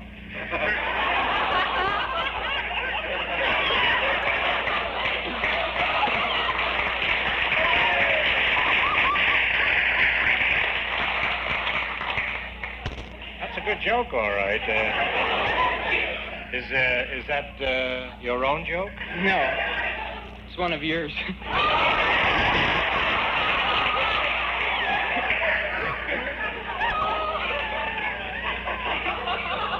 Right. Once I shot an elephant in my pajamas. How he got in my pajamas, I'll never know. That's some animal crackers, huh? Yeah. Then we try to remove the tusks. That goes on from there. We couldn't. They're very tough, the tusks in Africa. Of course, in Alabama, the Tuscaloosa.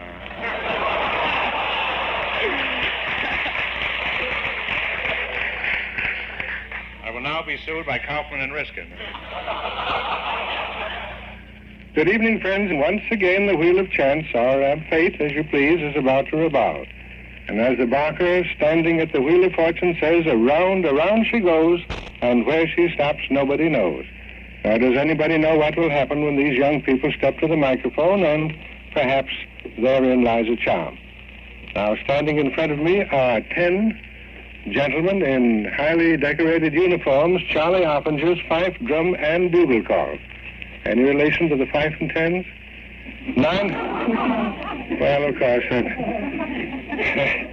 Mr. Charlie Oppinger, I suppose the gentleman has that baton, and what a baton it is. Chromium plate. Let's hear the fife and drum and bugle.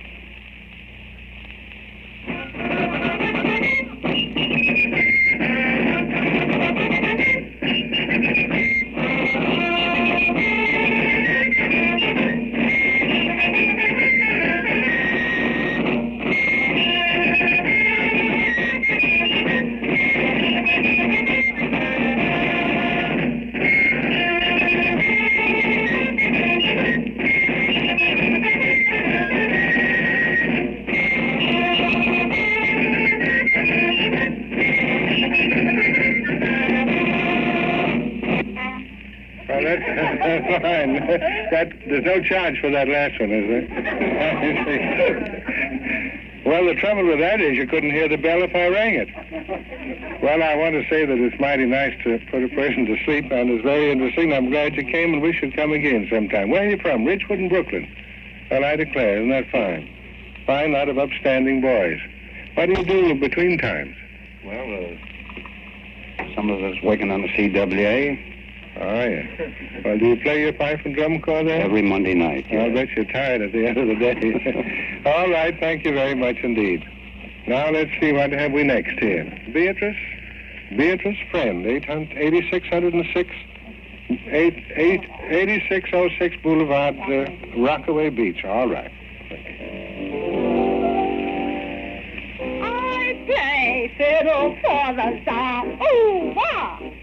I play fiddle for the Tsar. Ooh, wah! When he said play something country, I would play a hot Kazakhstan. I play. Oh, this has been fun listening to all these things, McGee. We've heard some mighty fine programs. Hey, there's one thing more I'd like to hear again, Molly. There's a million things I'd like to hear if we had the time. This is Ben Burney, the voice of experience speaking. Elsa. And now the time has come to lend thine ears to Au revoir, pleasant dreams. Au revoir, pleasant dreams. Think about when requesting your theme.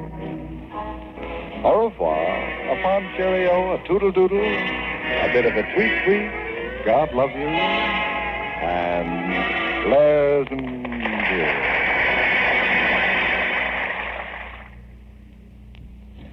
Oh, pleasant dreams, huh? How about that? That's it. That's NBC's 25th anniversary broadcast from 1951 featuring Fibber, McGee, Molly, and that super heterodyne, tuning in all those great sounds from NBC's illustrious first quarter century. Pretty good stuff, huh? This is Chuck Shaden, listening to all the good stuff with you every Saturday from 1 to 5 on WNIB in Chicago at FM 97. We have a complete Fibber, McGee, and Molly broadcast from April 5th of 1949 coming up just a minute or two. I want to remind you that if you'd like to subscribe to our Nostalgia newsletter and radio guide, now's the time to do so. Give us a call at 545-2260. We'll get the July and August edition, the midsummer issue of our newsletter, in the mail at the beginning of the week. You'll have it before the first of our broadcasts in July. You'll be able to see all the good things we've got planned for the next 2 months. A one-year subscription, 10 issues, is only $7, and you can subscribe now if you call us at 545-2260. Bing Crosby is on the cover. Inside, articles about Bergen and McCarthy, the Colgate Comedy Hour on television, Mary Lee Taylor, Al Jolson, and, of course, we have a nostalgia trivia quiz for Chicagoland Radio, too. 545-2260.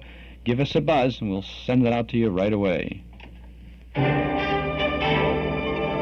Eden's Plaza Shopping Center, where Eden's Expressway, Skokie Boulevard, and Lake Avenue meet at Wilmette. Eden's Plaza Shopping Center, where you'll find quality merchandise for the entire family. Eden's Plaza Shopping Center. Easy to reach, easy to park, easy to shop.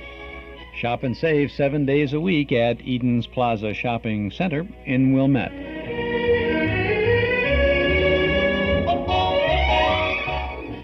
And now, as we continue with our Fun with Fibber program, the last of the Fibber, McGee, and Molly segments on our show today.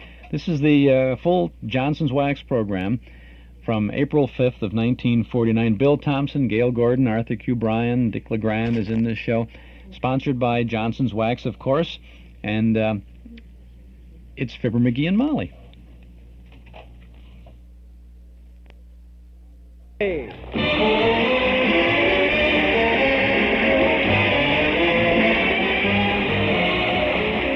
Of Johnson's Wax and Johnson's Self-Polishing Glow Coat present Fibber, McGee, and Molly with Bill Thompson, Gale Gordon, Arthur Q. Bryan, Dick LeGrand, Bud Stephan, and me, Harlow Wilcox.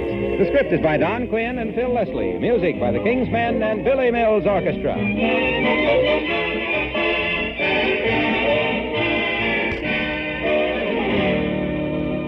Fibber and Molly join us in a moment. Here is an urgent message about the twin can sale of the new 1949 Glow Coat. Those twin cans are selling fast. But you still have time if you hurry. You still have time to get this big money-saving bargain.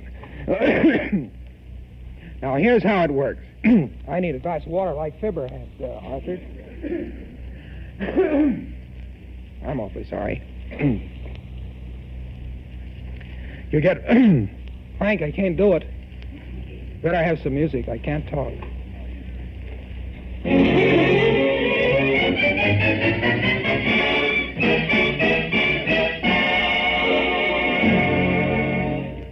An attic is a place where people store their memories until they get tender. And when Mr. McGee of 79 Wistful Vista found his old Boy Scout manual in the attic this morning, he suddenly realized how many years had passed without his doing a good deed every day, and him still under oath, too. So meet a soul torn with remorse and grim with determination. Ex-second class Scout McGee of Fibber, McGee, and Molly.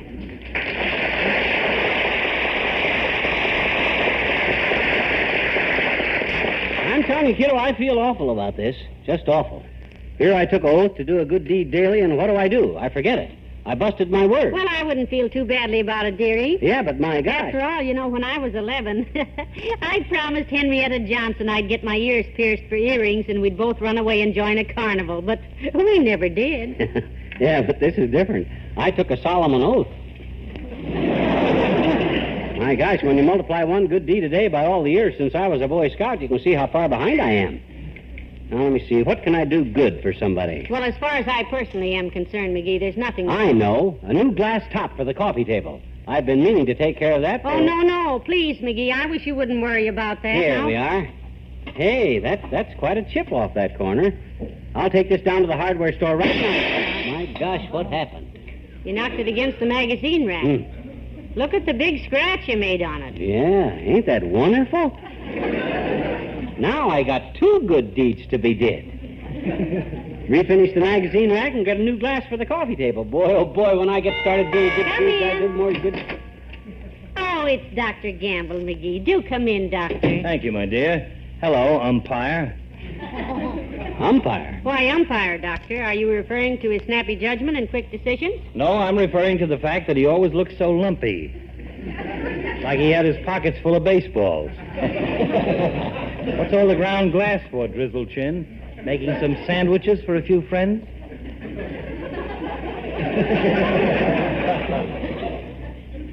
Doctor?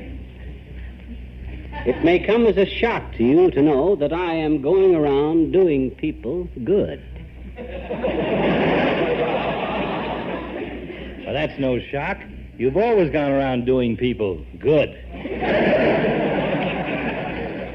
Good people, too. Well, he means, Doctor, that he suddenly realized he wasn't living up to his Boy Scout oath. Yes, I haven't been doing my good deed daily, swab knob. Got to catch up. Not ever having been a Boy Scout, you wouldn't know I what it was, too, a Boy Scout. Yeah? Eagle Scout. Who? Merit badges in first aid, woodcraft, knot tying, bookbinding, and short order cooking. I imagine all those things have come in handy, too, Doctor. Except maybe the bookbinding. Oh, that's been useful, too, my dear. Yeah? I had to bind up a bookie just yesterday. He got slightly filleted by a dissatisfied customer. That'll teach him not to argue with his betters.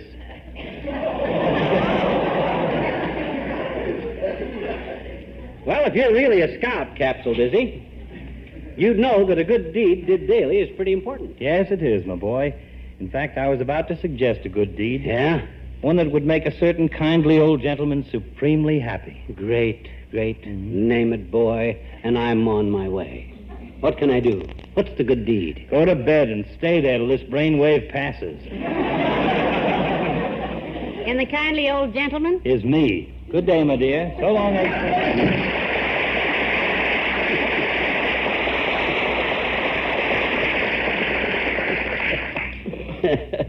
Imagine him, a Boy Scout with that figure. Khaki uniform on him would look like a tarpaulin on a haystack. Well, what was I going to do first, Tootsie? What's my good deed? Oh, yeah. Sweep up the broken glass. Better pull the rug to one side first so I can...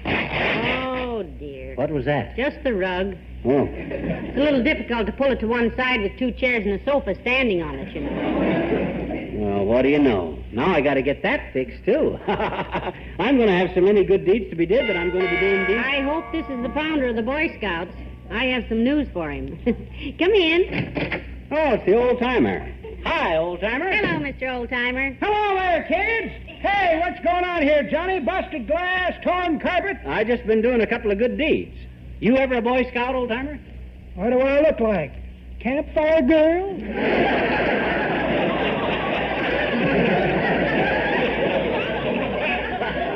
Certainly I was a Boy Scout, Johnny. And a good one, too. Yeah? I knew everything there was to know in the woods. Every tree, every vine, every berry. You know what sassafras roots are good for? Food? Medicine? Nope. Grows more sassafras. Did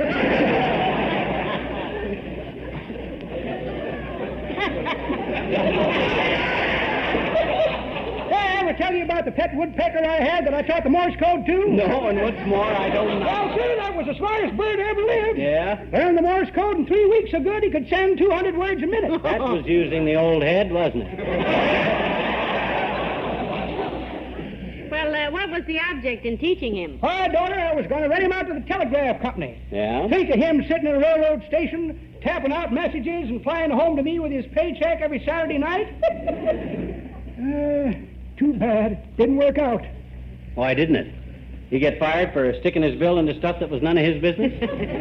Nope, he'd spent too many winters in the South, that's all, Johnny. Yeah? Couldn't drop the accent. Oh? First message he sent come out a locomotive and a 10-dar 14 boxcars headed north with a load of lumber on a hot box and car 34.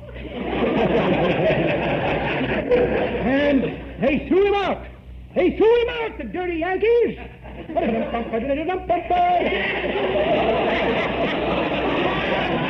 Whatever became of him, Mr. Oldtimer? Well, last I heard, daughter, he was working as a metronome for a music teacher down in Memphis. Well, you done your good deed for me, Johnny. I've been trying to tell that story to somebody for 3 years. Come on, man.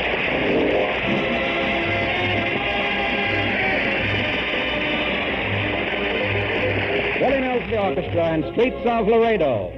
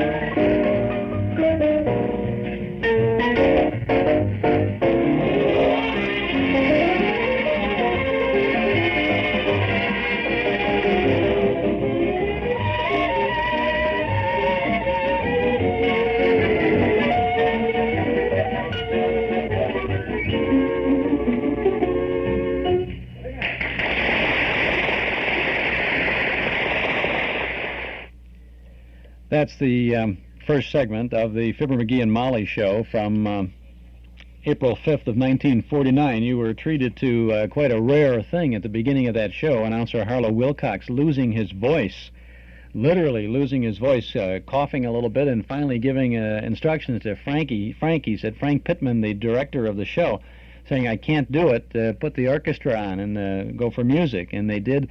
And then almost instantaneously he recovered enough to lead into the show. Quite a rare occurrence. Now that was a live broadcast in 1949. They were not taping yet at that time. So that's quite a thing to hear. I'm Chuck Shayton. This is our Those Were the Days program on WNIB Chicago at FM 97. We'll get back to Fibber and Molly in just a bit.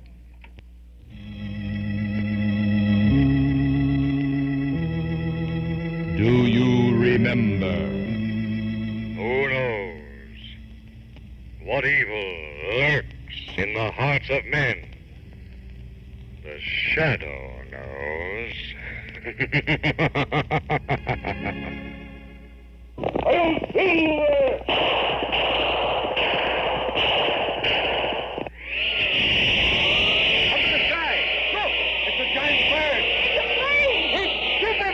The Golden Days of Radio, brought back once more by Mark 56 Records. What wonderful memories. Relive them again with The Shadow, The Lone Ranger, The Green Hornet, Burns and Allen. You can buy these and over 100 other original radio broadcasts on Mark 56 LP Records. A gift for remembering. Major Bowes, Tarzan, The Whistler. Hundreds of old-time radio shows on record, cassette, and 8-track tape available at our Metro Golden Memory Shop, 5941 West Irving Park Road, just east of Austin. We're open Monday through Friday from 11 till 5, Saturday till 7:30. Come on over this evening, or Sunday from noon to 5. Use your master charge or Visa card at Metro Golden Memories, the MGM shop. Now let's continue with Fibber, McGee, and Molly. Ah, this is wonderful, Molly. You got no idea how good I feel since I took up favoritism. Took up what? Favoritism. Doing favors for people. Oh.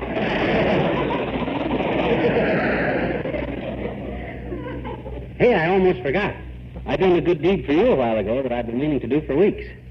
You know that busted step on the back porch? I certainly do. I nearly broke my neck. Oh, did you fix it, McGee? Wonderful. No, but I printed a big sign, watch the busted step.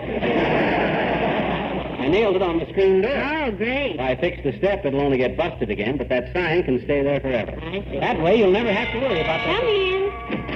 Oh, it's Mr. Kramer's nephew, McGee. Come in, Milton. Hi, Mel. Hello, Mrs. McGee. I come over to bring your fountain pen back that you left on the soda counter yesterday, Mr. McGee, just as a favor. Oh, well, thanks, Mel. You're welcome. Lots of fellows would expect a tip for that, but not me. You don't, Milton? No, ma'am. Uncle Ed warned me I was chasing a wild goose. He said, skip the trip, Milton. He'll give you nothing. Oh, he did he? A wise guy, eh? Well, when you get back there, boy, you can just tell him that I gave you a $50 for your trouble. Keepers, $50? No, make it $1.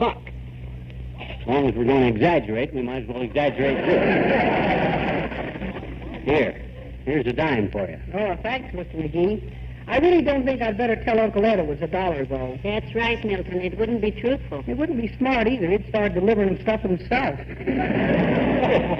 He probably would. I'm saving all the money I can these days. Now that I'm older, I got to think of the future. I go steady, you know. Do you really, Milton? In love, are you? Sure, me and Margie. We've been going steady since Thursday. This is her class pin I'm wearing. She's a junior. Oh, a junior, eh? Yes, her mother's name is Margie, too. Gee, Margie's pretty. Yeah. She's so beautiful that every time I walk down the street with her, I bust into perspiration. Must be very embarrassing. Yes, but Uncle Ed says it's only natural at our age. Yeah? He says some girls look good with sweaters and some fellows sweat with good lookers. I gotta get back to work. Bye.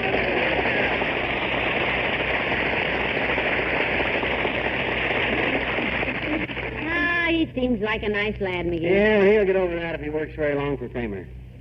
Hey, what can I do for you, kiddo? I'm running out of good deeds. What do you need? Want a glass of root beer? No, thanks. I don't need a thing. I'll sit here by the window till you think of something you want done, Tootsie.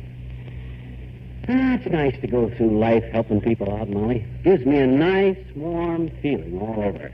You're sitting on your cigar. Huh? Oh! My gosh, I thought I felt unusually warm around the house here. Didn't burn anything, though, because... Hello, Molly. Hi, pal. Well, Mr. Wilcox, do come in. Hi, Junior. Come in. What can I do for you, boy? Any small favor I can do for you? Any good deed you need did? How was that again? Well, he found his old Boy Scout manual today, Mr. Wilcox, and he's now catching up on a good deed a day for the last 30 years. Yep. All I want to be of Junior is service to you. Sit down there on the davenport, Junior. Stretch out. Put your feet up. Care to take your shoes off? No, thanks, pal. I'm fine. I just dropped in. Here comes your good deed, son. Now, just relax. I'm going to explain to you how to introduce the housewife to the great new 1949 glow coat. Through the big money-saving offer the Johnson people have got. Yeah, but I've already Quiet, told... Mr. Wilcox. You just take it easy this week. Yeah. Pipe down. I'm the type guy that can explain in simple language how this big bargain offer gives a housewife more of that wonderful new 1949 glow coat. Yeah, but... 1/3 more, in fact, at the cost of no extra dough to her or anybody. What a wonderful good deed. Yes, but... Now stop fidgeting, Mr. Wilcox. Any housewife knows. Any housewife knows how simple glow coat works. Sure. She knows you don't have to rub it or buff it. Yeah, but... Hey, cut that out. She knows you just spread it on and let it dry till it shines like a kid with a lollipop's puss. She knows the new 1949 glow coat adds years to the life of your linoleum. Hey, one more thing you ought to mention. Mr. Wilcox. So all you got to tell her is to check her nearest glow coat dealer for this big new money-saving offer. Just trot down to her closest store and ask the man. He's got it right there on his shelves, waiting for her, or anybody. Okay, Waxy, you can go. Yeah, but what's that got to do with... No. You can go. You're through. Don't you know when you've had a good deed did? Pal, you've inspired me to do a good deed, too. Good. I dropped in to repay you $5 I owe you, but I'll send it to the community chest instead.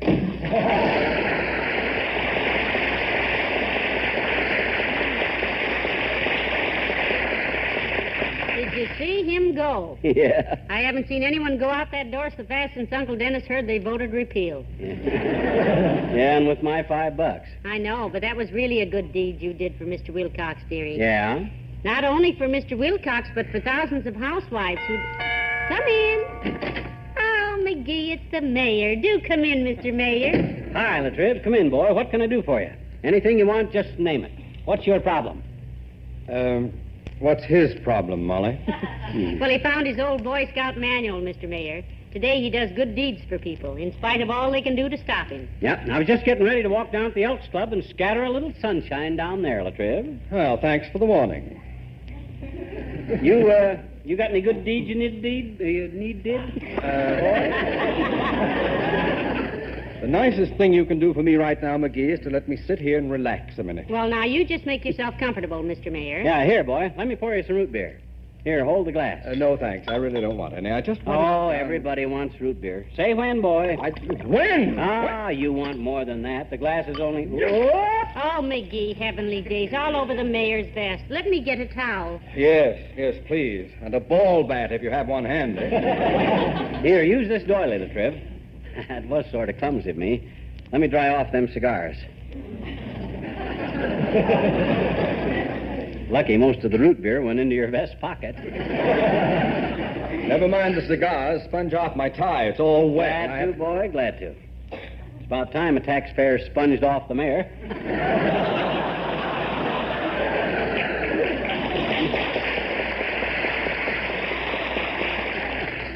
The mayor always sponges off the taxpayers. My gosh, you mean to say you don't get it? It's just a subtle pun based on... Ain't funny, McGee. It certainly isn't. You'll feel better when you have a smoke, boy. Here, have one of my cigars. I got a spare. No, I don't want any. Open wide. Nope. That's it. Let me light it. Well, let me bite the end off it first, will you? What kind of a cigar is this? It tastes like... McGee, what is that odor? Oh, my gosh. Give me that back, LaTrivia. That's the wrong cigar. That's the rubber one I use for tricks. Please, McGee, just let me out of here. What do you mean, let you out? Why, shucks, boy, I haven't did you a good deed yet. Sit down till I think up something. No, I'm leaving. Huh? Look, McGee. Huh? You've spilled root beer all over me, cracked a very foul joke, and strangled me with a rubber cigar within the past 3 minutes. Now tell me, do you ever feel ill at ease among groups of people? No. I used to, LaTrivia, but I used to get very embarrassed till I discovered I was always the smartest one in the group. Why did you ask, Mr. Mayor? Well, always bear in mind, McGee, that most other people are really just as embarrassed as you are. Oh? It isn't the poise that other people have, it's the poise in yourself. The what, LaTrivia? Poise in yourself. Good day.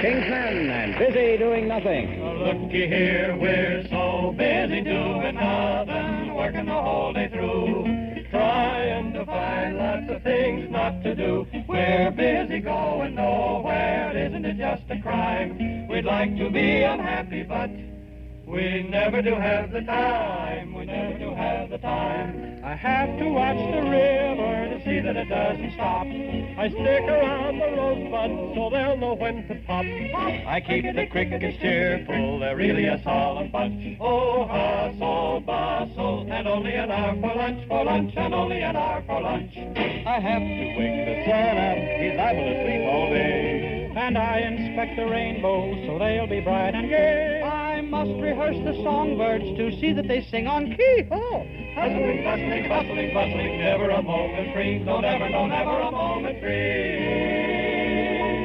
Now I have to meet a turtle. For what purpose? Oh, I'm teaching him how to swim. Is that so? Well, I've got to polish the dewdrops. A most difficult job. Well, have you seen them lately? They're looking rather dim. You think you're busy? I'm meeting a sky full of robins. By appointment? I told them I'd button their vest. No. Hustle, bustle. I wish wish I could take a rest. We're so busy doing nothing, working the whole day through, trying to find lots of things not to do. Busy going nowhere, isn't it just a crime? We'd like to be unhappy, but we never do have the time, because we never do have enough time. Busy doing nothing all of the time.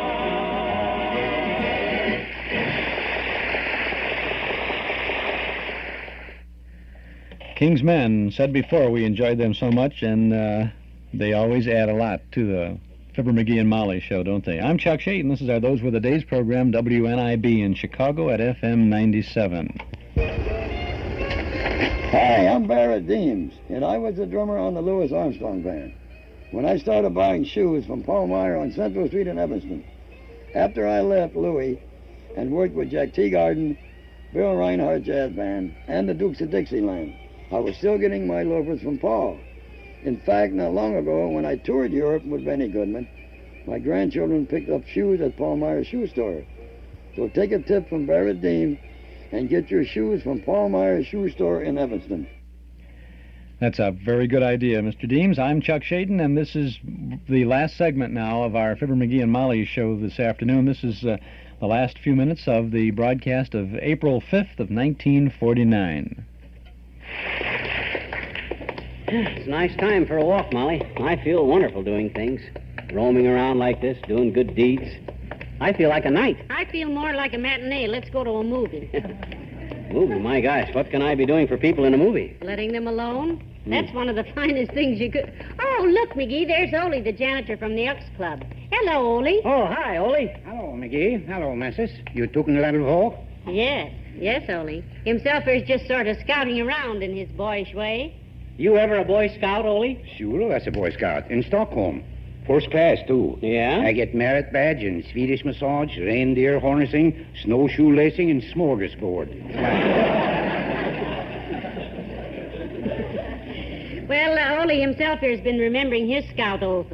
He's been forgetting to do his good deed daily. Yeah, I was just going to drop past the Elks Club, Ole, and see what I could do for who down there. McGee, I don't pay no extension to gossip. Yeah. But sometimes I hear things. And from what I hear, the greatest deed you could do at the Elks Club is don't go there. Is he in trouble down there again, Ole? Oh, it's nothing serious, missus. He used to tear the pool table cover again, that's all. And he's always leaning on the billiard cues and bending them. More like bows and arrows they look like. Well, them are trivial things, Ole. How's the family? Oh, you's fine, thanks, McGee. Except Nels, my middle kid. What's the matter with Nels, Ole? Well, he's been getting bad information from school. Oh? Yeah? Teacher says Florence Nightingale is a famous Norse. I know all about famous Norse people. This Florence Nightingale ain't one of us. Maybe European, but not Norse. She meant nurse, Ole, not Norse. Nurse.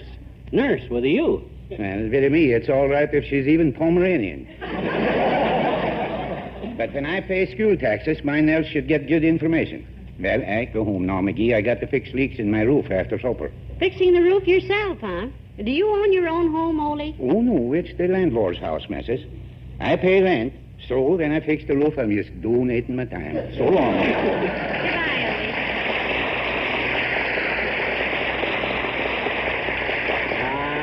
Nice guy, Ole. I wish I could do something for him that... Hey, look. Look where? The guy at the side of that house, trying to get in the window. Here's my chance to do a real good deed, baby. Oh, now, wait a minute, McGee. Maybe he isn't in... Hey, Bud, you need any help? I see you're locked out. Why, yes.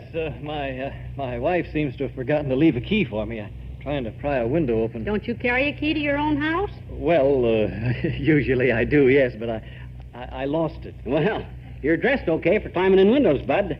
Them pants look like you slept in them. Yes, I did, in fact. I've been on a hunting trip. I just got back. Oh, I should introduce myself. My name is Jones, John Jones. I think I've heard the name before. You been hunting, eh, Bud? I was wondering what the burlap bag was for. You had that to bring back the game in, huh? Yes, that's right. Mm-hmm. What were you hunting, silver foxes or mink cakes? All this chatter ain't getting the man in the house, Molly. Here, give me a leg up, Bud, and maybe I can pry this window Now, open wait for a you. minute, McGee. You shouldn't do a thing like that. Hold steady now, Bud. There. Give me that big chisel. I'll get this window open and... Hey, where are you going, Molly? Up the street a little way. Somebody will have to be out to hire a lawyer if this is what I think it is, and I'll be the one.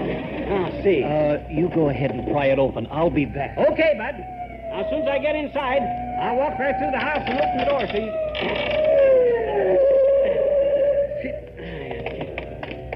All right, you. Come down out of that window. Huh? Oh, hello, officer. I was just trying... Shut up. I'll frisk him, Sarge. Keep him covered. Hey, what is this? Where'd the guy that lives here go? He boosted me up here and Don't then... give me that baloney. The man that owns this house is out of town. Come on, get out to the car. Grab his other arm, Ed. Oh, now, come on. You got nothing on me. Stop pushing me. Hey, Molly. Molly. Where'd Molly go? I'm coming, dearie. Get your hands off of him, you big Logan. You better bring her along, too, Ed. Put her in the car. You put her in the car, Sarge. You're the sergeant. I'll handle this mug here. Don't you lay a hand to him. You put her in the car, Ed. I'm the sergeant. I'll handle the guy. Don't you touch her and turn me loose. If you lay a hand to me, I'll call the police. What am I saying? They are the police. Now, look, officer, this is all a misunderstanding. What's going on here anyway? Is something wrong? I heard all... Oh, it's you, Mr. Jones. When did you get back in town? Oh, Sergeant Breen. I just got home a while ago, Sergeant. Now, make these mugs get their naughty knuckles off of me, Jones, and... Hey, where were you? Oh, I'm sorry. I went in the garage to unpack the car. Well, one of the neighbors phoned that somebody was climbing in a window here, Mr. Jones. If these people are okay... Certainly we're okay. I tried to tell you we were I'm okay. terribly sorry about the mix-up, folks. The man was doing me a favor, Sergeant. I lost my door key. Yeah, you try to do a guy a good deed, and what happens? Flashlights in my face and knuckles in my rib. Well, I'm awfully sorry, folks, but you'll have to admit it. Look... We admit nothing. Come on, Molly, let's get out. Good night, gentlemen. You too, Sergeant. Fine way to treat a guy that's trying to be a Boy Scout. That's the last good deed that gets did by me, kiddo. There's one more you could do if you wanted to. Whom for? Those policemen. What should I do for them lugs? Go back and help them pump up their tires. Huh? While they were pushing you around, I let all the air out of them.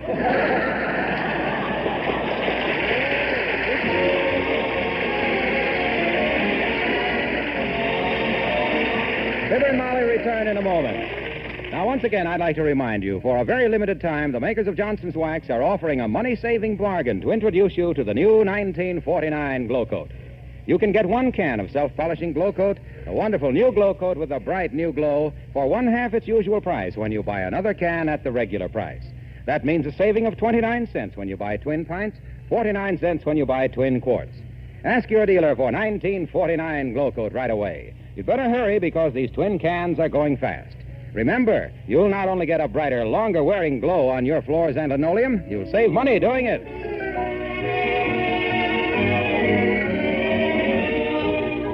Ladies and gentlemen, if all of us knew and practiced what the Boy Scouts of America know about good manners and good citizenship, the traffic accident rates would drop considerably. But they're still appallingly high. And remembering one simple little thing would help so much. A little thing called courtesy. Most highway accidents are due to road hogging, excessive speed, and otherwise ignoring the other fellow's rights. So let's keep it friendly. Let's not let our horsepower run away with our horse sense. Good night. Good night, all.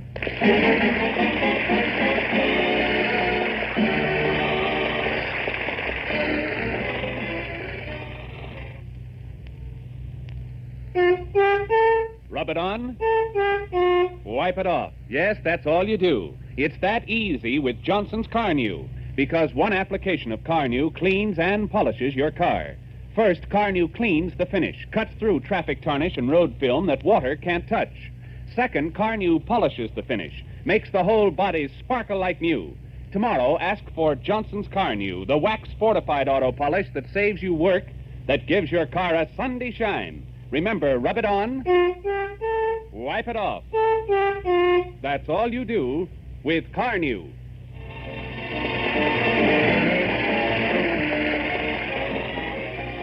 This is NBC, the national broadcasting company. And there are no chimes to signal the conclusion of this Fibber, McGee, and Molly show from April 5th of 1949. Typical outing for McGee and Molly, and a good one, too. Well, we've had lots of fun with Fibber this afternoon on our Those Were the Days program.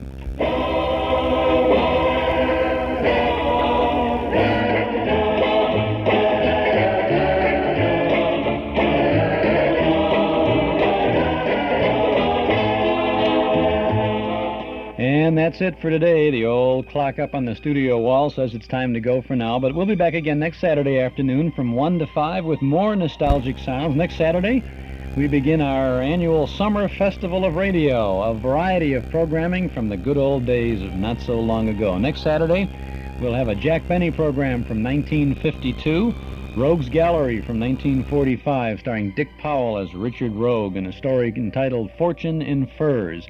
We'll have the Jack Kirkwood Show, Terry and the Pirates, an episode from the NBC Blue Network in 1942.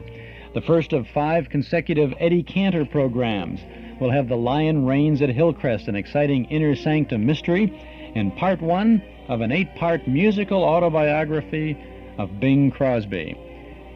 Our thanks to Mort Paradise, Dennis Bubaz, Joel Bogart, and Gary Schroeder for their help behind the scenes. To our sponsors, Northwest Federal Savings, Nelson Hirschberg Ford, and Eden's Plaza Shopping Center for making this weekly get-together possible. And to you out there in Radio Land for making it worthwhile. This is Chuck Shaden speaking. Have a nice weekend. Have a very happy 4th of July. Remember to wave the flag, and remember that 200 and some years ago, it all started for all of us in this country. Thanks for listening.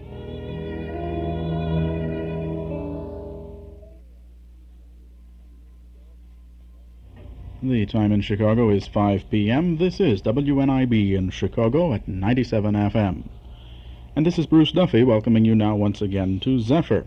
Zephyr is a 2-hour program of short, familiar classical music which we present every evening beginning around 5 o'clock. In the first hour of tonight's program, we have some French music. We'll begin with some music of Darius Milhaud.